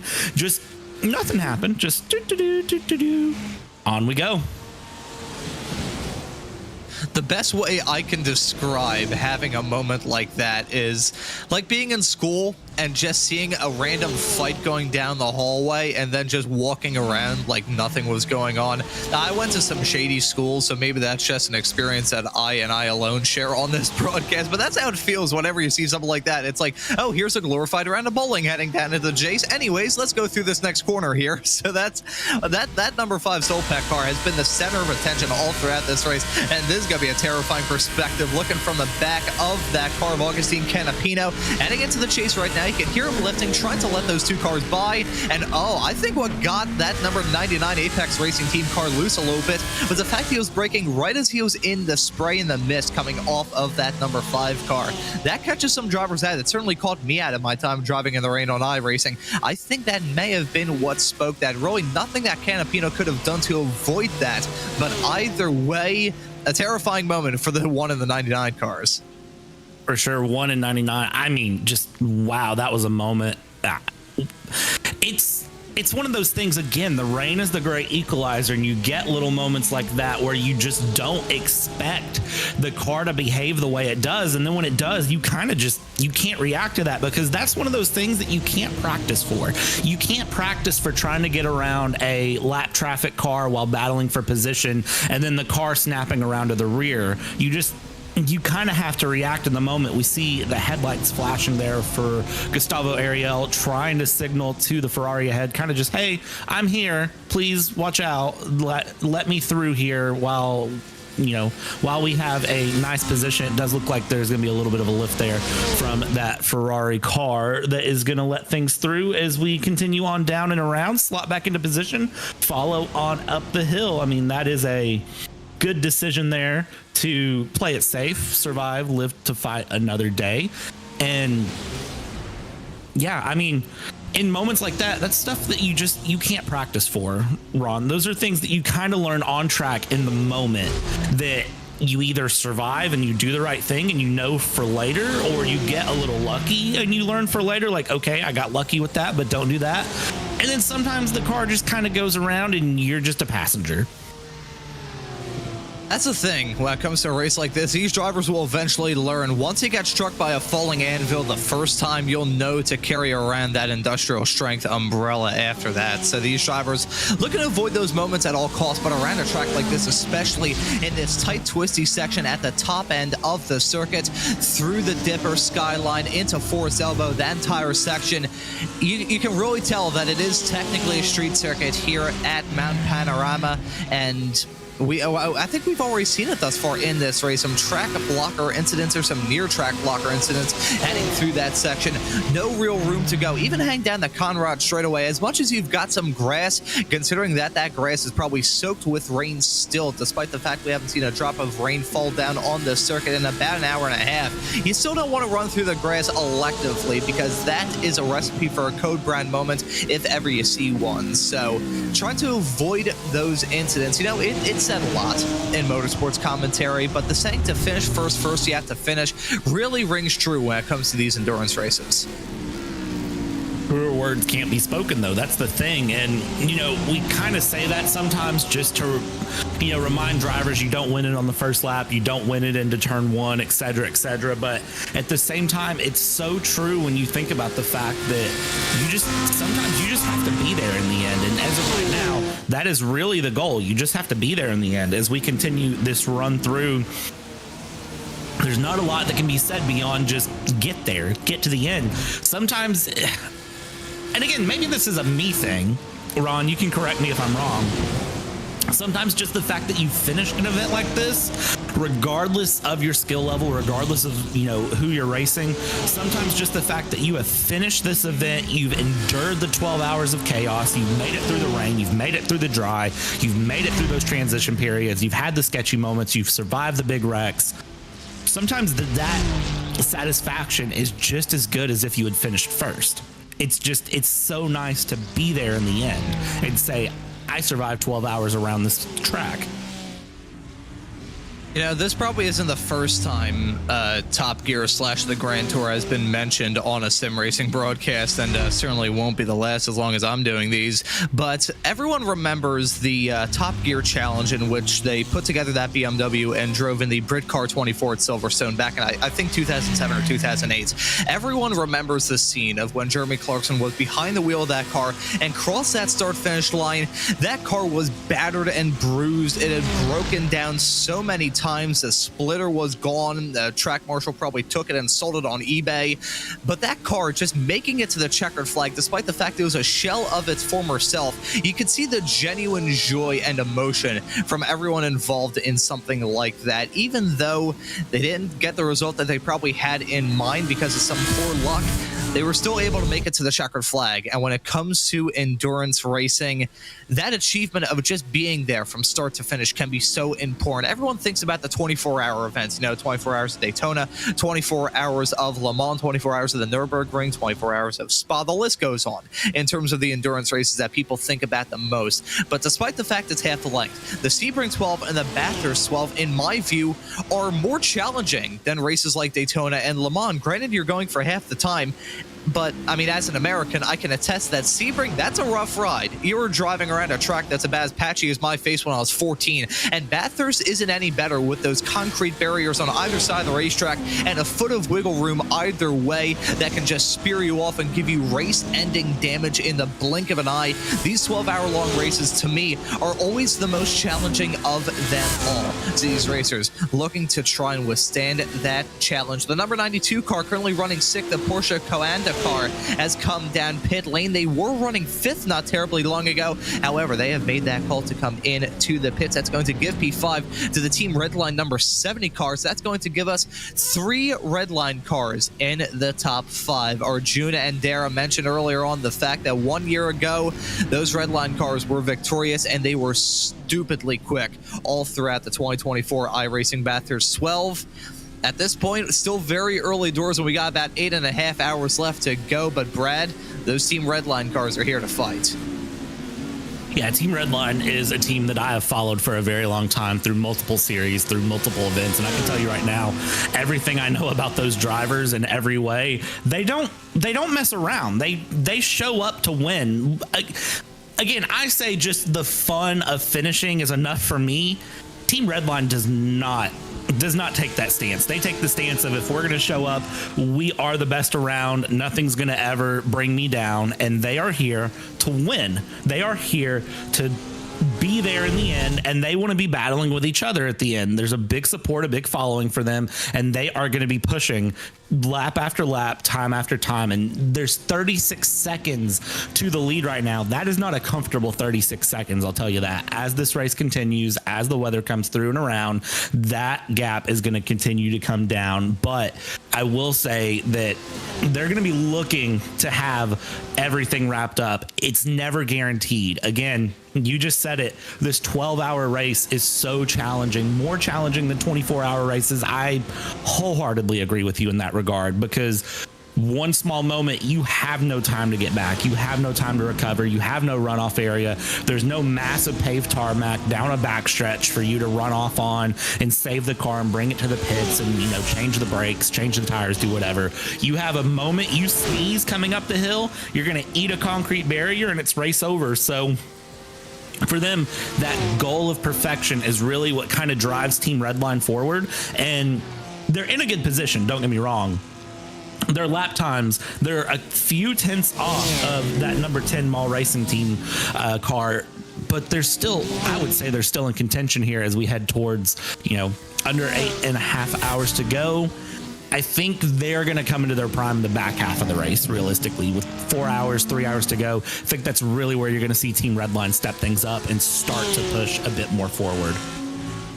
I think that's a good way for them to manage this race as well, Brad. You want to strike while the iron's hot. It's good that you're leading the opening stage for that number 10 Mall Racing Team. It's good that they're leading it at the present moment and have that 35-second advantage over Gustavo Ariel in that number 72 Redline car. However, you still got 8.5 hours left to go in this race. So you're better off leading that final lap and making it to the checkered flag in first than you are leading all of the laps that come before it. So that's, it seems like common sense, but the thing is with these drivers, you'll see them push so hard right at the drop of the green flag, and they'll end up burning themselves out a little bit too much. They'll burn out their equipment, they'll burn their drivers out. They're going to be pushing hard and hard and hard and hard, and it's only a matter of one mistake, pushing too hard right towards the end, that can really seal one of these teams' fate and bring one into victory lane at the end of this 12-hour long race. So as much as it's a good thing that the number 10 team is leading, they need to worry about having this current performance, which, let's face it, they're strong at the present moment. They've been leading for a vast majority of this race thus far in that number 10 BMW. They're currently leading 36 seconds in front of Gustavo Ariel, but they need to make sure that's consistent performance. You can't have a race where you're really quick, but you're about as consistent as expired mayonnaise. That's not a winning formula for a race like this. You need to be strong, but you need to maintain that level of consistency and pace all throughout this race. Let's see if the number 10 team can execute that. They certainly got the pace. Let's see if they're going to be able to keep it. I definitely think they'll be able to keep it if they have done well enough to pace in the first few hours, as you said. You don't want to burn yourself out too early. You just have to sort of, settle into the rhythm. And here we have Johannes Rutten, who has come around in the number 33 and had a moment, that front end of that car just not looking great, but hey, it is what it is right now. You're driving with the damage for survival here to the end. Phil Dennis, the number 10, is into the pits. That's that rear axle lockup yet again, and Well, second verse, same as the first. Do it once, do it twice. Now, I feel like the vast majority of these cars that we've seen have moments like that hang down into the chase have been some of the Audis, so maybe there's no correlation or causation going on there, or maybe there's something up about that. Either way, your race leaders in that Mall Racing Team number 10 BMW have come in for a driver swap. This is now Rainer Talvar behind the wheel of that BMW, and let's see how this is going to shake out. It's going to give the lead to the number 72 Porsche of Gustavo Ariel. Looks like Tavlar going to exit out in third, depending on how long he's still stopped in his pit stall. He-Man, yes, he does get overtaken by Hugh Barter in that 069 car. The team that started this race from the pole position, now jumping their way back up into the podium spots. But there is your at 1 point race leader of the Mall Racing Team BMW. They're out and away, 41.6 seconds stopped in the pit stall and 64.3 seconds down pit lane. So over a minute trip down into the pit, but they've got a fresh driver behind the wheel of that race car, and he's getting into this car at probably the best time in terms of the conditions out there on the circuit. Yeah, I full-heartedly agree. Best conditions you could possibly be in right now. I'm really curious to see if the track fully dries off. I'm still seeing a little bit of spray here and there, depending on where the tires dip at for the drivers. But I'm really curious to see if we get some full dry track, full dry running. We do have that racing line in, Ron, but we don't have that run off to the side that we're looking for. You don't have that space for side-by-side racing, side-by-side running here. So we continue to follow that Team 72 red line car going through. This is Gustavo Ariel. When are they going to pit is the $1 million question, of which I have no answer. We continue through, continue around and down. Bathurst is, I think the Bathurst 12 always delivers. I don't know about you. I've always thought that this was one of the best endurance events that can go through, other than the Daytona 24, which kicks off the entire year of motorsports and is iconic in its own right. Bathurst 12 for me is the big challenge all the way through. So we watch through, no pit stops here, but we do have the Apex Racing Team 99 that is in the pits here. It looks like Team Redline maybe just enjoying the lead for a little bit. Yeah, I think they're just at the front deciding to tick the laps away as we see, oh, that's an off-track moment for Hugh Barter and the 069 Drago Racing Team Mercedes. That's heading into the pit entry, and one thing to raise about this run through the pits, as much as the track is dry to the point where those damp spots and puddles around this racetrack are becoming fewer and far between, that pit entry is still sketchy, and I think that may have caught out Barter in that 069 car. He was running a third. They've come down pit lane. I'm curious if that's going to be some sort of unsafe pit entry penalty for that 069 Mercedes. That may be a big game changer for that team. Started this race from the pole, currently running in fourth. However, if that's a penalty, as much as they have a whole lot of time left to go in this race, that is going to sting nevertheless. Just want to raise a quick point about the two red line Porsches. I nearly said Mercedes. That would be an odd looking Mercedes. The two red line Porsches at the front of this field, currently running P1 and P2, and comparing them to that Mall Racing number 10 BMW. Both the Porsche and the BMW have the same fuel limit for this race. Of course, it being GT3 Racing, the BOP being rather important. Those two both limited to 99% capacity for their fuel tanks. However, that Porsche has a slightly better power reduction. That BMW M4 down 1.25% from its total output compared to that Porsche at only 0.5%. But in terms of the fuel, they're remaining about the same. So we'll just have to wait and see how these drivers in the redline cars are going to tackle this. Maybe getting the drift from some of the lap cars they've had to deal with. Maybe just saving a bit more gas at this point in the race. A couple of laps into this race, I heard that Arjuna and Dara started mentioning the fuel saving discussion in this race, Brad. So let's see whether these two Porsches at the front of the field have been able to weather the storm and save up a lot of gas and stay out for yet another lap in the process. Yeah, it looks like we probably have a couple of more laps here until they come in. I would say at least 1 to 2 more laps here for the 72. The 71 is in though, so perhaps I stand corrected in that regard. We'll see where they come out together. I was looking at the BOP up at the top of the broadcast. I thought the interesting thing was that we're basing all the fuel levels off of the Corvette Z06 GT3R. It is at 100% fuel. Everyone else is adjusted slightly accordingly and left through. And again, on that power scale, it's the Lamborghini Huracan Evo that was left at 100% power along with the Audi R8. So it just kind of shows the BOP can vary a bit depending. Nobody has a huge run, but it's interesting to see how that settles in here as we continue along through. We hop on board with gridandgo.com 005. I wanted to say 007 for some reason. Somebody can correct me on why I wanted to say 007, but 005 we go through is the 003 Grid and Go esports cars in the pits here. Falcon Sim Racing Team Red moving around. This is the big pit stop cycle that is starting here. This is our next big pit stop cycle. This is where things mix up, and this is where I think we really get to see how strategy goes as one Grid and Go car is in and the other one stays out. So there we go. More drivers assigned that now is the time to come into the pits. We'll mention the fact the number 71 Redline car came into the pits not terribly long ago, I believe, leaving Gustavo Ariel in the race lead in that number 72 car for now. However, we're probably going to see him make that call to come into the pits either this upcoming lap or the next one. You can see him in that number 72 car heading his way into the chase right now. Let's see if Ariel decides that now is the time to come into the pits. Also considering that this is the third pit stop, we'll be seeing some driver swaps. Already saw that with the number 10 team with Rainer Talvar behind the wheel of that car. Let's see if Gustavo Ariel stays in it. Heading his way through that pit entry, you can see how sketchy it is through there. The gravel and the grass all around the track. The pit entry road still absolutely soaked. You could not only see it, Brad, I could feel the understeer with that number 72 Porsche making his way into the pits, turning, and the front tires just deciding, no, and then just going straight. So I am wondering as to whether or not we will see any sort of incident coming in to the pits. Either way, Ariel down pit lane right now. That's going to give the race lead back to the number 10 Mall Racing BMW, now being driven by Rainer Tavlar. And yes, we have seen a driver swap in that number 72 Redline car. Gustavo Ariel out, Diogo Pinto in.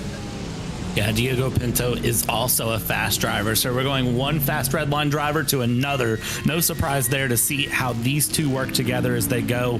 I'm really, really surprised we haven't seen more pit entry moments yet, honestly. And you can see there, if we were to get back on that onboard shot while someone's coming through that double chicane pit entry, which I think was the track developers just saying, how can we make every driver upset? Oh, let's do a double chicane pit entry. Let's just make it one of the most difficult pit entries in existence because we can.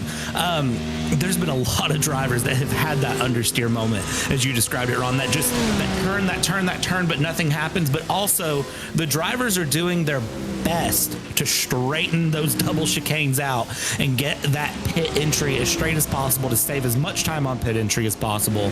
But you can see the runoff in the grass. You can see moments. I'm really surprised we haven't seen anything bigger. I know in real life Bathurst, there have been some pretty big moments on pit entry that have caused some drama for different drivers, different teams in the real world. I'm surprised we haven't seen anything here yet. I'm sure it's on the way eventually, maybe sooner rather than later. Pit stops are cycling. The number 10 Mall Racing team is back out in front here, and they are running through, trying to pull out more of a gap as they can. And looking at these drivers dealing with the lap traffic dilemma going to be super important throughout this race.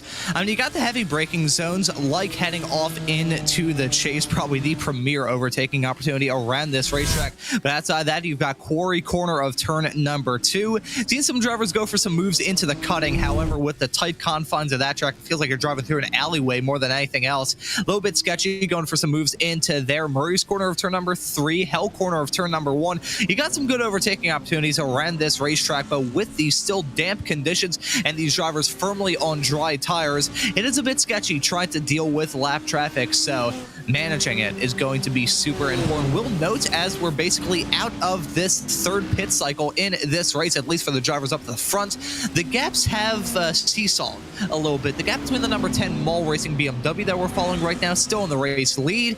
That gap between themselves and the number 72 Redline car has decreased, while the gap between the two Redline cars, the number 72 in second and the 71 in third, has actually ballooned out a little bit. It's only ballooned out by like well, it was about 2 seconds ballooned out now to about 3.5. However, those small little incremental gains can make a huge difference come time for the end of this race.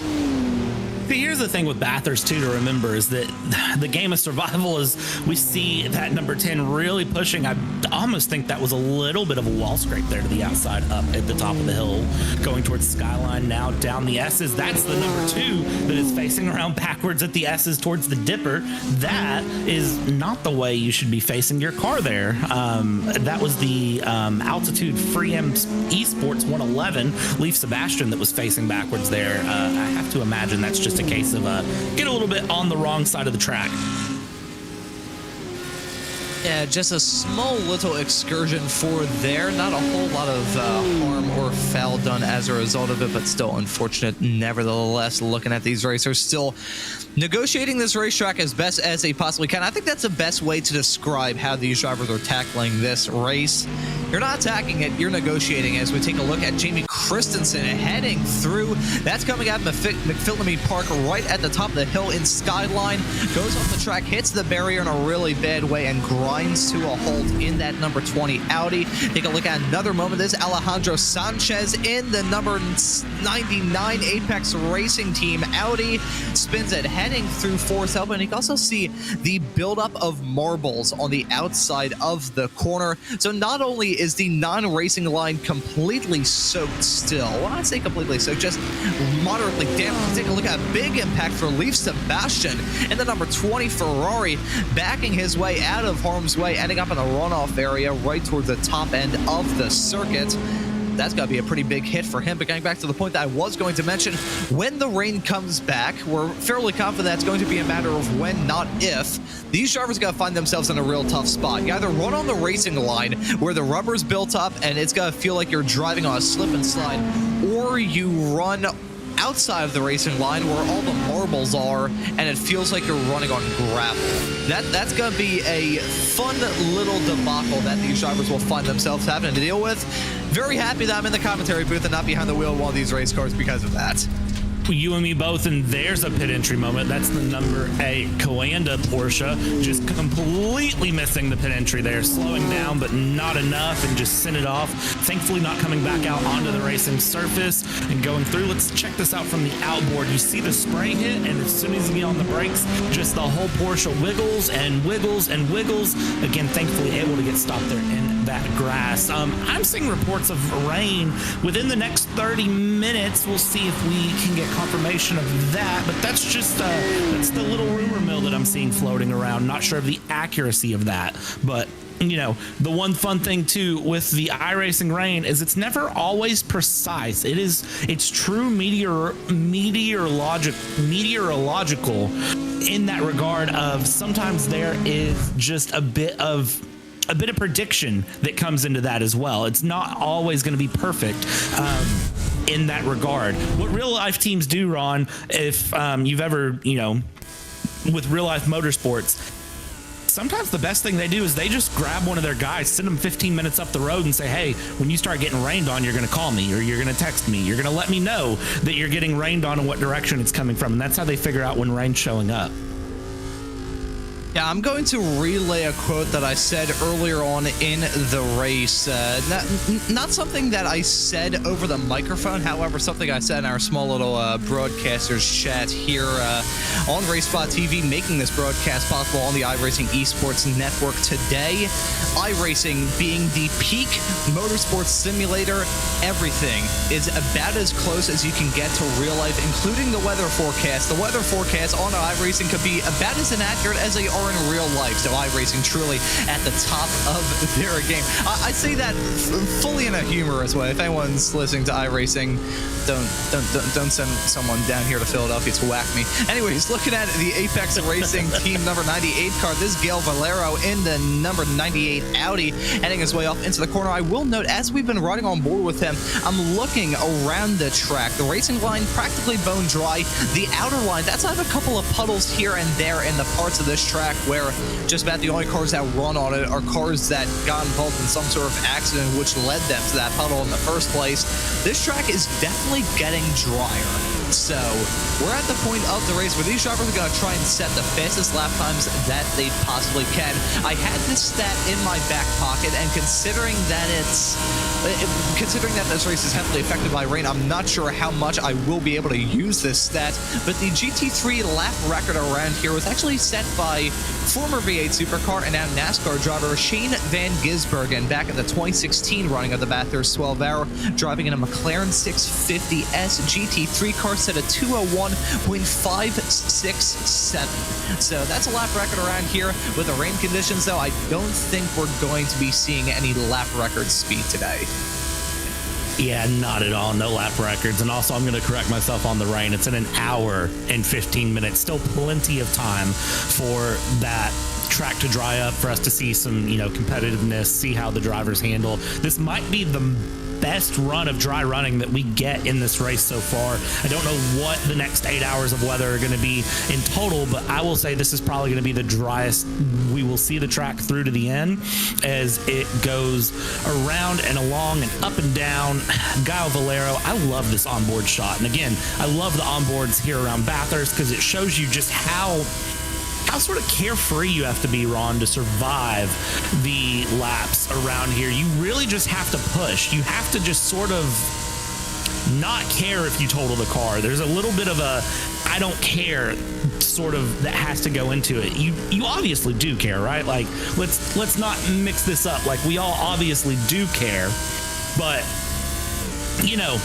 you have to sort of not care. Otherwise, you don't maximize the lap time around here. And it's interesting to see how the drivers handle that as we, ride through with them, as they go through around and up and down. They get close to the wall, then they're a little bit further somewhere. And then sometimes you see drivers that when they're going for just that peak time, they're just all the way right against the wall. I think at this point in time, these drivers are trying to figure out the best way to tackle this race, because there's been so many things that have tackled these drivers that these drivers and these teams are looking to try and tackle back. We got 3 Audis running down the mountain straight away into turn number 2 right now. The number 98 Apex Racing team car is currently the last of this trio, and you can see that car's ruffled up a little bit as it stands at the present moment, not winning any beauty contest really, or any of these Audis. I think the Audis have had a really tough time of things thus far in this race. Just on the time that we have been on this broadcast together, Brad, we've seen a lot of Audis go off the circuit, so I'm not sure what it is about this car. These drivers feeling the burn in the car. It hasn't had any reduction of power along with that Lamborghini, that slight reduction in fuel, but I think I think these drivers have seen that non-deduction of power and be like, oh yeah, that Audi is really good, but now they're feeling the burn in terms of the handling or ill handling of these cars. We see another moment for the number 8 car of Gabriel Solomon. That was in the Coanda Porsche, and oh boy, he nearly just got T-boned. I don't think you could have put a sheet of paper between his rear bumper and the car that went beside him. That was scary. I was just sitting there looking at that, kind of thinking, and in my head I was kind of saying, like, okay, that's a very not ideal place to be. How's he going to get out of that? And then I saw that car go by, and I was just like, okay, not what we want to see. But wow, that was, for Gabriel, not ideal. We hop on board with that was almost an Audi into a wall. That probably would have clogged the track up, which is a classic Bathurst moment to see big wrecks clog the track. I'm going to be honest with you, Brad. I think if that resulted in a collision, we may have seen that number 002 car ballpark it at the top end of the circuit. I certainly won't rule that out happening between now and the end of this race. I've seen stranger things. I remember one time doing a Road Atlanta broadcast, and I saw a Formula 4 car strike the bridge as we see, oh, this is a 720. Ooh, wow, okay. I'm got to work out the exact number. That was a spin and 3/4 for Joel Caroni in the 23 car. That was at the top end of the circuit. Hit that exit curb coming out of McPhillamy Park, which we've seen a lot of drivers do. Not only is that exit painted curb, obviously, painted parts of a racetrack and rain go together about as well as peanut butter and tuna. So that's bad enough as is, but there's also a small little divot around there as well that results in there having a lot of rainwater picked up in that section of the racetrack. Not the first time we've seen someone lose it coming out of turn number 10. Probably won't be the last either, but at least he kept it out of the barrier somewhat. Yeah, I think what was more impressive to me than him keeping it out of the barrier with that spin was we hopped on board there with Gianni Vecchio. He didn't even lift. He just aimed the car to the left and said, you know what? We'll see what happens. But that's the bravery that you have to have around Bathurst here. We hopped back on board with Gael Valero in the number 98 here, currently sitting P18 for the Apex Racing team. Nice and smooth and comfortable, keeping that car under control as much as possible. Again, Gael is a driver that I know has the consistency and has pace. At this point is really probably just in survival mode. I would argue we're a third race distance. I think some drivers are really going to be settling down into this middle stage and just settling in, looking for survival, just trying to maximize the dry pace that they have, maximize the time on the dry track until this next round of rain comes in, whenever that may be. And we'll just, have to settle in. We're going to see some drivers push. We're going to see some drivers conserve. The rain, man, we talk about the rain so much in these special events, but this is the first full year of special events where rain is really becoming a factor for events that has to be considered. And it adds a whole nother layer that we don't usually have. It adds a whole nother layer of strategy in iRacing and into your pit stop strategy, into your play out that you don't usually have to think of, that you haven't had to think of for honestly years in iRacing since the service was out. So now it adds another layer, it adds another excitement. I don't want to wear that kind of, hey, rain out, but it is such a big thing, and I can't stress enough how different it makes everything. The puddles around the track, the racing line, the finding grip, the everything with it. It's such a huge factor. Well, it is a massive factor in this race, and it's great to have that new addition into iRacing where we have to worry about the rain. We have to worry about real-life situations that some of these drivers may find themselves involved in. Hitting a painted line around this racetrack and looping it around, it can be frustrating at times, believe me. I've been frustrated by iRacing rain myself. I remember doing a Toyota GR86 official race and ended up starting a race in heavy wet weather conditions in dries because it was a race held under the lights and I couldn't see what the track conditions were. I never said I was the brightest bulb on the block. And I will actually, on the subject of me not being the brightest bulb on the block, we got some clarification from someone in the iRacing YouTube chat of today's broadcast on the iRacing Esports Network, a user by the name of Jason, saying that a 1.75 spin is 630 degrees. Thank you very much, Jason, for giving us that mathematical information. As your forgetful host cannot do math, you can tell I was great in school as a kid. As we take a look at these drivers still negotiating the track with some rather beat up Audis coming out of the chase. I kind of feel for the Audis. I don't know about you. They just...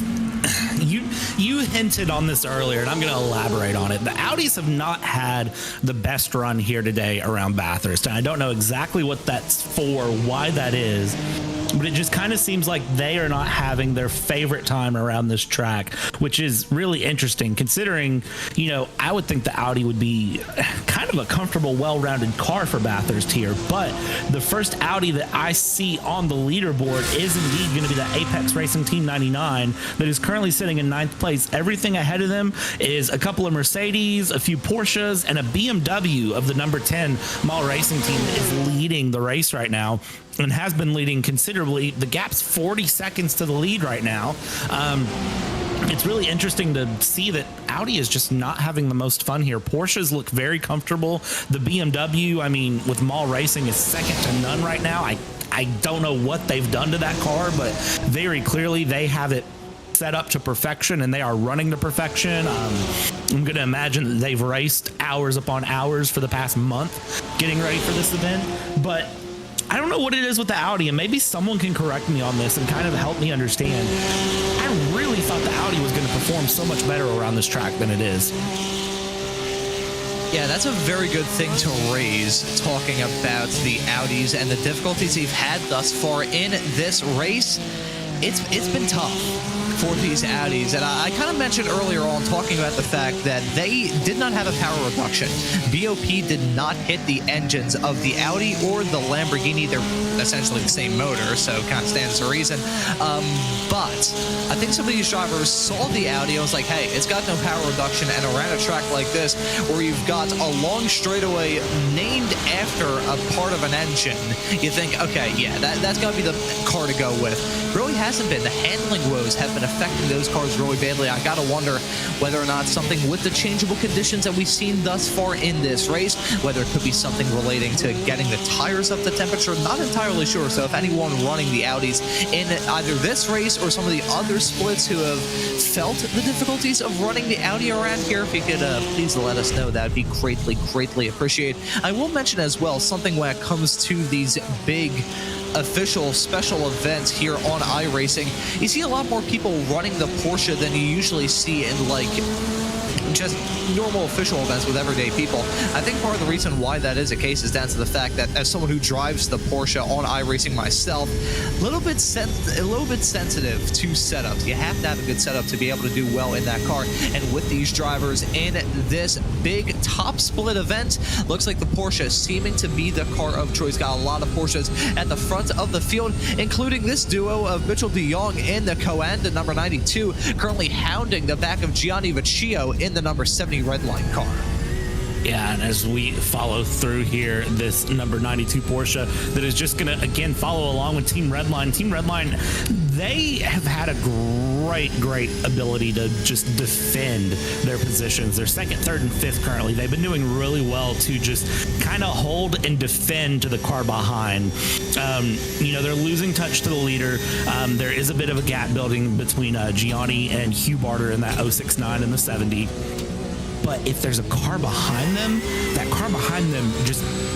Part of this is Bathurst, but part of this is also Team Redline is just struggling to find a way past. They're kind of just stuck in a position to follow. We'll kind of see where this leads through, what happens here as we ride with Mitchell de Jong here, and we head down with Porsche Coanda. Let's see as they run down Conrad Straight, what can happen here, who can do what, is there a pass to be found, Porsche on Porsche? Well, let's see, please no Punterinos, and let's send it through the kink down towards the chase, and early on the brakes is Mitchell de Jong here, is going to just settle it in. Again, right on that rear bumper of Team Redline, but Team Redline's number 70 there, putting the car in all the right places to defend. Not really an opportunity for a pass, and we will go another lap, it looks like, with these two in this order.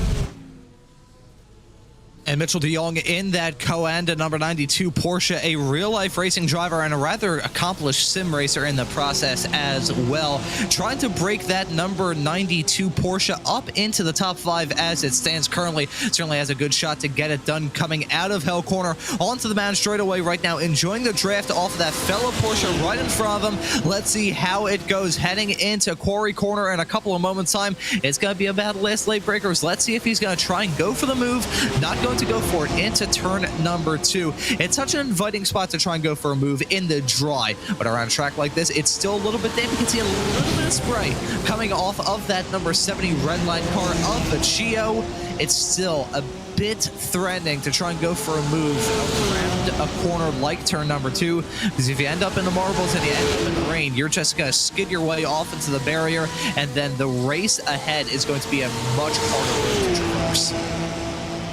Indeed it is, and there's still spray coming off of the cars here up on the top of the hill through Skyline, through the S's, into the Dipper. There's still a little bit of spray coming off of the track. which is really shocking me at this point. I thought the track would be a lot drier. The conditions are really favorable right now, but as we continue along, those white lines are very dangerous. We go through, we're still seeing that little bit of spray, especially if they venture a little off the racing line, a little bit of a wall tap there from Forest Elbow from that 92 Porsche of Mitchell. As we continue down the Conrad Straight into the chase yet again, it's 70 behind the 92. Any late break moves, any thoughts of a move here? That he's not close enough for the move, but he's definitely trying. There's a little bit more pace, I think, in that number 92 than the 70, but again, the 70 is just in the right places at the right time to hold that 92 behind. Has all the right speed for Conrad down into Murray's Corner, up the mountain straight, and then really once you hit the cutting all the way through Forest Elbow, it's kind of a follow the leader effect. If you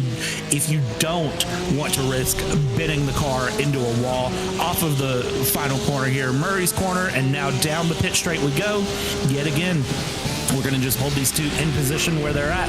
Here is the number 35 on the top of the hill. There's a spin from a Ferrari. That was a big hit. 2 impacts, in fact, into the back of that car, and more contact being made. That's another Audi coming in. More drama involving Audis up and down the grid. That was Andreas Fink in the number 35 car, losing it at the top of the hill. Another moment coming out of McPhillamy Park of turn number 10, and he ends up pancaking the barrier twice and getting hit by an Audi again. Unfortunately, we're going to take a look to see. This was the Audi in question, that mint green number 44 car of Dylan Bierce. You can see just a little bit of spray farther up the road, trying to figure out which way that car is going to go.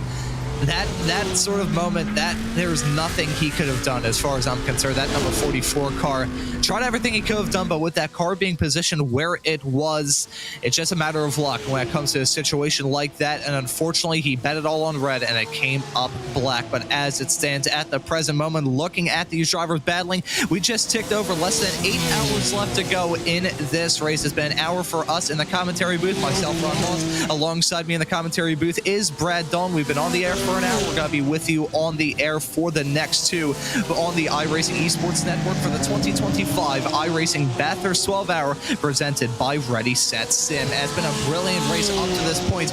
Weather playing a huge factor in this race, but this track as it stands currently is the closest to bone dry that's probably going to be all throughout this race. The rain's coming back in probably less than an hour's time, Brad. So these drivers enjoying the sunshine, enjoying that brightness around this track, and enjoying the dryness on the racing circuit in question before the rain comes back, and comes back even harder than it was at the start of the race.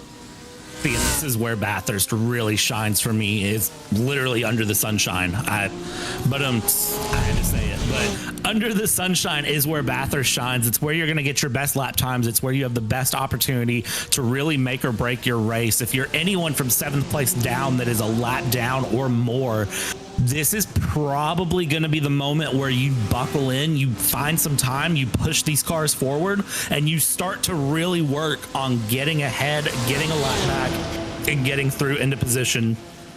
The fact that only 6 cars are on the lead lap right now shows just kind of what a battle of attrition this race has been since the beginning. These first 4 hours have not been easy for anyone.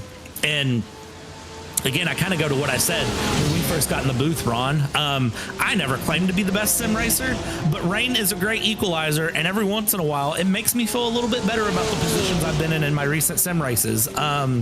So if you think about the fact that the top 6 are the only cars on the lead lap right now, and we'll see how this continues through, there is the chance that drivers can take advantage of this dry track and get laps back. But there is also the inverse, where they may just be looking for survival right now, and once the track gets wet again, they will really get their laps back. Every driver is going to have their preference. Every team is going to know what they want to do here. They're kind of deciding on what their preference will be for what they do. But either way, sunny Bathurst, we're about to get some really good lap times. We're about to get some really hard racing, and we're going to really, really see what comes out of this. As we just saw a couple of moments ago, that number 70 team Redline Porsche scraping the wall a little bit, coming out of, I believe it was turn number 15, right towards the top end of the track through the dipper section as you careen back down the hill. That's a momentum game, regardless of what kind of car you're in. Just kind of riding the brakes a little bit through that section and keeping your fingers crossed that you don't end up pancaking the barrier. But as we see these drivers battling at this point in the race, we'll mention the fact that the Mall Racing team number 10 BMW is still your race leader with 7 hours and 50 minutes left to go on the clock.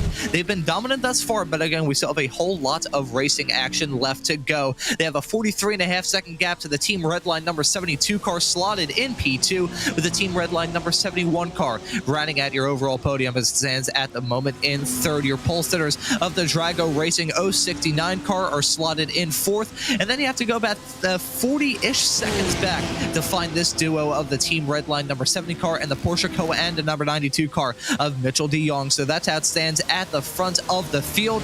Those top 6 runners right now are the only cars on the lead lap as it stands at the moment. It's been a race of challenges, a race of attrition, and a race of these drivers just trying to find their footing. Some of them have been able to do it really, really well. Others have not. But as it stands currently with these drying conditions, I'm not really sure how much we should read into this, Brad, considering the encroaching rain upon this circuit. You can see the rather ominous clouds as we see these drivers heading through the top end of the circuit coming out of Griffin's Bend a couple of moments ago. The rain's coming back, and it's going to be coming back in a big way. Well, I think for me, the big thing I read out of this is really who was set up for what conditions. And I'll say it does look like, just looking at current lap times, I mean, it looks like the 069 of Drago Racing's Hugh Barter probably had more of a dry setup in mind. That BMW of Mall Racing team definitely had a dry setup in mind because they just set their best lap of the race. Last lap, they ran a 2:05.4 fastest lap of the race versus, you know, if we look at Team Redline, they're running mid 206s, 206.3, 206.2, 206.1s. So you have 2:05.4s and 2:05.4s coming from Mall and Drago Racing. That's the number 14 of Manuel Cubo Torres that has had a big moment there. And then just, there's another run. And then this is the 23 Porsche that, again, behind, we're seeing the top of the hill there up at Skyline, just kind of taking people out. And I don't mean Skyline as in Skyline Chili if you're from the U.S. I mean Skyline is in you can see the entire track and sometimes you can see your race end. I'm not even sure what to say about that Skyline Chili quote, but still another moment heading off to the top end of the circuit. It's caught many drivers out, and here's a rare sight, a Mustang running in this race. That, I believe, is Raphael Renhofer, the number 16 car, coming out of pit lane with the 5th and 6th place runners dealing with him right now. I'm a little bit shocked that we're actually seeing a Mustang in this race. That car is massive. I'm surprised it can fit around some points of this racetrack. First time in the 1+ hour that we've been on the air that I believe I've seen a Porsche, certainly seen a lot of those Porsches. We've got 2 of them on screen right now. First time I've seen a Mustang thus far in this race. Raphael Renhofer running 24th as it stands at the moment in that Schrerer eSport Mustang. Bit of a rare sight. The Mustang has had a little bit of a resurgence in iRacing and in real life as well. First couple of seasons that it was in the sim and first season that it was racing in real life. It seems a little bit mean for me to say, but it was a bit of a dog. Now, the Mustang has actually built up a good reputation in terms of pace. This team currently 4 laps down as it stands at the moment after some difficulties earlier on in the wet weather conditions. However, nice to see some drivers attempting to run the Mustang around here. In seasons past, you wouldn't have even seen a driver touch this car with a 10-foot pole. See, here's the problem is I'm kind of at a point where real life sort of infiltrates my sim world. I am a huge Ford Performance fan, so like to the point that I'm sending a wedding invitation to Ford Performance mainly because I can. I'm a huge Ford fan. I grew up on Ford. I'm a huge Ford Performance fan. One of my favorite things is we watched the 069 there of Hugh Barter take that Drago Racing car up into 3rd place. That was a brave run against Eduardo Leo in the number 71 there heading in towards Quarry Bend. That was a brave run. But yeah, I'm a huge Ford fan in real life. One of the things that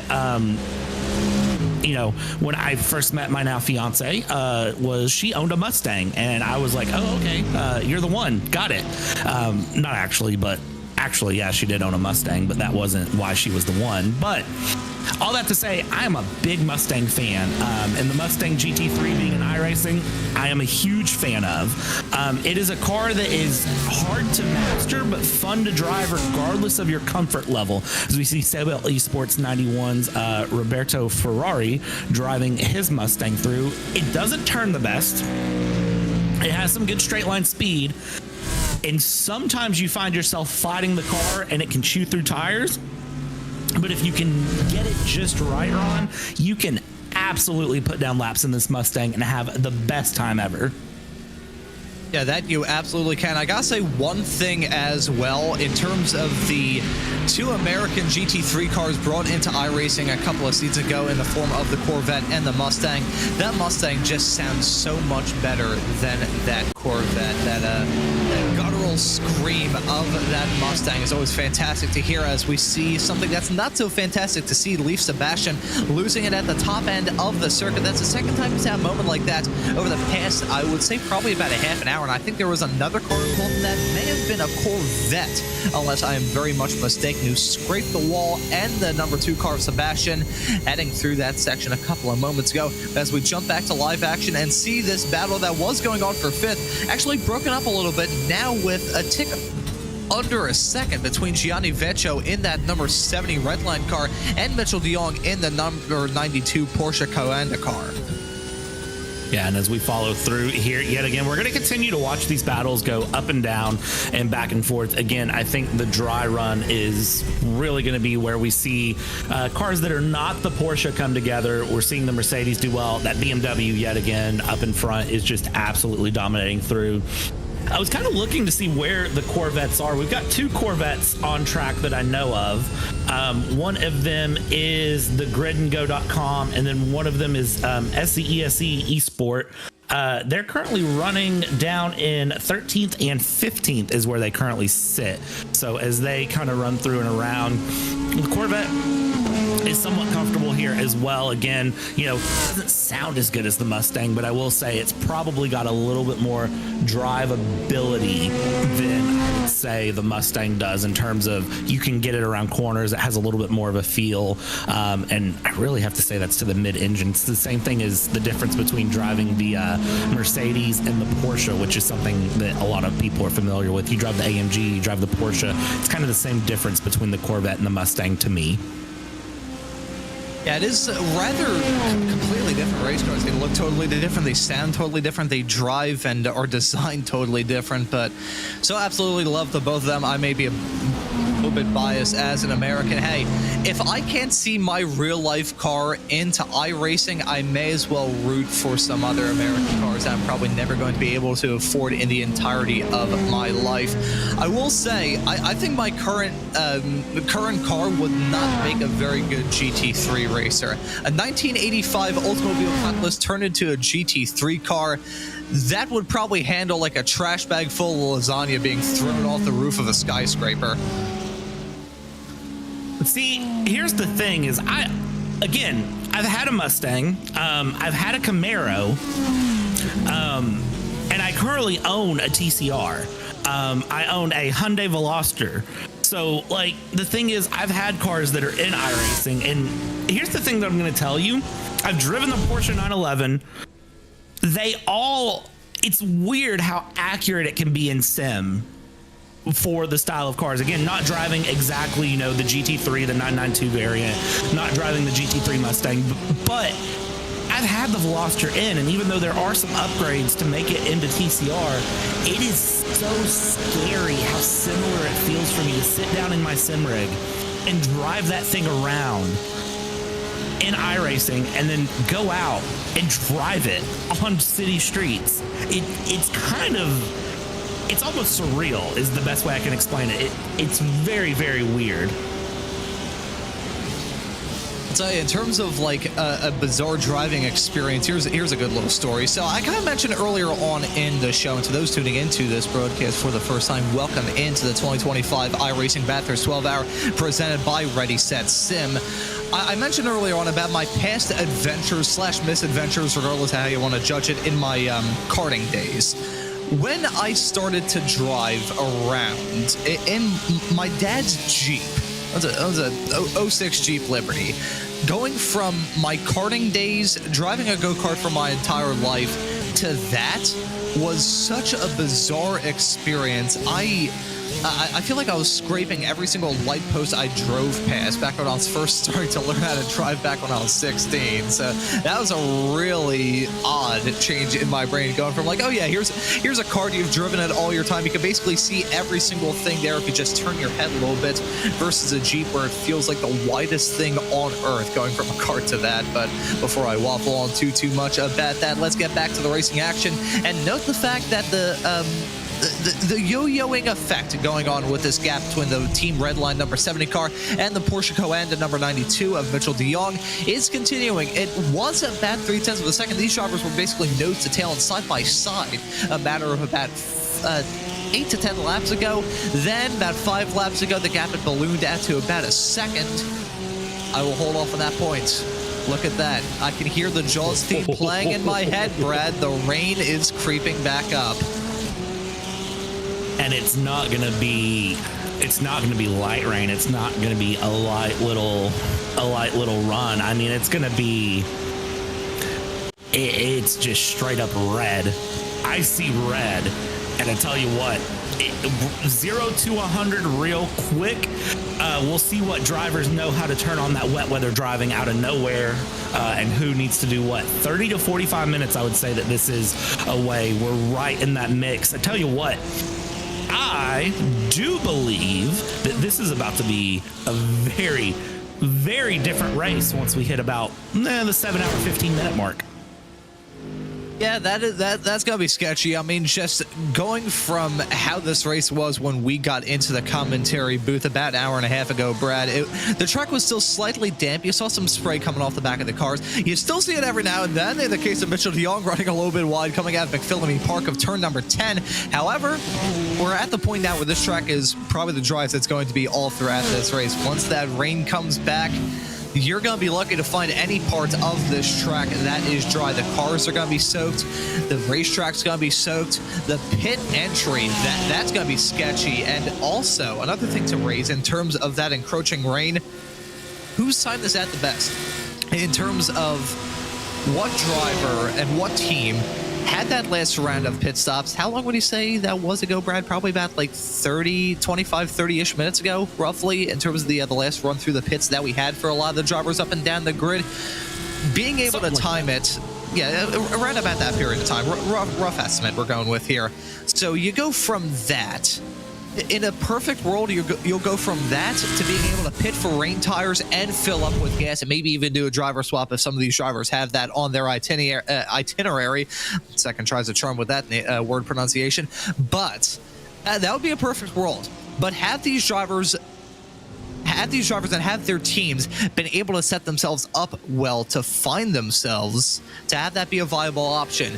A team like the number 10 Mall Racing team, the BMW, still leading this race now 45 seconds in front of Diogo Pinto in the number 72 Redline car.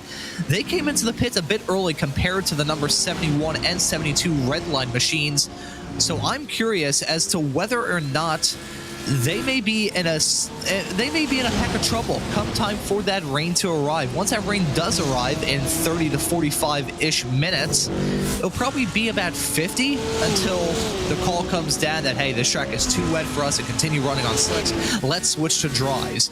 If a team is able to manage this, whereby they can skip at that extra pit stop of having to come in for fuel and dry tires and then have to come in a couple of laps later for rains, if they can cut out the middleman and have only one pit stop, that may completely shuffle up the running order.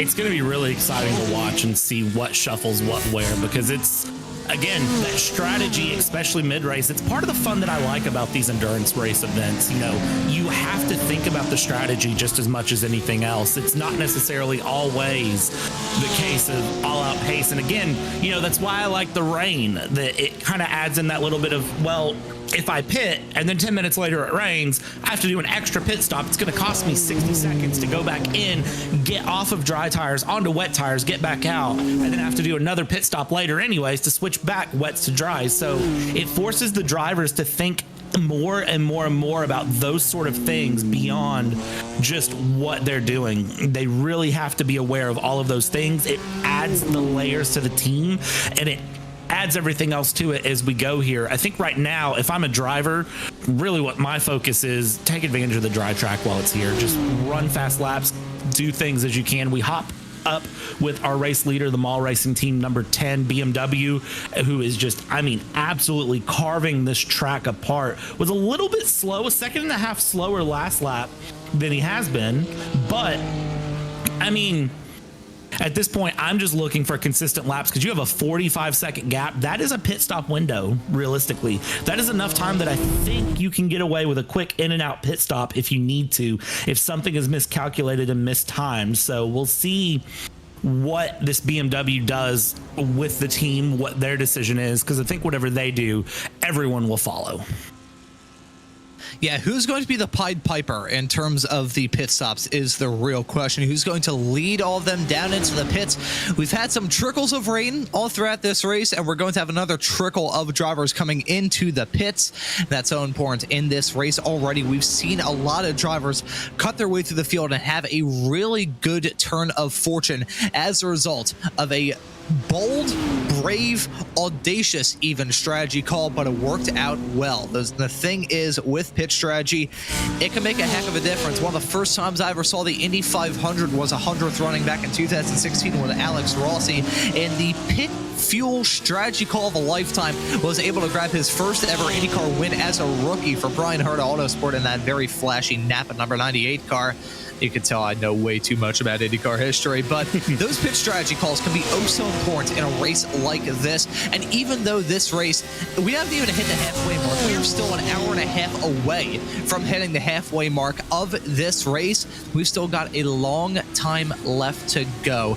But a good strategy call, a bold one, can completely flip some of these drivers' races on its head.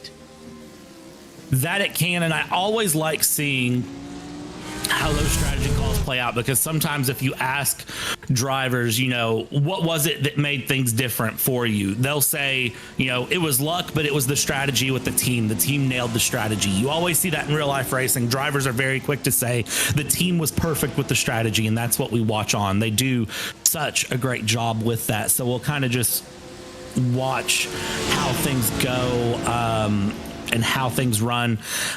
I really do think that it's going to make a big difference. I'm very, very excited to see how things land in the long term as we go through. 7.5 hours to go here. Again, rain is imminent. We know it's coming, and we know that it's going to be heavy downpour very quickly. No sort of, you know, sprinkle lead in to kind of soften things up. It's going to go from a dry track to a wet track nearly immediately. It's going to be interesting to watch here.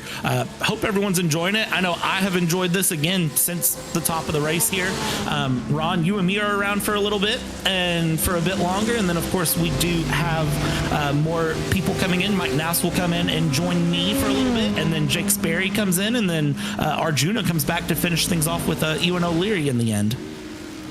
Yeah, still got an excellent set of commentators set to follow us in our time here in the commentary booth. About halfway through our 3 hours together on the air for the iRacing 2025 Bathurst 12-hour here on the iRacing Esports Network. And to all of you tuning into this broadcast, if you've enjoyed the action thus far, how about you hit that like button so you never miss out on any of the racing action, because it has been brilliant thus far, and it's set to continue between now and the end of this race coming up very soon. And by very soon, I mean in 7.5 hours. Looking at two Audis and a Mercedes running, heading down into turn number 3 through the cutting section right now. This is currently being led. This small little pack that we've got on screen right now is being led by one of the Apex Racing Team Audis that I believe, unless I'm very much mistaken, is the number 98 car. Trying to look to see. I think my glasses prescription may be a teeny tiny bit out of date, but the Audi running at the front of this train, being tailed by yet another Audi right behind, and got Mercedes right in the back there. there as well. Every single time they head through McPhillamy Park, Brad, I always get slightly scared when I see that spray get kicked up in the air. It's been a consistent part of this race, kind of spreading that rain out a little bit and kicking it up into the air. It's the best way I can describe that section of the track, as treacherous as it has been. If you're a spectator heading through there, it's like being in a spectator bridge by a log flume at an amusement park whenever the drivers run past. It really has to be. One of my bucket list things is to get to travel and see this track in person and watch, the 12 hours or the Bathurst 1000. That's a bucket list item for me, and I'd love to be able to experience it because I've heard that it's second to none in terms of racing experience, in terms of, the comfort through. Part of the fun of sim is that those moments that, aren't exactly accessible for us in real life are very easy for us to get here in sim as we go through. We're on board with WSR Esports Next Level Racing 123 Martin Suratec in the Mercedes AMG, and you can kind of see from me what I catch on board with the AMG is how it doesn't really like to turn sometimes. It really does not like to turn every once in a while here on. It's fun to watch the drivers handle this car.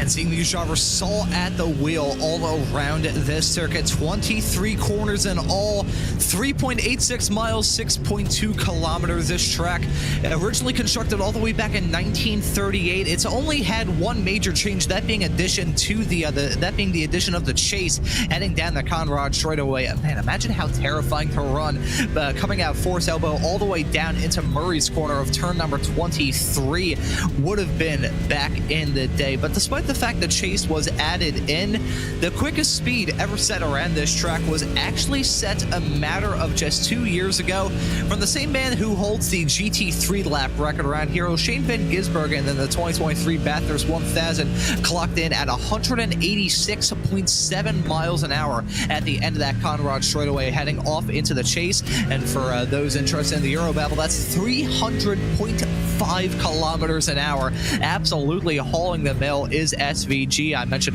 this earlier on in the show. He holds on to the GT3 lap record around here at a 201.567. That being set in a McLaren during the 2016 running of the real-life Bathurst 12-hour. Interestingly enough, though, and this kind of threw me for a loop when I was getting my notes together for this broadcast, Brad, technically speaking, that is not the quickest GT3 lap around here. There was a driver whose name was blanking out of my mind who was running in an unrestricted Audi GT3 car a couple of years ago, ended up breaking the 2-minute barrier in an Audi GT3 car around here, which is insane nevertheless, but I decided to go with the official lap record in a real restricted GT3 car, but still these GT3s absolutely hauling the mail around here.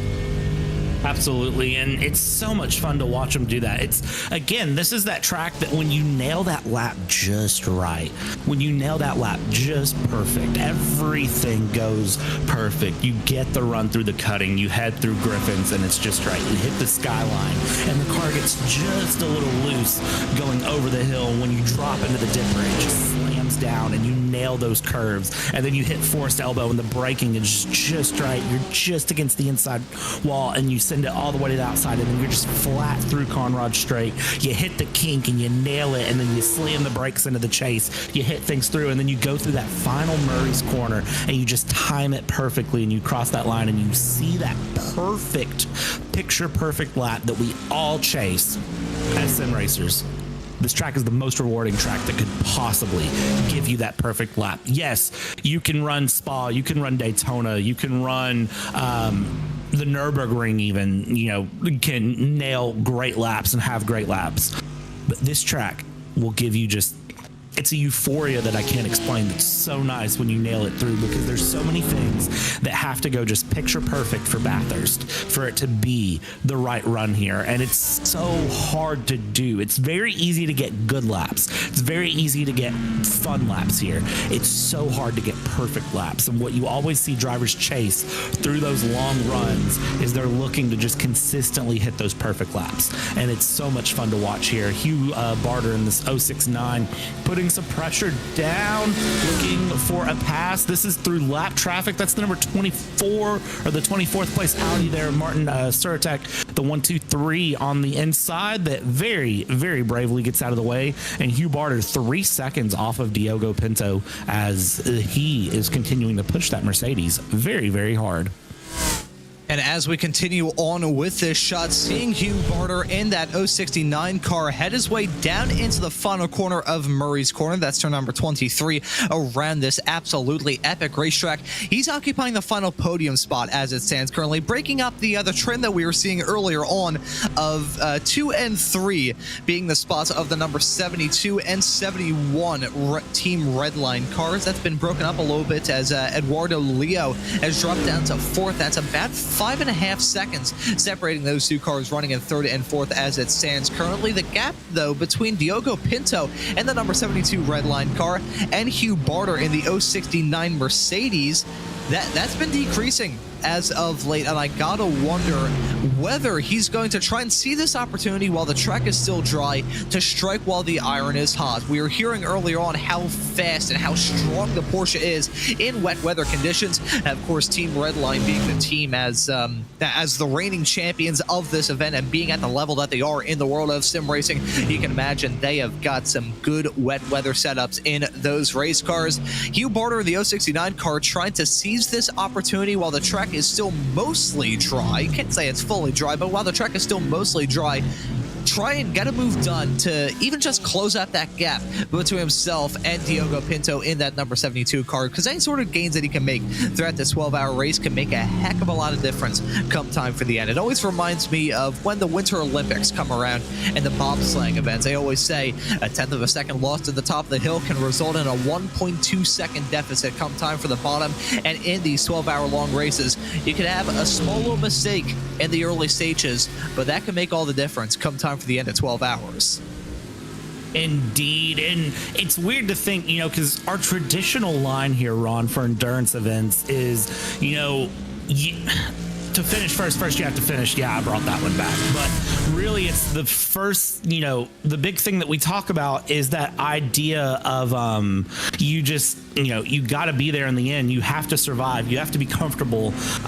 It's not worth it, to find the extra couple tenths here now when there's still 7 hours to go. That's not true here. This is the case of, finding those couple tenths here and there through this run while you can is very important. It can truly spell seconds upon minutes, honestly, towards the end. And you have to be aware of it. You have to be careful with it.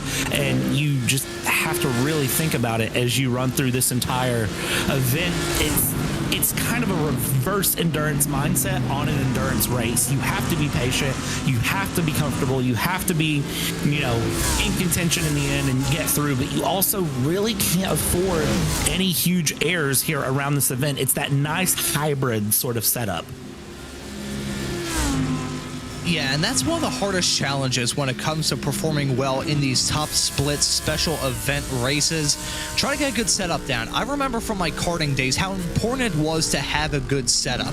I didn't do a whole lot of karting. I wasn't like a top of the top greatest driver in the country or anything like that, but I think I was pretty all right. And the stuff that I did in autocross, I occasionally trophied at the SCCA Solo Nationals. I think I was a decently good driver back when I was doing it before my back decided to go on strike a couple of years ago and lead me to retiring. But I remember in my karting days, my father changing the tire pressures. He could either put in a half a pound of PSI into the back tires or take a half a pound out, and I would be able to tell exactly what he did and what he set them at. So that's a big thing when it comes to these races. And look at that, the dive from the Apex Racing Team number 99 car, trying to get the move done on the WSR Esports butt kicker number 12 Mercedes, heading off into the chase, breaking up my menagerie of my karting days to go for a send. It was unsuccessful. That was gutsy nevertheless, as a Draco Racing number 6 car running 7th at the moment has made the call to come into the pits. That was a good bit of action hang down into the chase. That was brave in a way that I kind of can't explain, honestly. I don't know how else to say that was brave other than saying, goodness gracious. I had to, I kind kind of sat back from my monitor for a second because the last time we saw someone do a dive like that into the chase, I believe that was the moment when we saw the Apex number 99 take out the Williams number 1 Porsche. So the fact that that worked there for Apex that time and they were able to get that to work, I'm very thankful to see that because it shows me that the track has dried up. We don't see the difference in lines up the hill here now. We're seeing kind of the track hit one consistent color. And what that tells me is, again, this is the driest moment we're going to have probably for the next few hours. So drivers are getting real confident on the brakes, on the gas, and the grip of the tires. And they're making moves now while it counts to try to find that advantage where they can. Man, WSR Esports butt kicker, that was brave. Yeah, and you brought up a very good point there, talking about the moment involving the number 99 Apex Racing team car and the number 1 Williams Esports Porsche that we saw heading off to the chase. That was a couple of minutes into us being on this broadcast, Brad. And I will note we haven't talked about them a lot ever since that moment happened, but the number 1 Williams Esports Racing Prodigy car currently being driven by Soda Muto. They're all the way down in 22nd. They have had a torrid time of things as of late, currently 4 laps down. I think that incident with themselves in the number 99 car gave them a decent amount of damage, but either way, that's going to hurt them badly. So let's see, as lap traffic is definitely involved in this fight, let's see if they go for another attempt heading down into the chase, the heaviest braking zone around this lap by far. These cars just about at terminal velocity at the end of the Conrad straightaway as they enter that chicane section right at the end of this lap. These two cars negotiating the traffic and going tit for tat. I think the last time we did a broadcast together, Brad, which was for the iRacing Make-A-Wish Drive for Wishes charity event a couple of weeks ago, I mentioned the dynamic that I always like to raise when it comes to, usually when it comes to multi-class racing, but in endurance racing, even with a single class of cars like this running in the Bathurst 12-hour, it still rings true. The game of lap traffic chicken that these drivers like to get involved in. One driver will go for a really gutsy move, try to make a 3 wide with a lapped car. That'll work, and then their competitors will see that and be like, hey, I can try and go for that, and they'll try and do it, and they'll probably end up going head on into a concrete barrier and hit the wall so hard their motor gets turned into a million different pieces, shattered across the racetrack. So the game of lap traffic and chicken, as much as this race is long, these drivers can occasionally get caught up in the red mist, even if they don't have a speck of red on their race car. It can occasionally happen from time to time. I think we've seen that thus far in this race, and we're certainly going to see it rear its head between now and the end. We certainly are. I feel like we're starting to see the track get a little bit darker here, Ron. Oh, is that someone off there going through? Was that just spray? I thought that was someone off, but no, I believe it was just spray. But Ron, I don't know if you're seeing this too. I feel like we're seeing the track getting darker. I feel like we're hitting that point where rain is imminent. We're hitting that point where things are going to start to get a bit crazier. And no, that was indeed someone going off. That was the number 114 of Christian Steenberg, who it looks like just at the top of the hill there going into Skyline, locked it up, had a moment. Race leaders into the pits, Rainer Talvar for Mall Racing Team, and they are up on the jacks. They're changing tires, and things are going to get real fun real fast. There he is. Oh, and there you can see the rain as well. Rainer Talvar in that number 10 Mall Racing BMW. They've been dominant thus far in this race, have been leading for pretty much the entire time that myself and Brad have been on this broadcast on the iRacing Esports Network today. But they're being joined in the pits by the number 99 of Alejandro Sanchez. There you can see the Apex Racing Team Audi making that call to come into the pits, taking a little bit more careful than they did about 45-ish minutes ago when that last run through the pits happened for these drivers. But Rainer Talvar completing his first stint behind the wheel of that car. Still in it. There has not been a driver swap. That driver swap came during the last series of pit stops, but for the 4th round of stops in this race, it comes as that rain is approaching as well. You mentioned a couple of moments ago, Brad, talking about the fact that the skies are looking rather ominous and the asphalt is certainly starting to darken. Those skies are looking scary. If you're one of these drivers, reminds me of my elementary school days, walking out of school, walking out into what I thought was going to be sunlight, only to see a really dark sky and knowing that I had to walk home in a thunderstorm. That's the best way I can describe the looming looming sense of dread that these drivers and their teams are probably going to be feeling as well as the rain continues to encroach upon this circuit. We'll note the fact that Rainer Talvar, we'll get the name pronunciation correct at some point between now and the end of the show. He's running a P2. However, the gap to himself and Diogo Pinto in the number 72 car, your current leader, is only 1.8 seconds. And Talvar also finds himself involved in a whole bunch of lap traffic, so he's having to acclimatize himself to a lot. He's been running by himself ever since he got into this car about 45 minutes ago. Now, though, he finds himself in the midst of a hornet's nest. Absolutely, and the hornet's nest of lap traffic. I'm going to bring in another one of my favorite phrases that I use time to time here and there. Rod, you're probably familiar with this phrase because I'm quite sure you've heard me say it. Lap traffic giveth and lap traffic taketh away. So we'll see just how quickly lap traffic will taketh away here as we go through. I don't think that anyone's really going to compete with him, though, is the problem, because of the fact that it is the second place car. It's the number 10. Everyone knows that there's been pace in that BMW since the top of this race, so it's really just going to be a case of follow along, follow the leader, probably not battle too much because, again, you know the rain is coming. You want to live to fight another day.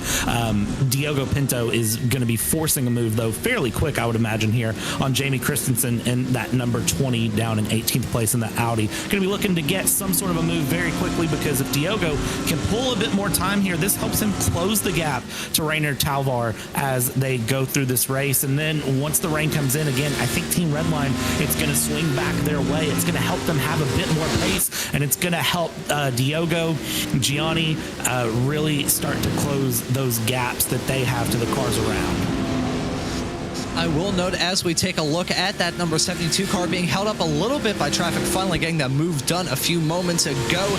Diogo Pinto, this is not a life or death situation in terms of this race. Rainer Talvar, he was about, like 45 seconds in front of the number 72 car when that last series of pit stops happened. So this is not a matter of, oh, he's trying to hold on to the lead. He's just trying to gain as much time as he possibly can. I will note something as well.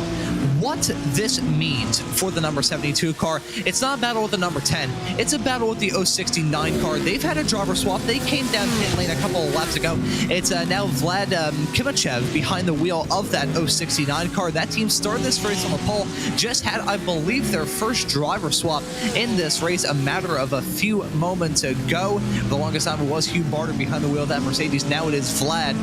But getting back to the point I was going to raise, this lap traffic encounter with Diogo Pinto and some of the cars that he's had to try and get around hasn't been doing himself any favors in terms of that gap to himself and the 069 car. Usually about a minute spent down in the pits. As it stands currently, the gap between those cars is about a minute. So when that number 72 car makes that call to come into the pits, which we're expecting to happen in probably about 2 to 3 more laps, it's going to be tight with himself in the 069 car. It's going to be very, very tight, but I am interested to see where they come out, how that goes through, because it's just right there in the mix. So it should be just a couple of seconds separating them, but I don't know how much it will be really here. Into the pits we go. 72 is through and along into the pits. Let's see, because this is our big pit stop cycle before the next round of rain. We go in, around, down, and Team Redline's number 72 now stopping.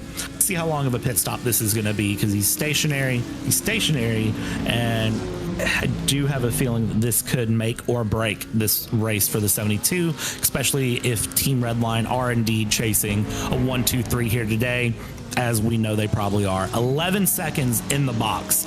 So Diogo with a very short pit stop there, actually.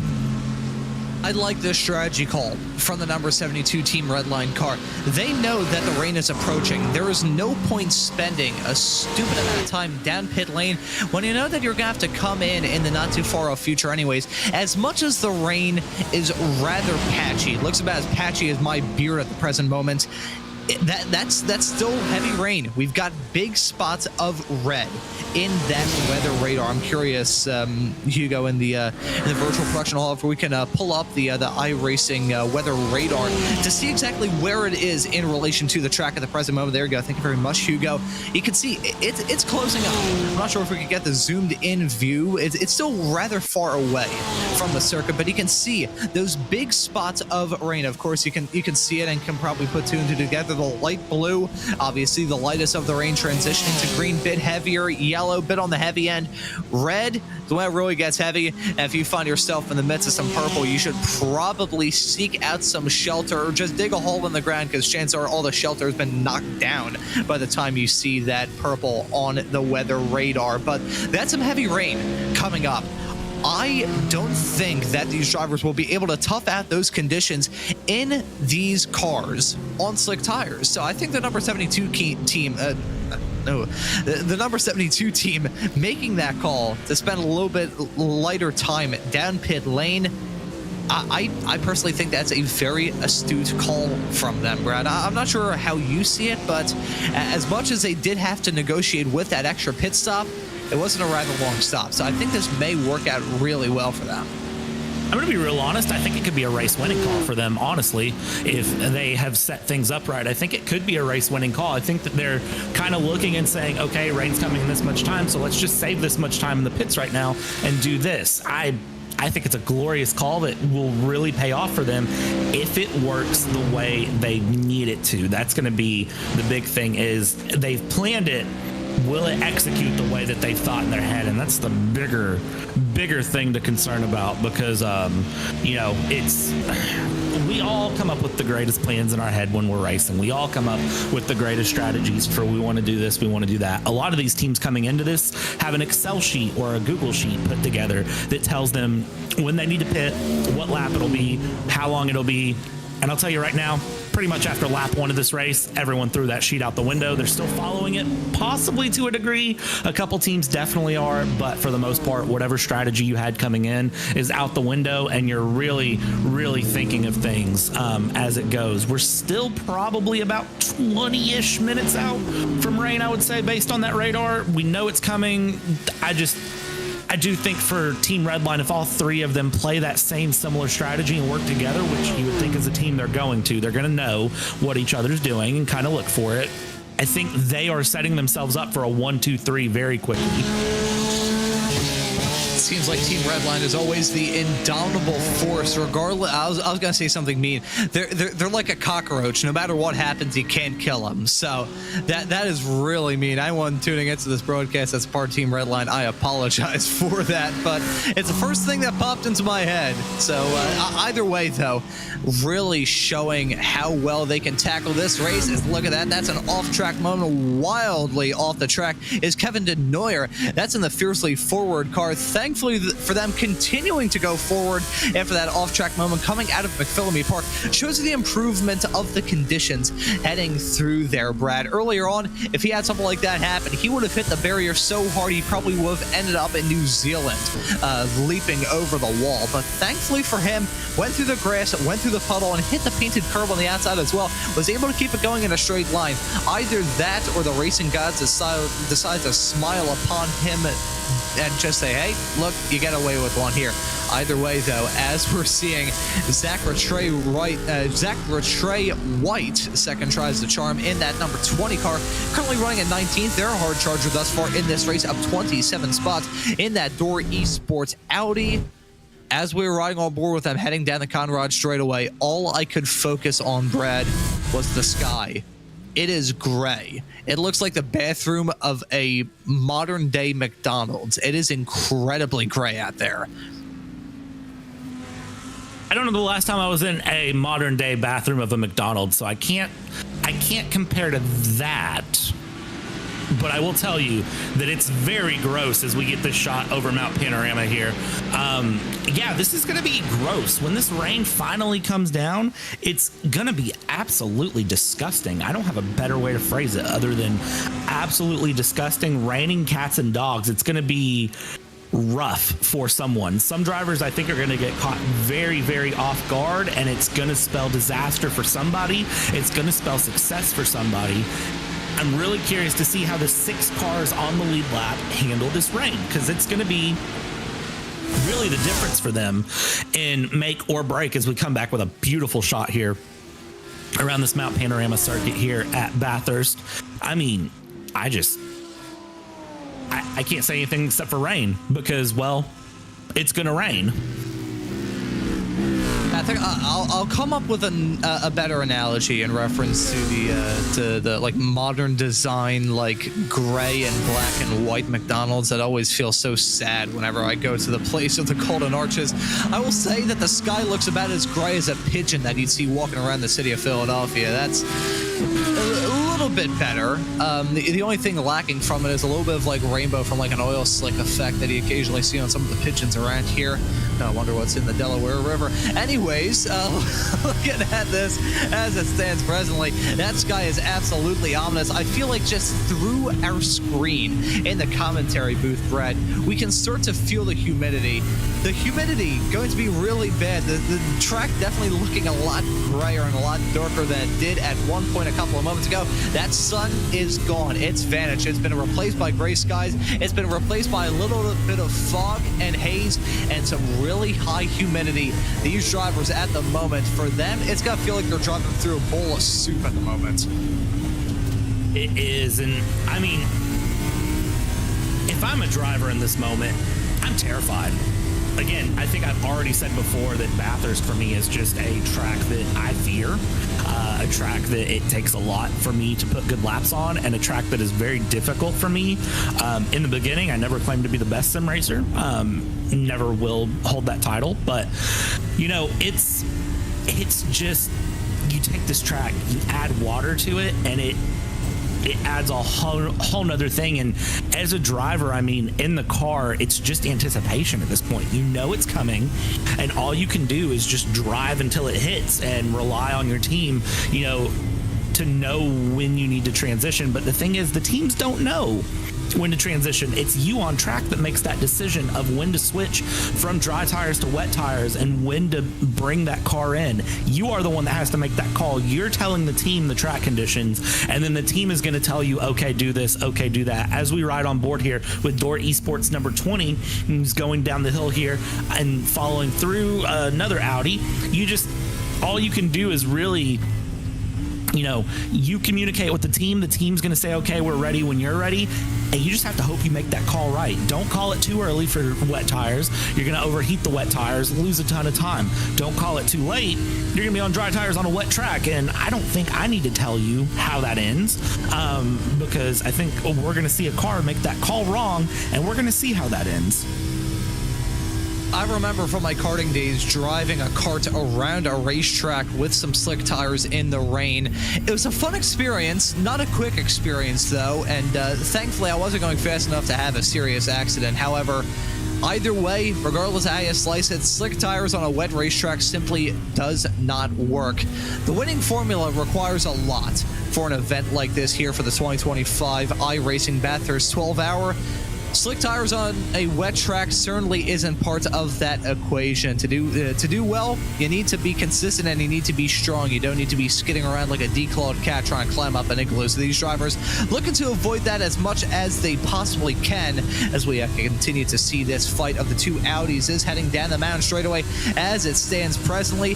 May have a flare up in this battle here. Ooh, taking that mid-track defensive line of that Audi right in front, going to withstand the challenge from the 20 right behind. Coming up now to the 7-hour mark, 7-hour left mark of this race, coming up to 5 hours in. It's myself, Ron Vaughns, and Brad Dalton alongside me in the commentary booth here on the iRacing Esports Network for the 2025 iRacing Bathurst 12-hour presented by Ready, Set, Sim. It's been a good race up to this point, but as the headlights come on, the rain is encroaching upon this track.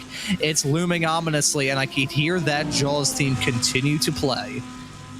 The Jaws theme is really, really out there loud. I mean, there's nothing you can do to avoid it at this point is the problem. Again, as I said, you're really just the passenger here riding through. That's all you can do is just to follow along and just see how this ends, and that's just gonna be what it is. I'm really excited to see how it when it hits, how it hits, who reacts right, who reacts wrong. It's been an amazing run through so far. Side by side, we're going to see this is the battle for P18. Door Esports and Fiercely Forward Pink as they go. Door Esports will get the pass done before they hit the kink. Very, very good run from them. And now we just continue along through like nothing happened. They played it the smart way and did a very, very good job with it. Honestly, I'm quite impressed with that.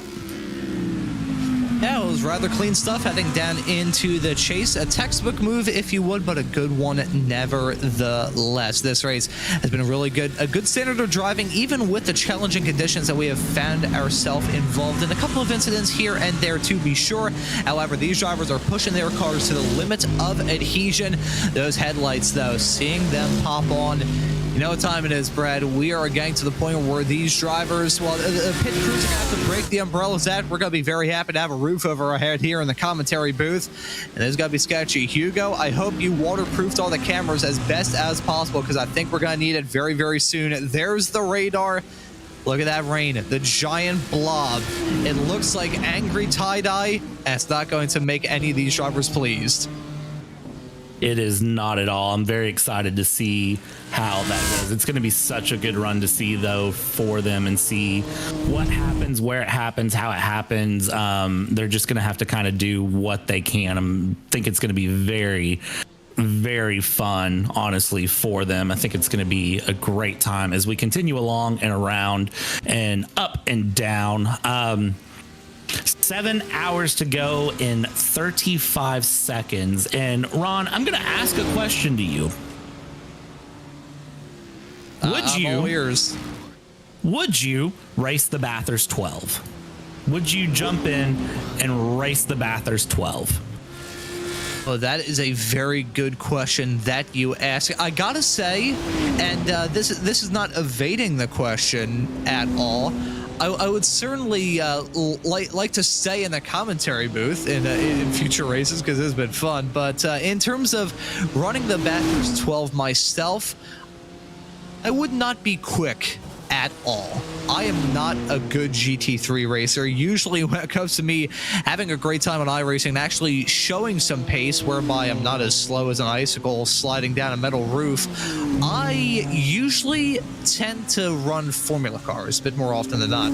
Karting background, more of an open wheel guy myself, so I would not be quick. However, if you put me with the team and probably had me in a lower split whereby no one was taking it too seriously, I mean, obviously everyone's taking this event seriously, but not where like big sponsorships are involved in and all of that jazz. I think if you pair me with some good enough teammates, I would definitely have a fun time doing this event. I don't think I'd be able to do it this year for the simple sake that I cricked my back about 6 months ago. Not sure what I did, but I'm walking around about as stiff as a frozen ice pack. So I'm not having a good time with things over the past couple of months, but in the future, I would definitely consider running the Bathurst 12. I did one endurance race in my karting career. I remember that being super fun outside the pain that I felt the day after, but doing it in iRacing, I say, why not? I think it would be a lot of fun. I think we should get a couple of race spot teams together and send them into the Bathurst 12. I think we could have a great job with that, honestly, and kind of see how that could happen. I think it'd be fun. So, just a thought in the background for one day, maybe, throw a team together and send it through and see what happens. I'm not saying let me start the race. I'm saying put me in that middle slow stint, and let me just kind of get the car through the middle stint, and I think we'd be okay. Rain, don't go away. I like to see the drivers challenged on every day is going to be what I say right now. It looks like rain is, it looks like it's pretty much here at this point as we go through. The question is how quickly is it going to get very, very heavy? And Ron, I'm sure you can speak to this experience. I haven't had the experience of racing in real life yet.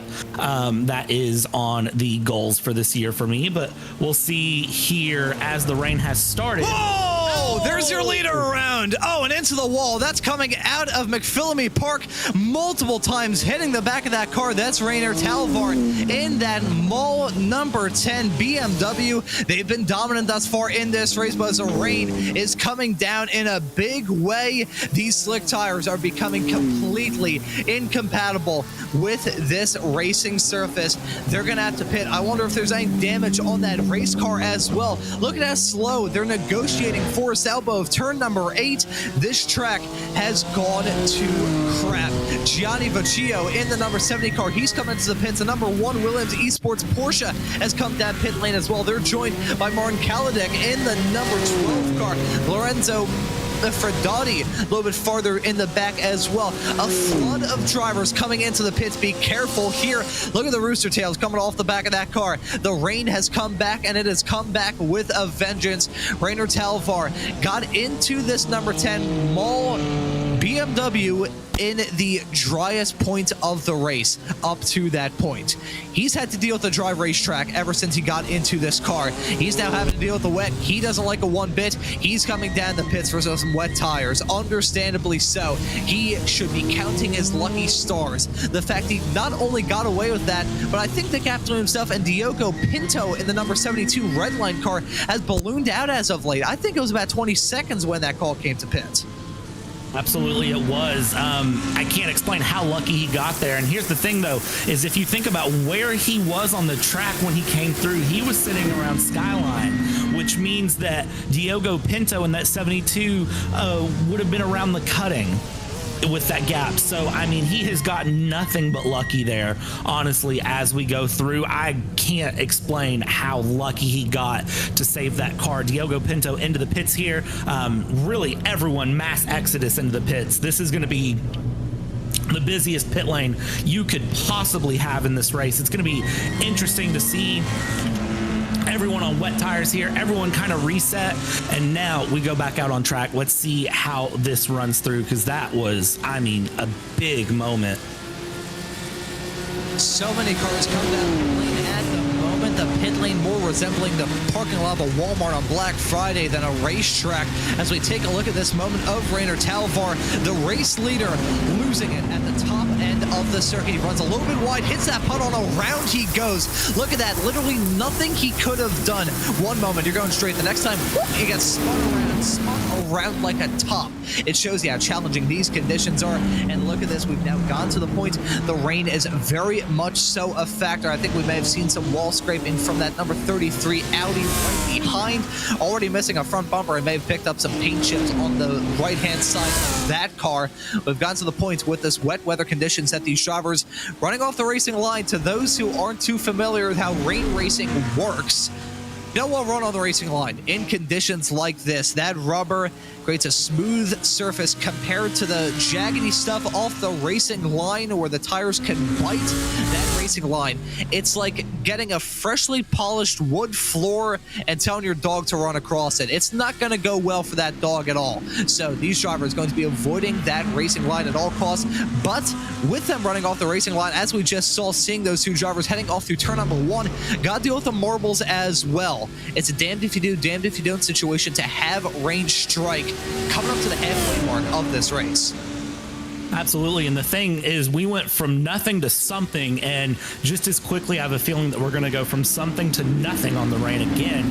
That radar was very patchy when we kept looking at it. It was there, then it wasn't, then it was there, then it wasn't. And we saw the same thing earlier in the race when we had the rain up at the top of the broadcast many hours ago.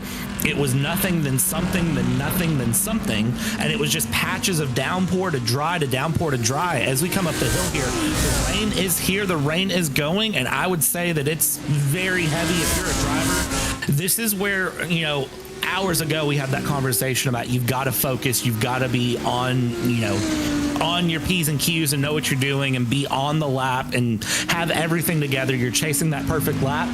Stop it. If you're still doing that right now, you're wrong. At this point, it is survival. You are avoiding those puddles right there at the top of the hill. You are really just trying to make sure you get this car lap after lap as fast and safe as possible. Up the hill, down the pit straight. That is your 3 checkpoints every time. trying to set very fast laps in conditions like this, it's like trying to go for a perfect game, hitting holes in ones every single time at a mini golf course. It's unnecessary in conditions like this. We still haven't hit the halfway mark of this race. Over 5 hours on the clock, but we still got 6 hours and 52 minutes left. So there's a lot of time left for these drivers to make up the time. Now, though, this is not the time to try and be quick. This is the time to keep your car on the track, keep it on the road, and be there at the end. To finish first you have to finish. I've read that in a fortune cookie before, and these racers really need to keep that saying to heart as this race continues to evolve and this track continues to get wetter.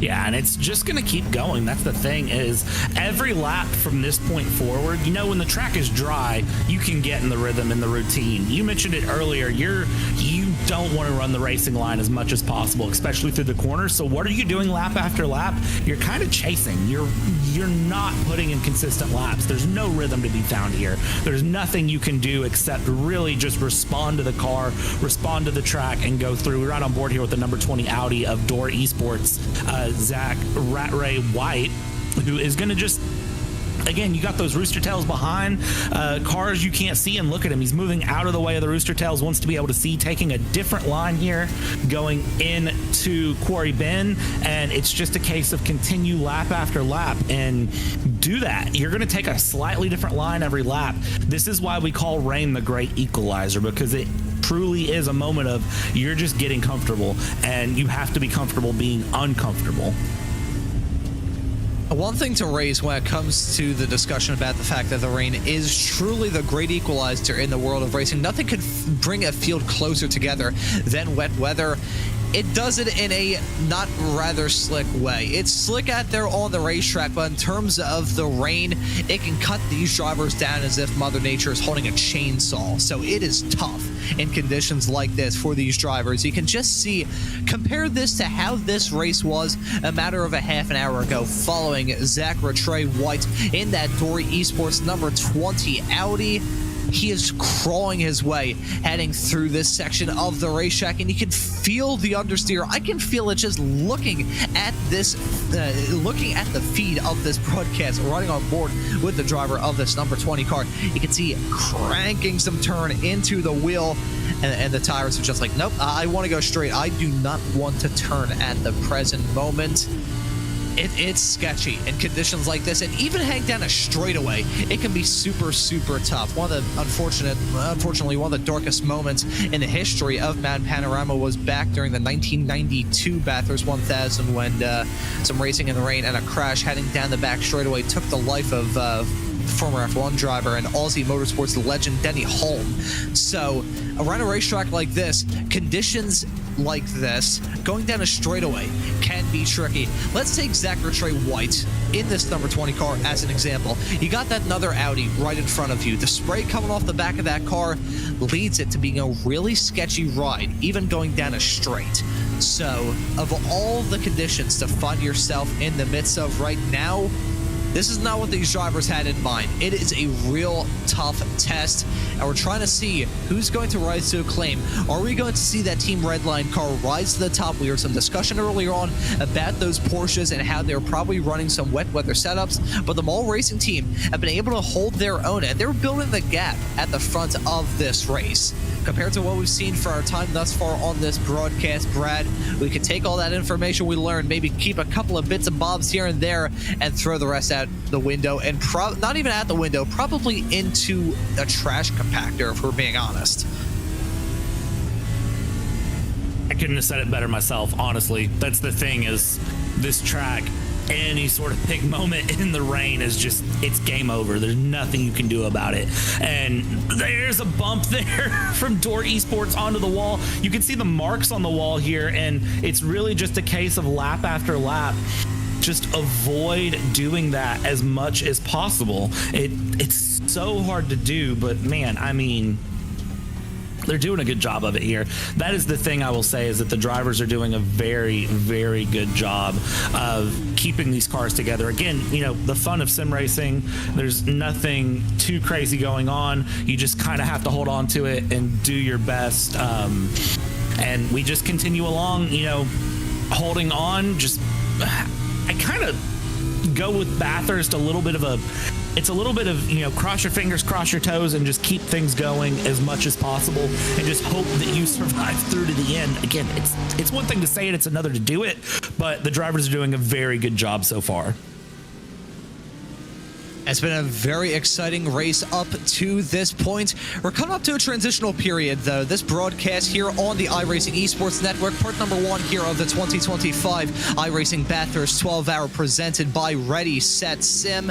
We're about to bring part 1 to a close. At the top of the hour in about 5 minutes' time, we'll be switching over to part 2. You'll be able to catch that on the iRacing YouTube channel, and whenever you are tuning into this broadcast from, just switch over to the part 2 show in a couple of minutes' time to stay up to date with all of the racing action, which is going to be a little bit slower than it was a couple of moments ago, but it is still going to be intense nevertheless. Heading down the straightaways with these drivers in these conditions, it may not feel as sketchy. It'll probably feel even more sketchy than when these drivers were going probably about 45 miles an hour quicker heading down the straightaways. It feels like such a terrifying ride. You're walking on eggshells. There's no other way to describe it in conditions like this, Brad. Indeed. Eggshells, nails, magma, Legos. There's a lot of things you can describe that, but the gist of it is it's a tiptoe situation. You're not worried about speed. You're worried about survival, as we've continued to touch on. And as we'll touch on, lap after lap after lap until the end of this broadcast. Bathurst is a game of survival. It's a game of attrition. It's a game of get to the end safely, wholeheartedly in one piece, which is so hard to do. As it stands, I'm looking back at where things are. Team Redline, 20 seconds off the lead right now. They are coming into their own in those Porsches, currently sitting second, third, and fifth. They look very comfortable where they're at, except for that number 70 Team Redline. They are losing a little bit of pace here, but even then, the number 72 Gustavo Ariel and then Florian Lebidra in the number 71, they're running 220s while our race leader is running 223s. Some of that is traffic, but some of that is, I think they are genuinely more comfortable in the rain right now with their setup in their Porsches. Oh, just saw a couple of moments ago, and you mentioned it a few moments ago as well, Brad, talking about the number 72 of Gustavo Ariel. He's back behind the wheel of that race car after a brief stint during the midpoint of the race from Diogo Pinto. Pinto out of that car, Gustavo Ariel back in. There's probably going to be a few more driver swaps between those two drivers between now and the end of this 12-hour long race. Coming up to the halfway mark in 45-ish minutes time. It's myself, Ron Mullins, and Brad Dalton alongside me in the commentary booth for this show. We'll have Mike Knowles coming in 45 minutes time to replace me, and then we'll have the likes of Mr. Jake Sperry, Arjuna Kankapati, and Ian O'Leary to bring this broadcast to a conclusion and bring the 2025 Bathurst 12-hour on iRacing to what is set to be an exciting close. Rainer Talvar is your current leader in the number 10 Mall Motorsports BMW, one of the only, if not the only, BMWs in the entirety of this field, has spent a decent chunk of this race up towards the front. However, Ariel is reeling him in. We saw not terribly long ago the gap was about, trying to think, that was probably about 25-ish seconds. I know that for sure. It may have been a little bit higher than that. Now it's under 20. It's about 19, coming up to 19 and a half to 19 seconds flat. So Rainer Talvar in that number 10 BMW, he got into that car in the drying conditions. He's now having to get a grips to it in the wet, and as much as he was quick earlier on, I think Gustavo Ariel in that number 72 car driving for Team Redline, the reigning winners of this event, they're coming into their own. Let's see if those Porsches are going to be able to reel him in between now and the halfway mark. I definitely think they will. That's going to be the big thing for me, is just watching to see. I don't think it's a matter of if. I think it's more of a matter of when as we go picture in picture here and follow along. Up in the top, you've got Door Esports continuing their push against Fiercely Forward Pink. In the bottom, you have that number 72 Team Redline car currently being driven by Gustavo Ariel, who is just continuing to push forward. Gap now down to 18 seconds. At one point, you mentioned that race lead 20-25 seconds. I feel like at one point the race lead was over a minute from all racing team in that BMW. So the fact that it's down to where it's at now, I know earlier I said 30 seconds wasn't a comfortable lead. If 30 seconds wasn't comfortable, 17 seconds in closing is what I would call pressure as we continue through this race. Ron, I mean, you got to do what you got to do here, but I think also what I'm interested to see is it's one thing to catch, it's another to pass. What are they going to be able to do to get a pass done once they do catch up? Ooh, and that's a car sideways coming out of Murray's corner. Not sure who that was. All I know for sure, it was an Audi sideways slideways coming through turn at number 23. There we can see it. That is Kevin DeNoyer in the Fiercely Forward Pink car, the number 15, losing it. Coming out of coming through turn number 23. In fact, the front bumper already gone on that Audi. That's been gone for a while, so chances are it's probably been sold and shipped out on eBay by one of the other track marshals around this circuit. I'm going to take a look at a replay to see that moment for him in that number 15 car, and just looping it around, and having to back up a little bit to try and rejoin the racetrack as quickly as he can. Not a whole lot of harm or foul done. That front bumper actually missing as a result of that collision, as we see Nacho Gaspar in the number 83. That McLaren going for a drift at the top end of the circuit, getting some style points, but I think he may need a change of pants as a result. Yeah, he absolutely does, because that was such a big run there. Code Brown is definitely something that I think a lot of the drivers are going to be saying here today as we go along, and I don't know that I can blame them at all, because it's been such a big moment from them, because it's been just we're going to see more of those as we go through. Is going to be one of the big problems for me, is that we're going to continue to see more and more of those happen, those moments as we go through. And look at that. It is the bottom of the hill that is raining. The top of the hill is going to start very, very soon. I tell you what, once we see that big heavy rain hit the top, which it might actually just miss, we might not get the heaviest band of rain up on the top of the hill, which might be lucky for these drivers if we're honest. Yeah, it shows you when it comes to big racetracks like this, how different the conditions can be. Everyone talks about Spa and how at one point in the track it could be bone drywall, and another part it could be pouring with rain to the point where it's monsoon-esque conditions. Can have something like that happen from time to time. However, it is still sketchy regardless whenever it happens here. We're going to be ending part one of this broadcast in a couple of moments, switching over to part two here on the iRacing Esports Network for the 2025 Bathurst 12-hour. It's been a hectic start to this race. It's been a dramatic one as well. We've got rain coming down in a big fashion to the point where the bottom half of the circuit is drenched. So let's see how things are going.